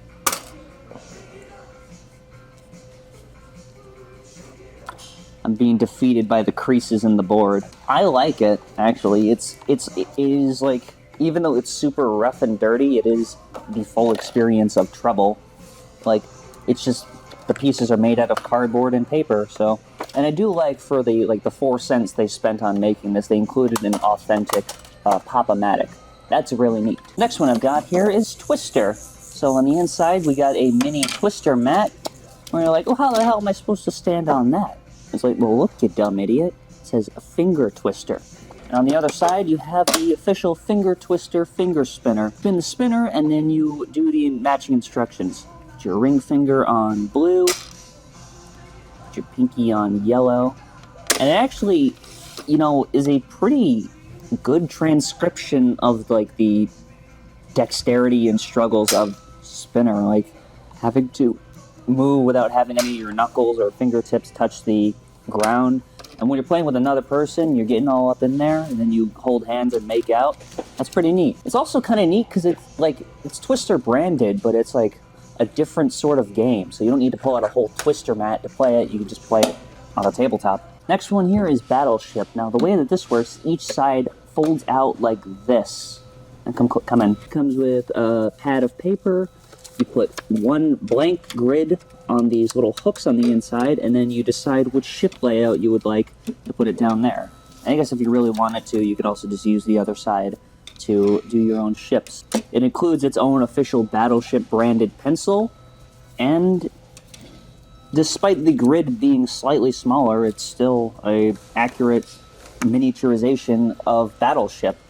This is like very neat and fun, and because it's trying to accommodate like a 30-minute McDonald's visit, it's quite accurate. So you just make your markings on the pencil. If you get a hit, I guess you do a circle up here if it's a miss. And then you're trying to sink the other person's ships. I mean, you know what the fuck Battleship is. And the last one we've got here in the series is Hungry Hungry Hippos. Now this is the sickest one because it's a miniature actual replica of Hungry Hungry Hippos between 2 people. They can actually play Hungry Hungry Hippos. There was the game, there it went. Very simple, very brief process. There's just something so satisfying to me about miniaturizing like a board game, especially, in a way that's still functional, too. Like, I'm a huge sucker for those like keychain board game things, but those aren't that practical. This is entirely practical and totally valid as a product. I think that they should sell this on its own as like a keychain Hungry Hungry Hippos. Sorry folks, I'm a big idoid. There's also a Connect 4 one. There's paper tiles that go in the back here. You just shove them in the top here and they work like the checkers. The board's obviously smaller, which changes a lot of the strategy in Connect 4. But that's a thing that they do in a lot of Connect 4 variation. For example, if you purchase Connect 4 Shots, it only has a 5x4 grid. And a lot of Connect 4 basketball games and arcades do the same thing too. Unfortunately, McDonald's patrons seemed to hate this game because even though I have 2 copies of it, neither of them have pieces. One of those was mine, and I threw them out. And I remember throwing them out. And I'm glad I did. You're a son of a bitch. This is history. What about her story, huh? Consider the women. So now let's rank them. From worst to best, we have Monopoly here. Now, I quite like Monopoly as a game, but there's nothing unique about this. It's just cardboard in a plastic casing. Like, the character design isn't even that cool or interesting. The next one is the Game of Life. It suffers from a lot of the same problems as the Monopoly one, but at least it has this cool replica of the spinner that just edges it out above Monopoly. The Game of Life is also a better game than Monopoly. And then the next one that comes over that is Connect 4, because you can actually play it as Connect 4, but I'll de-rank it for two reasons. Number one, the Connect 4 toy worked so bad that it came with a pusher tool that you push the checkers down, because they did not work consistently at all. And number two, because it's smaller, it's not a totally accurate transcription of the game. Next is Battleship. So far it is the most accurate, and it's the most elegant transcription so far too, because, you know, getting rid of all the plastic pieces and all the plastic ships and stuff and printing it on paper is honestly really clever. I think it's a great solution. The only reason why it's in the middle here is because they did reduce the grid size from 10 to 8. They compromised the gameplay a little bit. And also, like, it's Battleship. You expect me to, like, sing Battleship's praises. The bronze medal goes to Trouble here. Why does it look like a 4-year-old fucking made the logo? Because a 4-year-old in Slavikistan probably made it. It has tri-point security screws on it. I just noticed they do not want you knowing what is in trouble. Like I said, I like that it is basically the exact game, just miniaturized using paper pegs, and it has the official apparatus of the Pop-O-Matic too. Those are both very elegant and interesting. Silver medal goes to Twister, because I think it's an improvement over the original Twister, which is quite an arduous game to set up, in my opinion. This is like a different variation of it that has its own challenge unique to it as well. And how could I not give the first one the gold medal to Hungry Hungry Hippos, because I think it speaks for itself.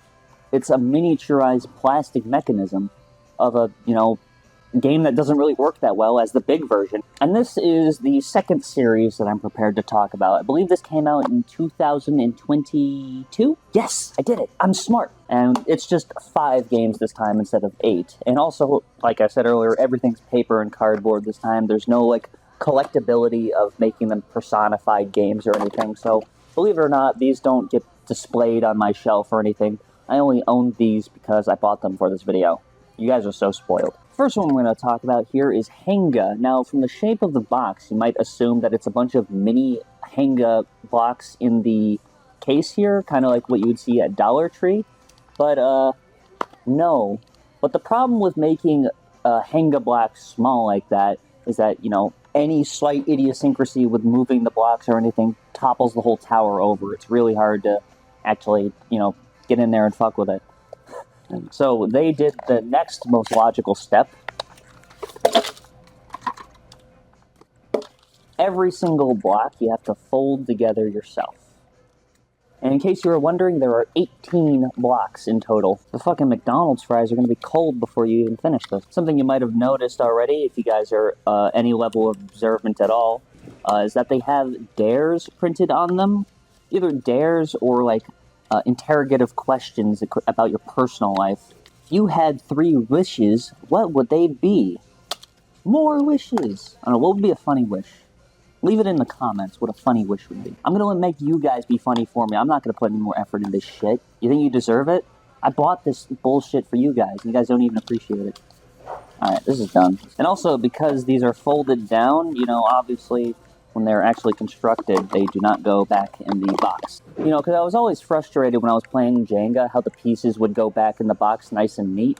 So I'm glad that for each of these you have to deconstruct the Jenga blocks. Now, I'm not saying I could have thought of a more elegant transcription of Jenga necessarily, but it's a strange choice to even do Jenga if this is the way you have to do it. And also, because it only comes with 18 blocks, the tower at the end of the game is, not very tall at all. You need 2 of them to even resemble an actual game of Jenga. And what's a shame is that this is probably one of the better games in this series of McDonald's toys. So, yeah.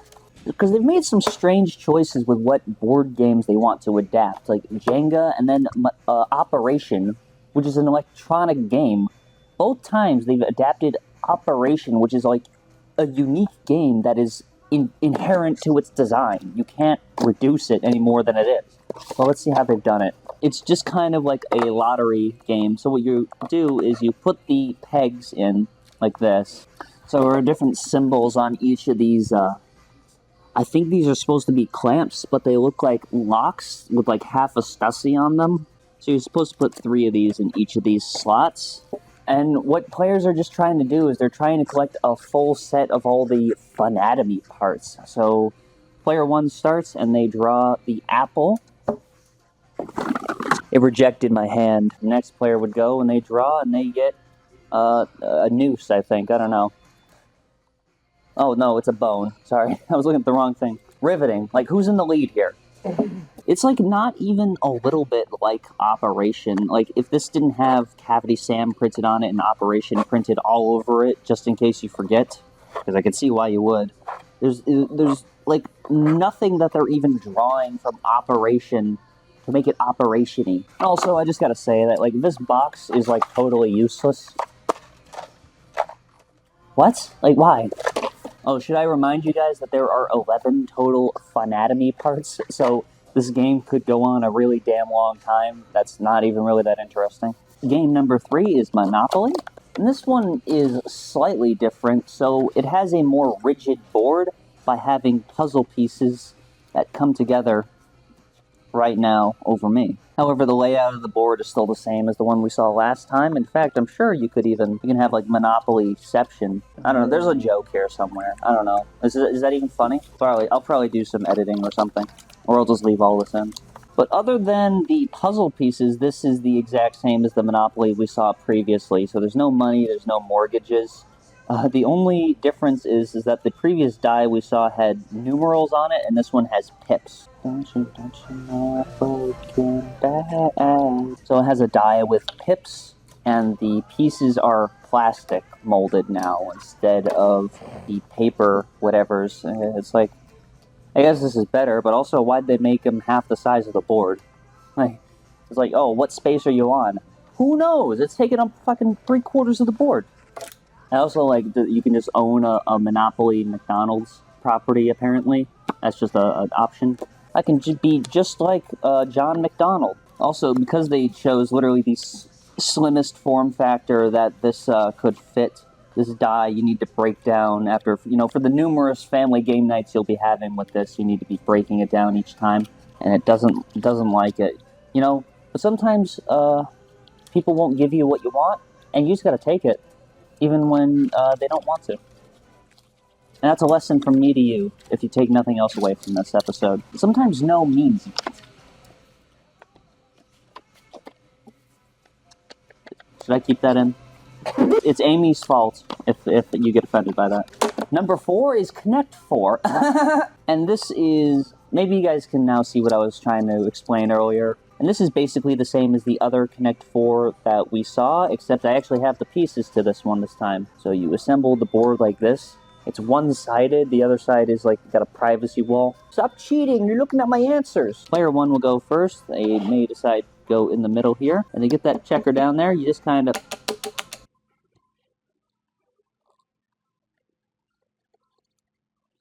Here's the thing, is that I've criticized previous versions of Connect 4 for having you have to like place a sticker or something, because the gravity is like integral to the strategy of Connect 4. So I like that they've transcribed this in a way where it still plays with the same physics of Connect 4, where you can still stack checkers on top of checkers like that, and it works like maybe 40% of the time, and that 40% of the time is a good time. This is the best one so far. And the final one here is the most robust out of all of them. It's got a lot of pieces in it, and it's got a very thorough game to it too. So it is Guess Who? McDonald's. Now I've brought this up before, but I think it's a neat reduction of the original game. So instead of 24 Guess Who characters you have to guess from, you just guess from 16. But the way it works is you just separate these all out. Because we've talked about the dollar store version of Guess Who, where you can't even play it because you can't hide your answers from the other player. So this is the way that they implemented the privacy aspect of Guess Who. So you take the pieces of paper and you put it in these cardboard slots. Pick your character and you hide it under your privacy card here. I assume that's what this is for. I don't know what other diegetic purpose it could have. And when you're eliminating people that do not match the description of the question you asked, you tap it like this. I think that that's pretty neat. It mimics perfectly the closing of the doors in Guess Who. It's a short enough game with only 16 cards instead of 24, and believe it or not, this actually folds back down into the original packaging it comes in, unlike half the fucking games on this list. This is fully playable, and that is definitely the best of both worlds when you're getting toys from McDonald's, is that it's both playable and has novelty to it in how it's playable. Now it's ranking time once again. From worst to best, we have Operation, but it's not even fucking Operation. Next one we have is Monopoly, because, it's just the same as the one last time. I ranked Monopoly pretty low last time, but, at least the Operation that was there had some semblance of resemblance. But at least the Operation I was talking about last time had some resemblance to the original game, which is the only reason why it beat out Monopoly. But, Monopoly's better because this has some resemblance to the original game. It's just about as good as the one that we saw last time. Jenga is ostensibly Jenga, and so if you get 2 Jengas, you can actually get a tower that's a decent height that you can play the game with, as if you're actually not a poor person playing with cardboard. Silver medal goes to Connect 4, because I like that it's still very playable, and yeah, it's very authentic to the original game. And then Guess Who, because this is basically just the original game, 99% uncompromised. The only compromise there is to the gameplay is less characters, but that just makes the game shorter. And that's my thoughts on Monopoly Gapadipida. Thanks for watching.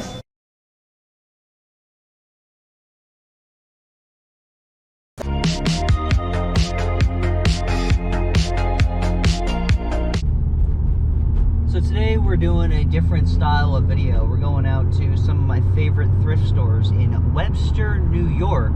They have quite a broad selection of board games, so we're going to go and see what kind of odd, niche, weird board games that exist there.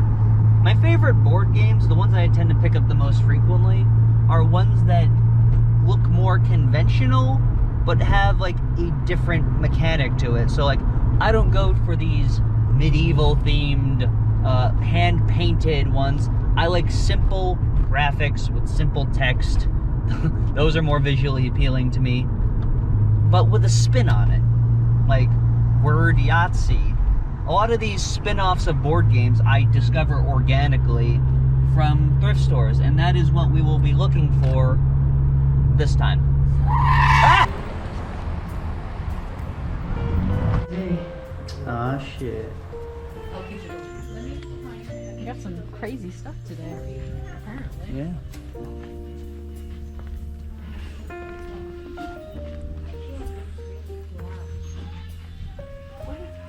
Oh, look at him. 4-way countdown. Oh! It's shut the box! It's shut the box, but 4-way shut the box! It's like 4 boxes. And look, it's something really stupid. It's sequence, but bad. Bad. It's made by the same people It's from the makers of Sequence. The makers of Hell. Yeah. I also found this. This is What? Feed the Meter, Free Parking. It looks... Okay, that's there's like some sort of equipment violation. Look at this guy, he knows. I reached for this Luigi board because I needed one for a video, but I put it back because it's some obnoxiously branded Stranger Things one. Didn't like it. This tiny chess set caught my eye. The plastic was peeling up a bit, and I was confused as to if these were buttons or what they were on the side, but I still picked it up.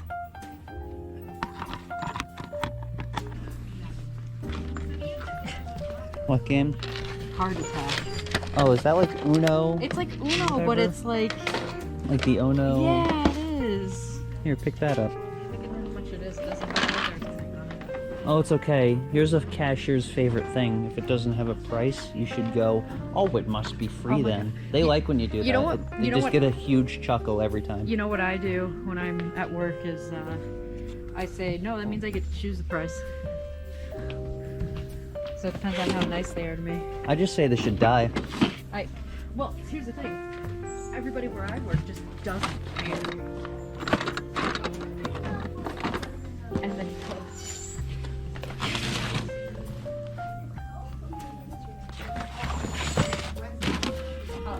It's just for... I took a look at this Jeopardy game to feed my autistic game show obsession, but it looked absolutely terrible. I'm pretty sure there wasn't even a way to indicate that a clue was selected in this game, so I put it back. What a waste. Now here is an interesting discovery. It's a variation on Monopoly Junior, except there's 2 different game modes with different levels of complexity for different ages. As the child grows up, you go from the simpler version to the more complex version, then Monopoly Junior, regular Monopoly, Mega Monopoly, and then they just become a damn realtor, and then they become president of the United States. It's a simple 6-step plan. Kind of interesting, but I figured I'd leave it for an actual child to buy instead of a man-child like myself. Now, if you know what this thing was, then you know why I put this right in the cart, without hesitation. More on this later. Never get. Music It's trivia. 1984. None of us would get any of this.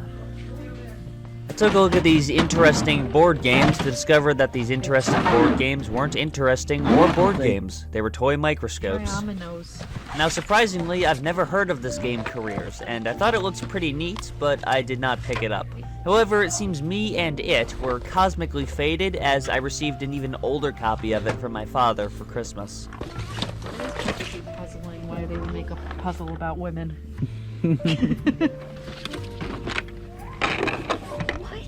Oh, you gotta get that.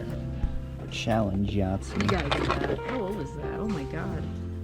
Old enough. It's $2.49. It's probably missing pieces, but it's just dice. It is. One of the things I definitely appreciate more about thrift stores in comparison to dedicated board game stores is that you can usually open up the box to see what's inside of it, if it's complete, and most importantly, you can get a great idea on how fun it will be by handling the components.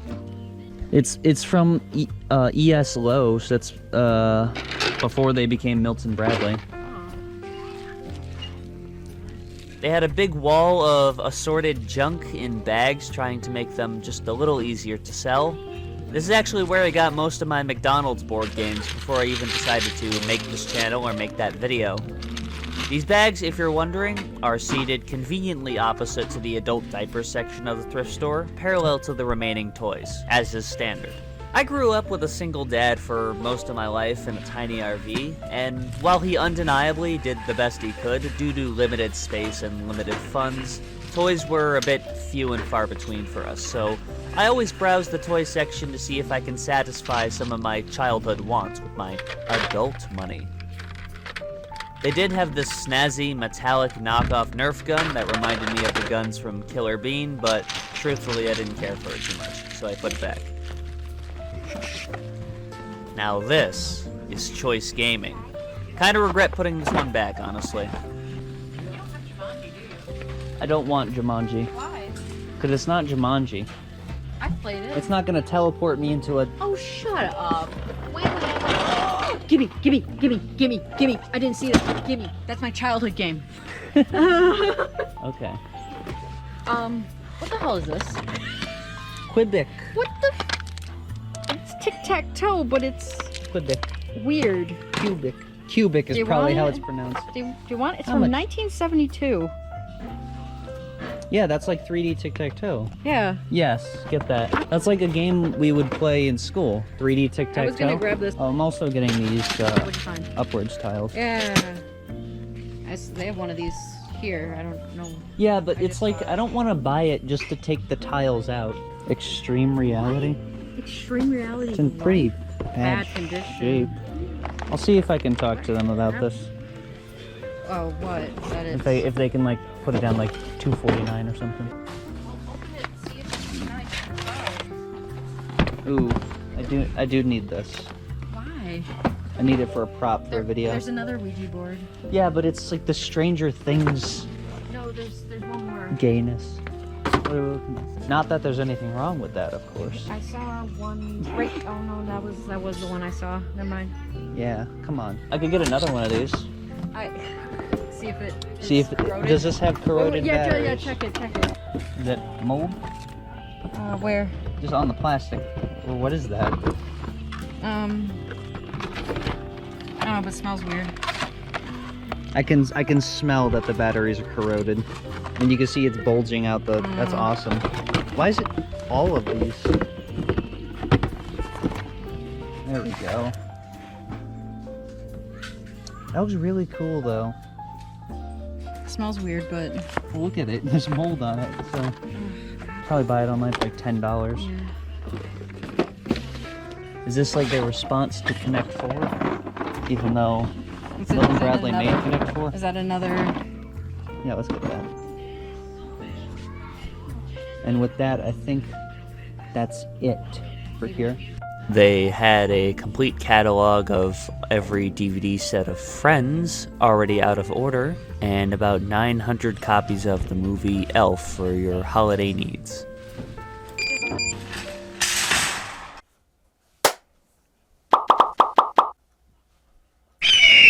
And this is the haul we got. If you're wondering, everything cost this much, because this was filmed way later than the previous segment. So who knows? Who knows if the dollar even maintained its value in that time? The first thing we've got here is this mini sensory chess challenge thing.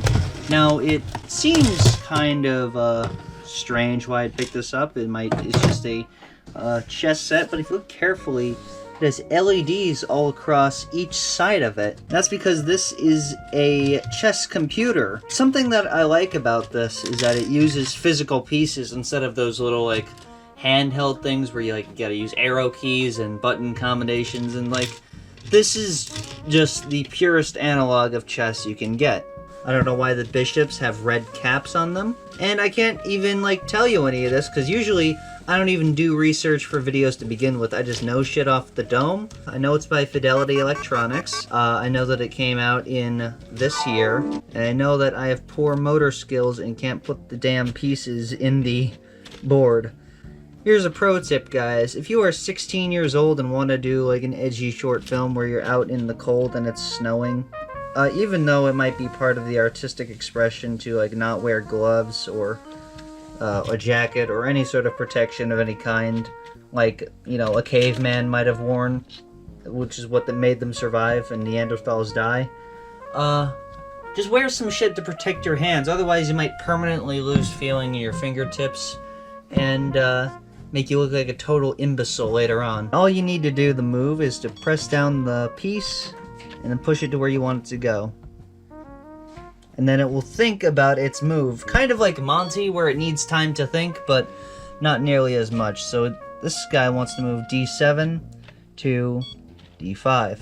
Now he thinks he's tricking me here. He's trying to bait me to get that pawn so he can bring his queen out. I've seen this shit before. So he's capturing my pawn like that. And of course it's a he, because a woman couldn't do nearly this good at basic chess. It's neat. It's neat. I don't know if this is something that I'll break out, because, I'd probably rather use chess.com.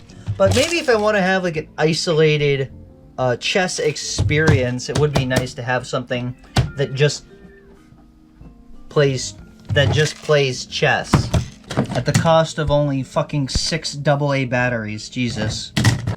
This next one here is a spin-off I've never seen before, which is why it wasn't covered in the weird spin-offs of board games that you've never seen, because, believe it or not, there are more weird spin-offs than just the ones I covered. A lot more weird ones, enough to even justify a sequel video. The way this game works is you set it up. Well, obviously you set it up. So everyone starts at 0 in Violation. There's a tray of cards, including the second chance cards, which look a lot like the chance cards from the original game. To start the game, you deal each player 5 cards. On their turn, they may either play one of their cards, which can give them more minutes, it can cost other players minutes, or it can force other players to spend cards that they did not want. They can also draw from the deck here, which has more of the same playing cards, obviously, or from the second chances deck, if you so choose to, which will have more risky things. You're the only one, you poor slob, who moves his meter to 0. Poor slob, Jesus. Sir Rich and Uncle Pennybags is such a good conservative figure for us. Now you might think that, it's a little strange to start on zero. Like, you would think that this is the end state of the game, but what you're actually trying to do is gain 200 points in total. Meanwhile, everyone's passing cards along with each other. Doesn't really have anything at all to do with Monopoly, like, not even a fucking hint, but it's kind of like, Uno, actually. I guess because it's a card game. But there's different ways you can play your cards to add minutes, cost other players minutes, etc. And I like these second chance cards because it has more risk than the normal cards, and it can really harm or hurt a player depending on how desperate they are to win the game. And also, I just like these, like, apparatuses things. I'm a huge sucker for games that require a specific apparatus to play them with. However, overall, I would say the gameplay seems kinda weak. But, I'll play it and maybe I'll like it. The next thing we got here is Quebec. You might say, oh, that's pronounced cubic. Quebec. Q does not make the sound Q. That doesn't make any damn sense. Speak American. Now here's a fun thing about getting board games from thrift stores is that even though a lot of them will supply a rubber band to go over it, which is perfectly normal and socially acceptable, they will also add masking tape onto these decades-old board games, which are in really good condition if they didn't have the fucking tape on it. So you gotta really carefully remove it. It's bad enough that Savers has to put this oversized price tag that has fucking super glue under it. But, like, seriously, this game came out in 1972, looks fucking great, and they have to put this shit on and this shit on. It's like, just be normal. Parker Brothers and General Mills, I wonder what that's about. I will remove this tape from the box at a later point, getting like a hairdryer or something, but cutting it right now won't damage the box at all. If you're wondering, this is like a 3D tic-tac-toe game, kind of like that game called, I don't know, 3D tic-tac-toe. You might have played it if you graduated 5th grade. Here's another problem with getting games from thrift stores. While you can usually get a pretty good price on it, $2.49, this is broken pretty significantly. Now, it's still totally functional and intact, but it really just kind of tarnishes some of the enjoyment I get out of it. But, the most important thing to me is if it still plays, and this looks like it will still play. So, the gameplay seems like it should be pretty obvious. Players will just take turns putting chips in the different tiers here, and we'll try to create a tic-tac-toe horizontally, vertically, diagonally, or through 3 of the 4 platforms here. It kind of reminds me of, like, the 3D chess things from Star Trek. You know the ones. I think it's quite interesting when board game companies try to publish tic-tac-toe spin-offs or just tic-tac-toe games in general, because it's like, it's tic-tac-toe. It's a pen and pencil game. You can play it for free. They'll sell tic-tac-toe unabridged for like $15 at Marshall's. And also on the back they'll include like instructions how to play. It's like, dude, how did you make it to the fucking store if you're buying this? Another version that I've got here, which I did not get from this thrift store, is Tic-Stack-Toe, the world's favorite game of X's and O's. Goes extreme. Bonus 3x3 game board included, so that you could play tic-tac-toe. Finally, I have a way to. It's like, I don't know, man. I don't know how to play this game, so I can't even really give my opinion on it. It's just, like, it's tic-tac-toe. You expect me to get excited over it?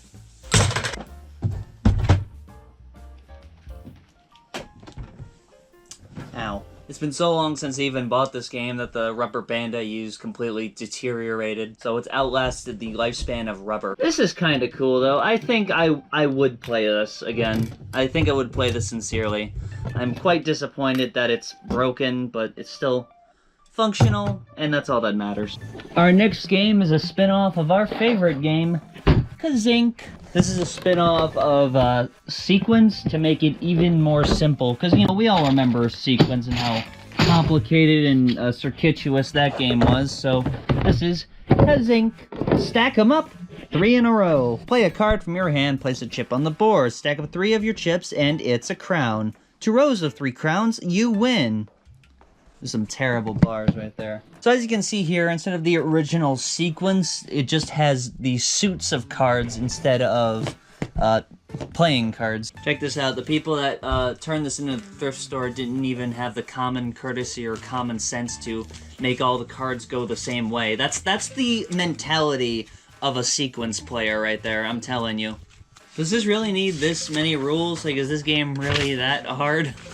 So there are two ways you can win this. Instead of the original sequence where you were trying to get 5 in a row, you can win either by stacking 3 of your chips up on the same space, or by having 3 in a row of 2 chips that are crowned. Now, unlike the original, where you're just trying to get 5 in a row, would be a little bit difficult on this grid, what you're trying to do is you're trying to connect 3 consecutive stacking chips of the same color, stacked vertically, or by playing a crown card. So yeah, you're trying to get 3 in a row, but you're trying to get 2 on each of the ones you're getting 3 in a row. There are a couple of cards with special abilities, like the crown card I already mentioned, a wild card, which allows you to play on any space, and the double up card, which lets you do 2 moves at the same time. Because it's such a deeply strategic game, of course, you know, you'd love to do 2 moves instead of 1. I don't know, it's like literally the same thing as sequence, so it's just simpler. Like, how much simpler are they gonna make it? Like, the next version of sequence that comes out is just gonna have 2 spaces. You win and you lose. If anything, though, I do like how the printing looks on these custom tokens here. It feels kind of premium, at least, so it has that over the original. Oh my god, they're just, it's a plague. It's disease. It's a condition. What the hell's wrong with you, Jax Limited? For fun and games. That's so clever, because they're a game company. I get it. Jesus Christ. Stop! Stop! How tall am I? This sent me back $4.49, in case you were wondering. Game instructions in English and Spanish. There's nothing to read. What do you mean? One of the stranger things that you might have noticed I picked up is this bag of tiles here. This bag of tiles is to a game of Upwards, which, as I'm sure you know, I already have. Here's the thing. I wanted these for the door to the situation room of my house where I film most of my videos. As you might have noticed in the banner of my channel, the word die is spelled out in Upwards tiles because that's the only other game with letters that I could think of. I had the tiles to my game of Upwards and I was thinking about using those for the door, but I was like, I don't want to spend these tiles and just make an incomplete set. So I got another copy of Upwards. And then I was like, well then, if I take the tiles out of this one, then this copy won't be complete. So I was like, I'll just avoid the issue and just buy the tiles directly online from the third party. I don't know how he got those tiles. I don't know if he dismembered a copy of Upwards, and that's not my problem. So I order it from this fucking hack on eBay. He has a picture of the serif font version of Upwards. Gives me this fucking eyesore. What is this, a fucking movie theater marquee? He gave me the sans serif version and not the serif version. So I saw these. It's $2. Again, I don't know what poor copy of Upwards had to die for this, but it's not my problem. But it's not the exact same font I used in the logo, but it has serifs on it, so it will satisfy the visual parody. To me, at least. So this is just fucking ridiculous. I'm gonna fully dox this person on this channel in 3, 2. When I was in college, I had a lot of my board games in my dorm out for everyone to see and play, and this was the game that easily got the most use. Shut the Box. If you're unfamiliar, all you're trying to do is shut the box. Players roll the dice, and then they put the total down between the 2 dice. So let's say they rolled a 4. Now, they can put down the 4, but if they are bad at the game, they can put down a 3 and 1 if they so choose. Gameplay continues until they can no longer shut the box.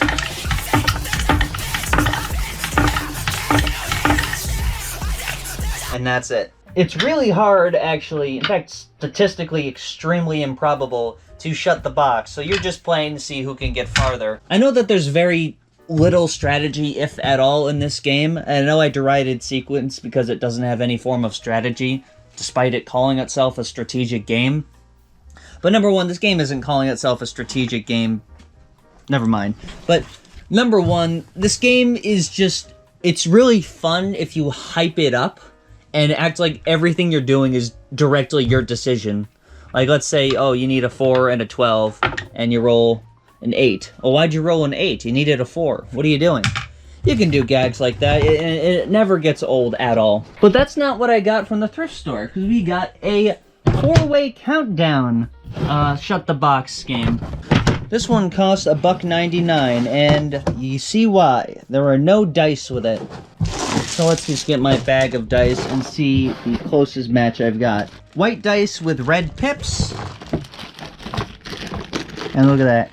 I got 2 ready to go right there. The players can take turns rolling around the board and playing. Now, this is slightly different from the other version in that it only goes up to 10 instead of 12.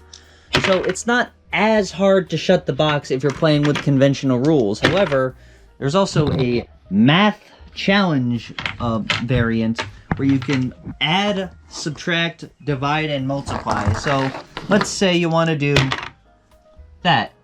Now that could either be a 7, it could be a 3, or it could be a 10, or I guess it could be a 2.5 if you want to be an asshole. This version here is meant to be an educational toy to teach kids the 4 functions of math. They can use the numbers strategically to decide what would be optimal for them in that current situation.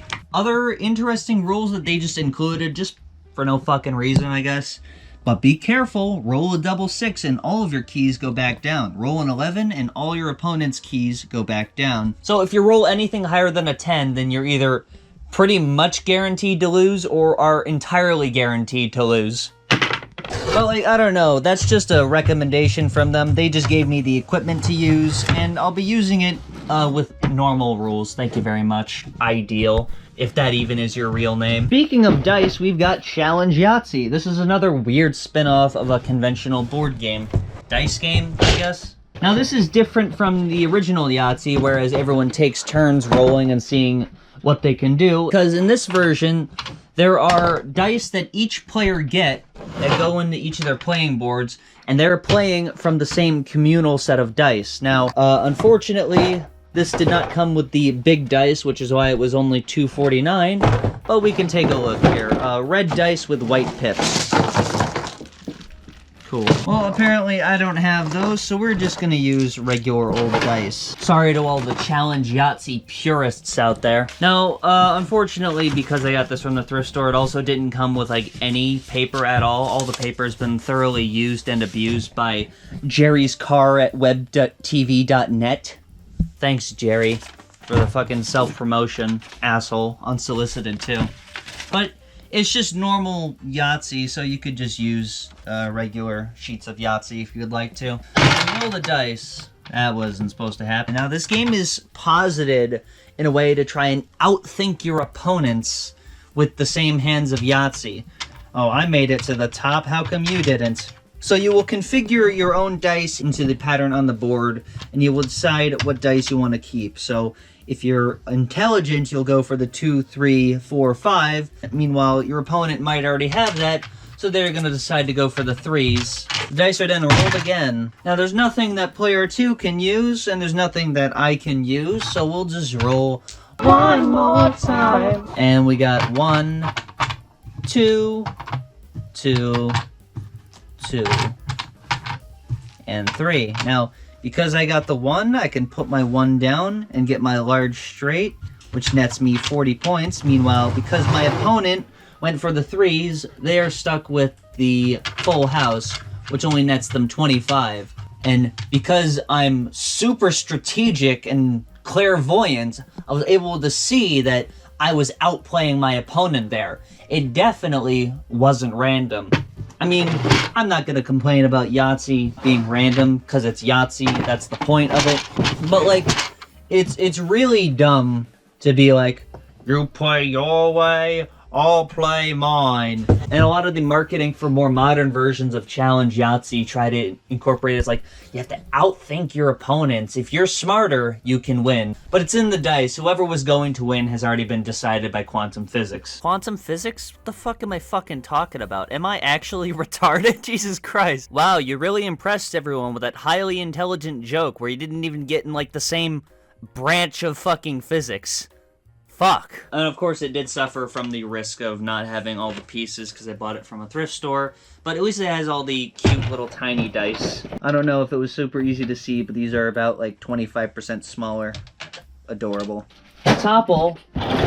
Don't let topple as you try to score points. This isn't really a board game necessarily, but it does have a die and plastic playing pips, so I guess you be the judge, smart guy.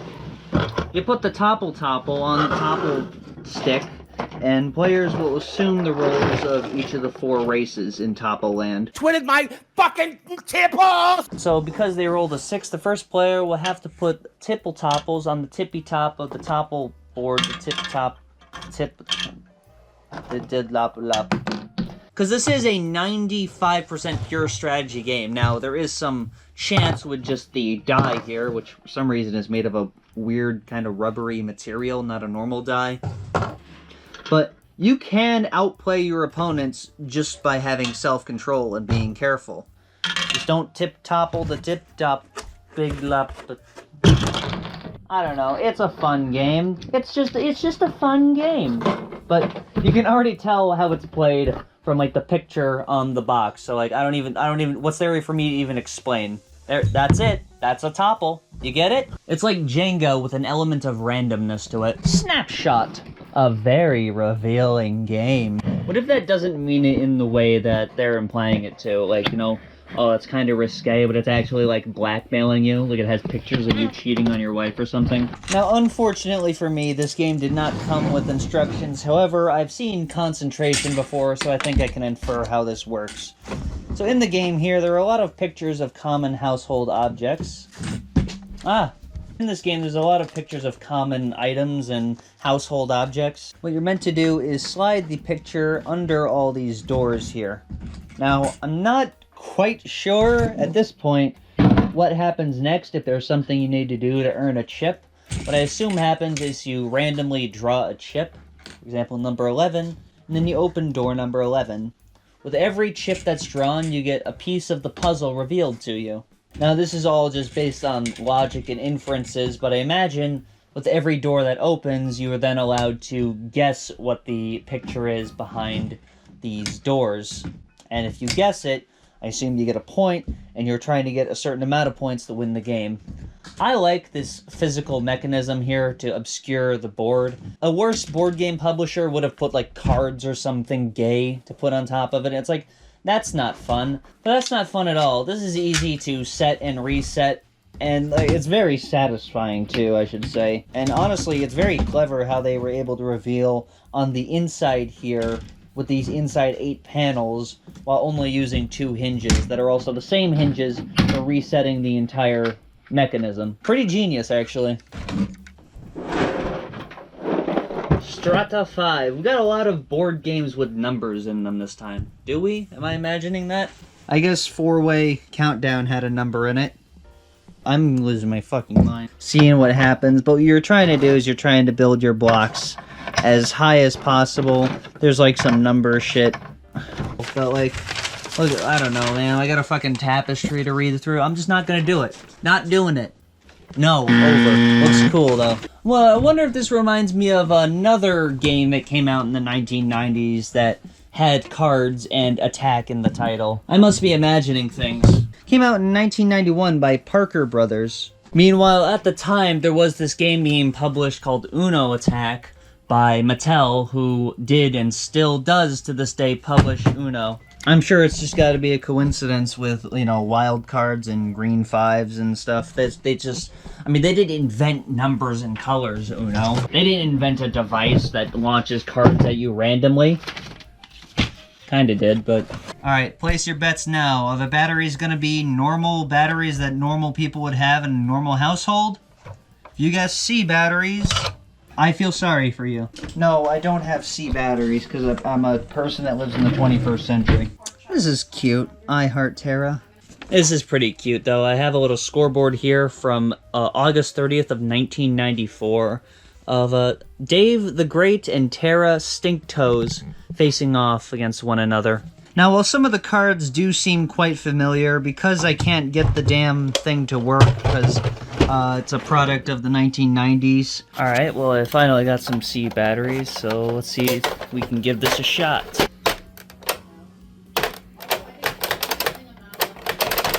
I'm gonna remove these screws and see if there's something that's not right under the hood. Taking a peek under the hood here, it actually has quite an interesting mechanism. You press the button to squeeze that spring, which turns this wheel, and if these two metal connectors go over one of these bumps, it's supposed to connect to this, which completes a circuit, and activates the motor for as long as these gaps are. So if you notice, they're different lengths, so it gives it a random amount of cards. That's how it should work in theory, but unfortunately, whoa, hang on. It works!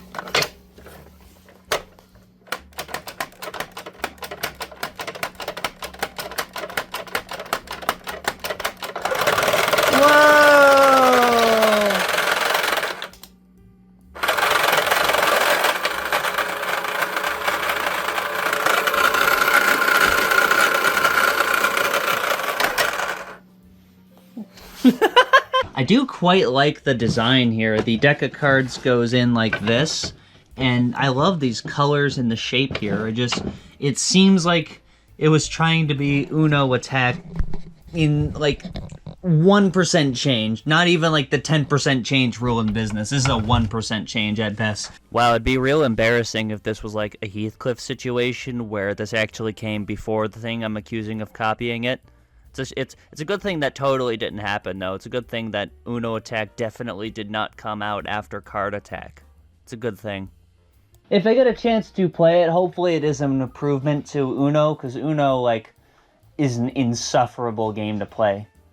Top 3 reasons why. Number 1, nobody knows how to fucking play it. Oh, I think you could put 2 cards down because it's the same number. And I gotta say Uno out. These aren't rules of the fucking game. Number 2, the people that want to play Uno are the most obnoxious motherfuckers. They are so resolute that they can beat you at the game. They are tricked by the bastards at Mattel that they can strategically outmaneuver you. It's fucking cards. And number 3, enough of the fucking gimmicks. Get wild, Uno. You can do your own custom wild cards where the obnoxious people that play it, that are over certain on how they know how to play the game, can write their own dumbass rules. Doesn't that sound like fun? Fuck you, Mattel. I hope Hasbro absorbs Mattel. Just one big congenious blob of board games. And they just delete Uno. Make it into Zero. That's 0, right? Ouija. This game was the game that made me realize I didn't love my ex anymore. I got one of these for a video, and they were like, "Get that fucking thing out of my house! You're gonna haunt the damn house!" That was the day I was like, oh my god, you were like, You're a 24-year-old adult and you believe in fucking ghosts. It's insane. Honestly, I only got this because I needed it for a video. You guys know what an Ouija board is. Alright, Ouija board. Does Bruno Mars is gay?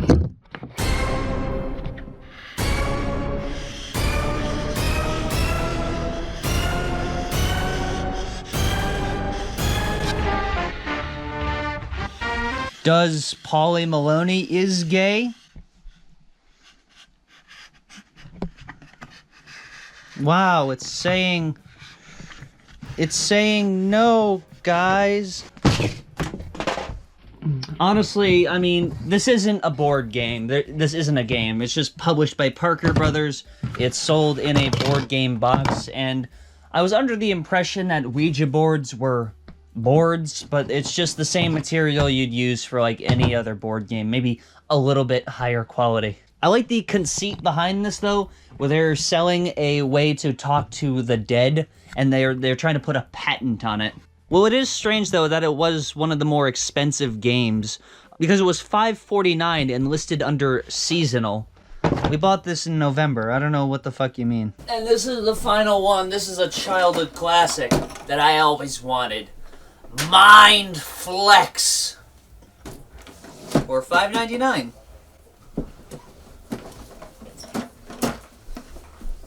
Think it, move it, believe it. That reminds me of like Brian Griffin's book from that episode of Brian Griffin. Alright, here it is. The Mind Flex. Hundreds of obstacle combinations. Customize the course with 9 interchangeable obstacles, set up with a series of mental blocks. You can imagine. So the mind control works, but the actual fan does not. It had to be the Biden administration. Had to be.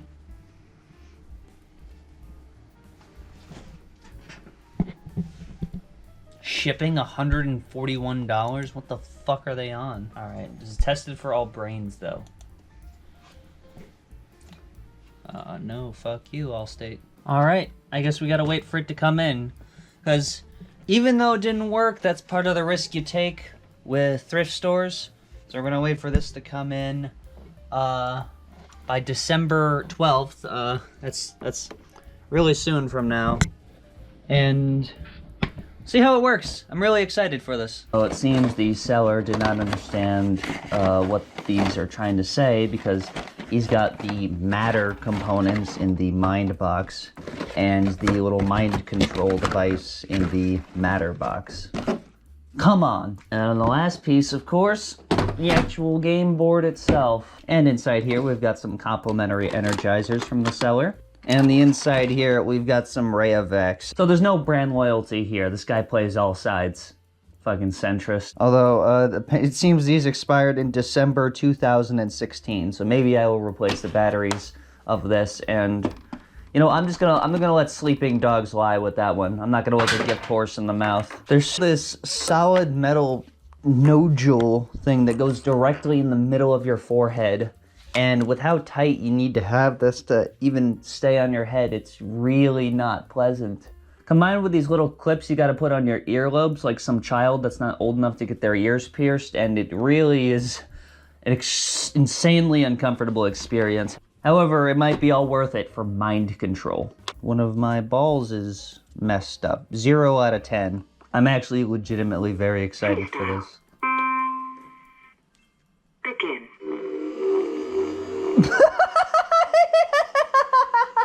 Let's make it go up.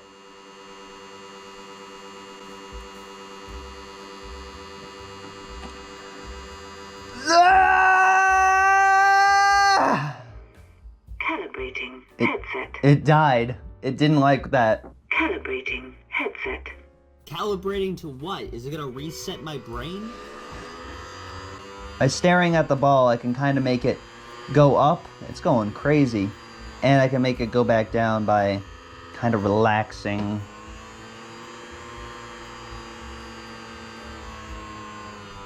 Try and defeat me now, mortals.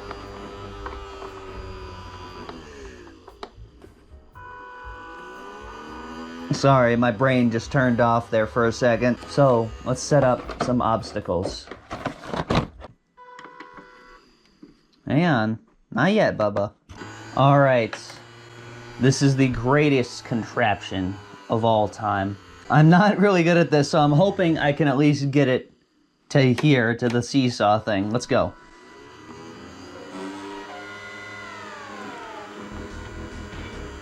It keeps going down right before it. You son of a bitch! Come on! Kick it! Ah! Go! Ah! Ah! I can't make you do anything. Oh, oh, oh. Relax it just a little. Just a little. Stop. It's just going all over it. Yeah! Put it on the seesaw. Come on.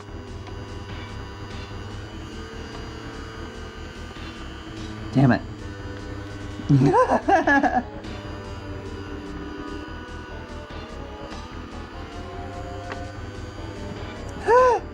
Yeah.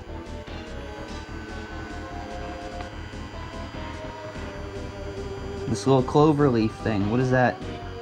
What does that accomplish?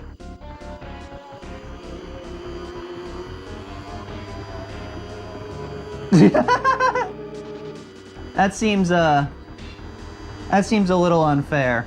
I'm not gonna do that one. You guys remember that show Wipeout? This is the Wipeout of the future. Oh, you fucking bitch. Don't quit. Last stretch. No. No. Come on. No.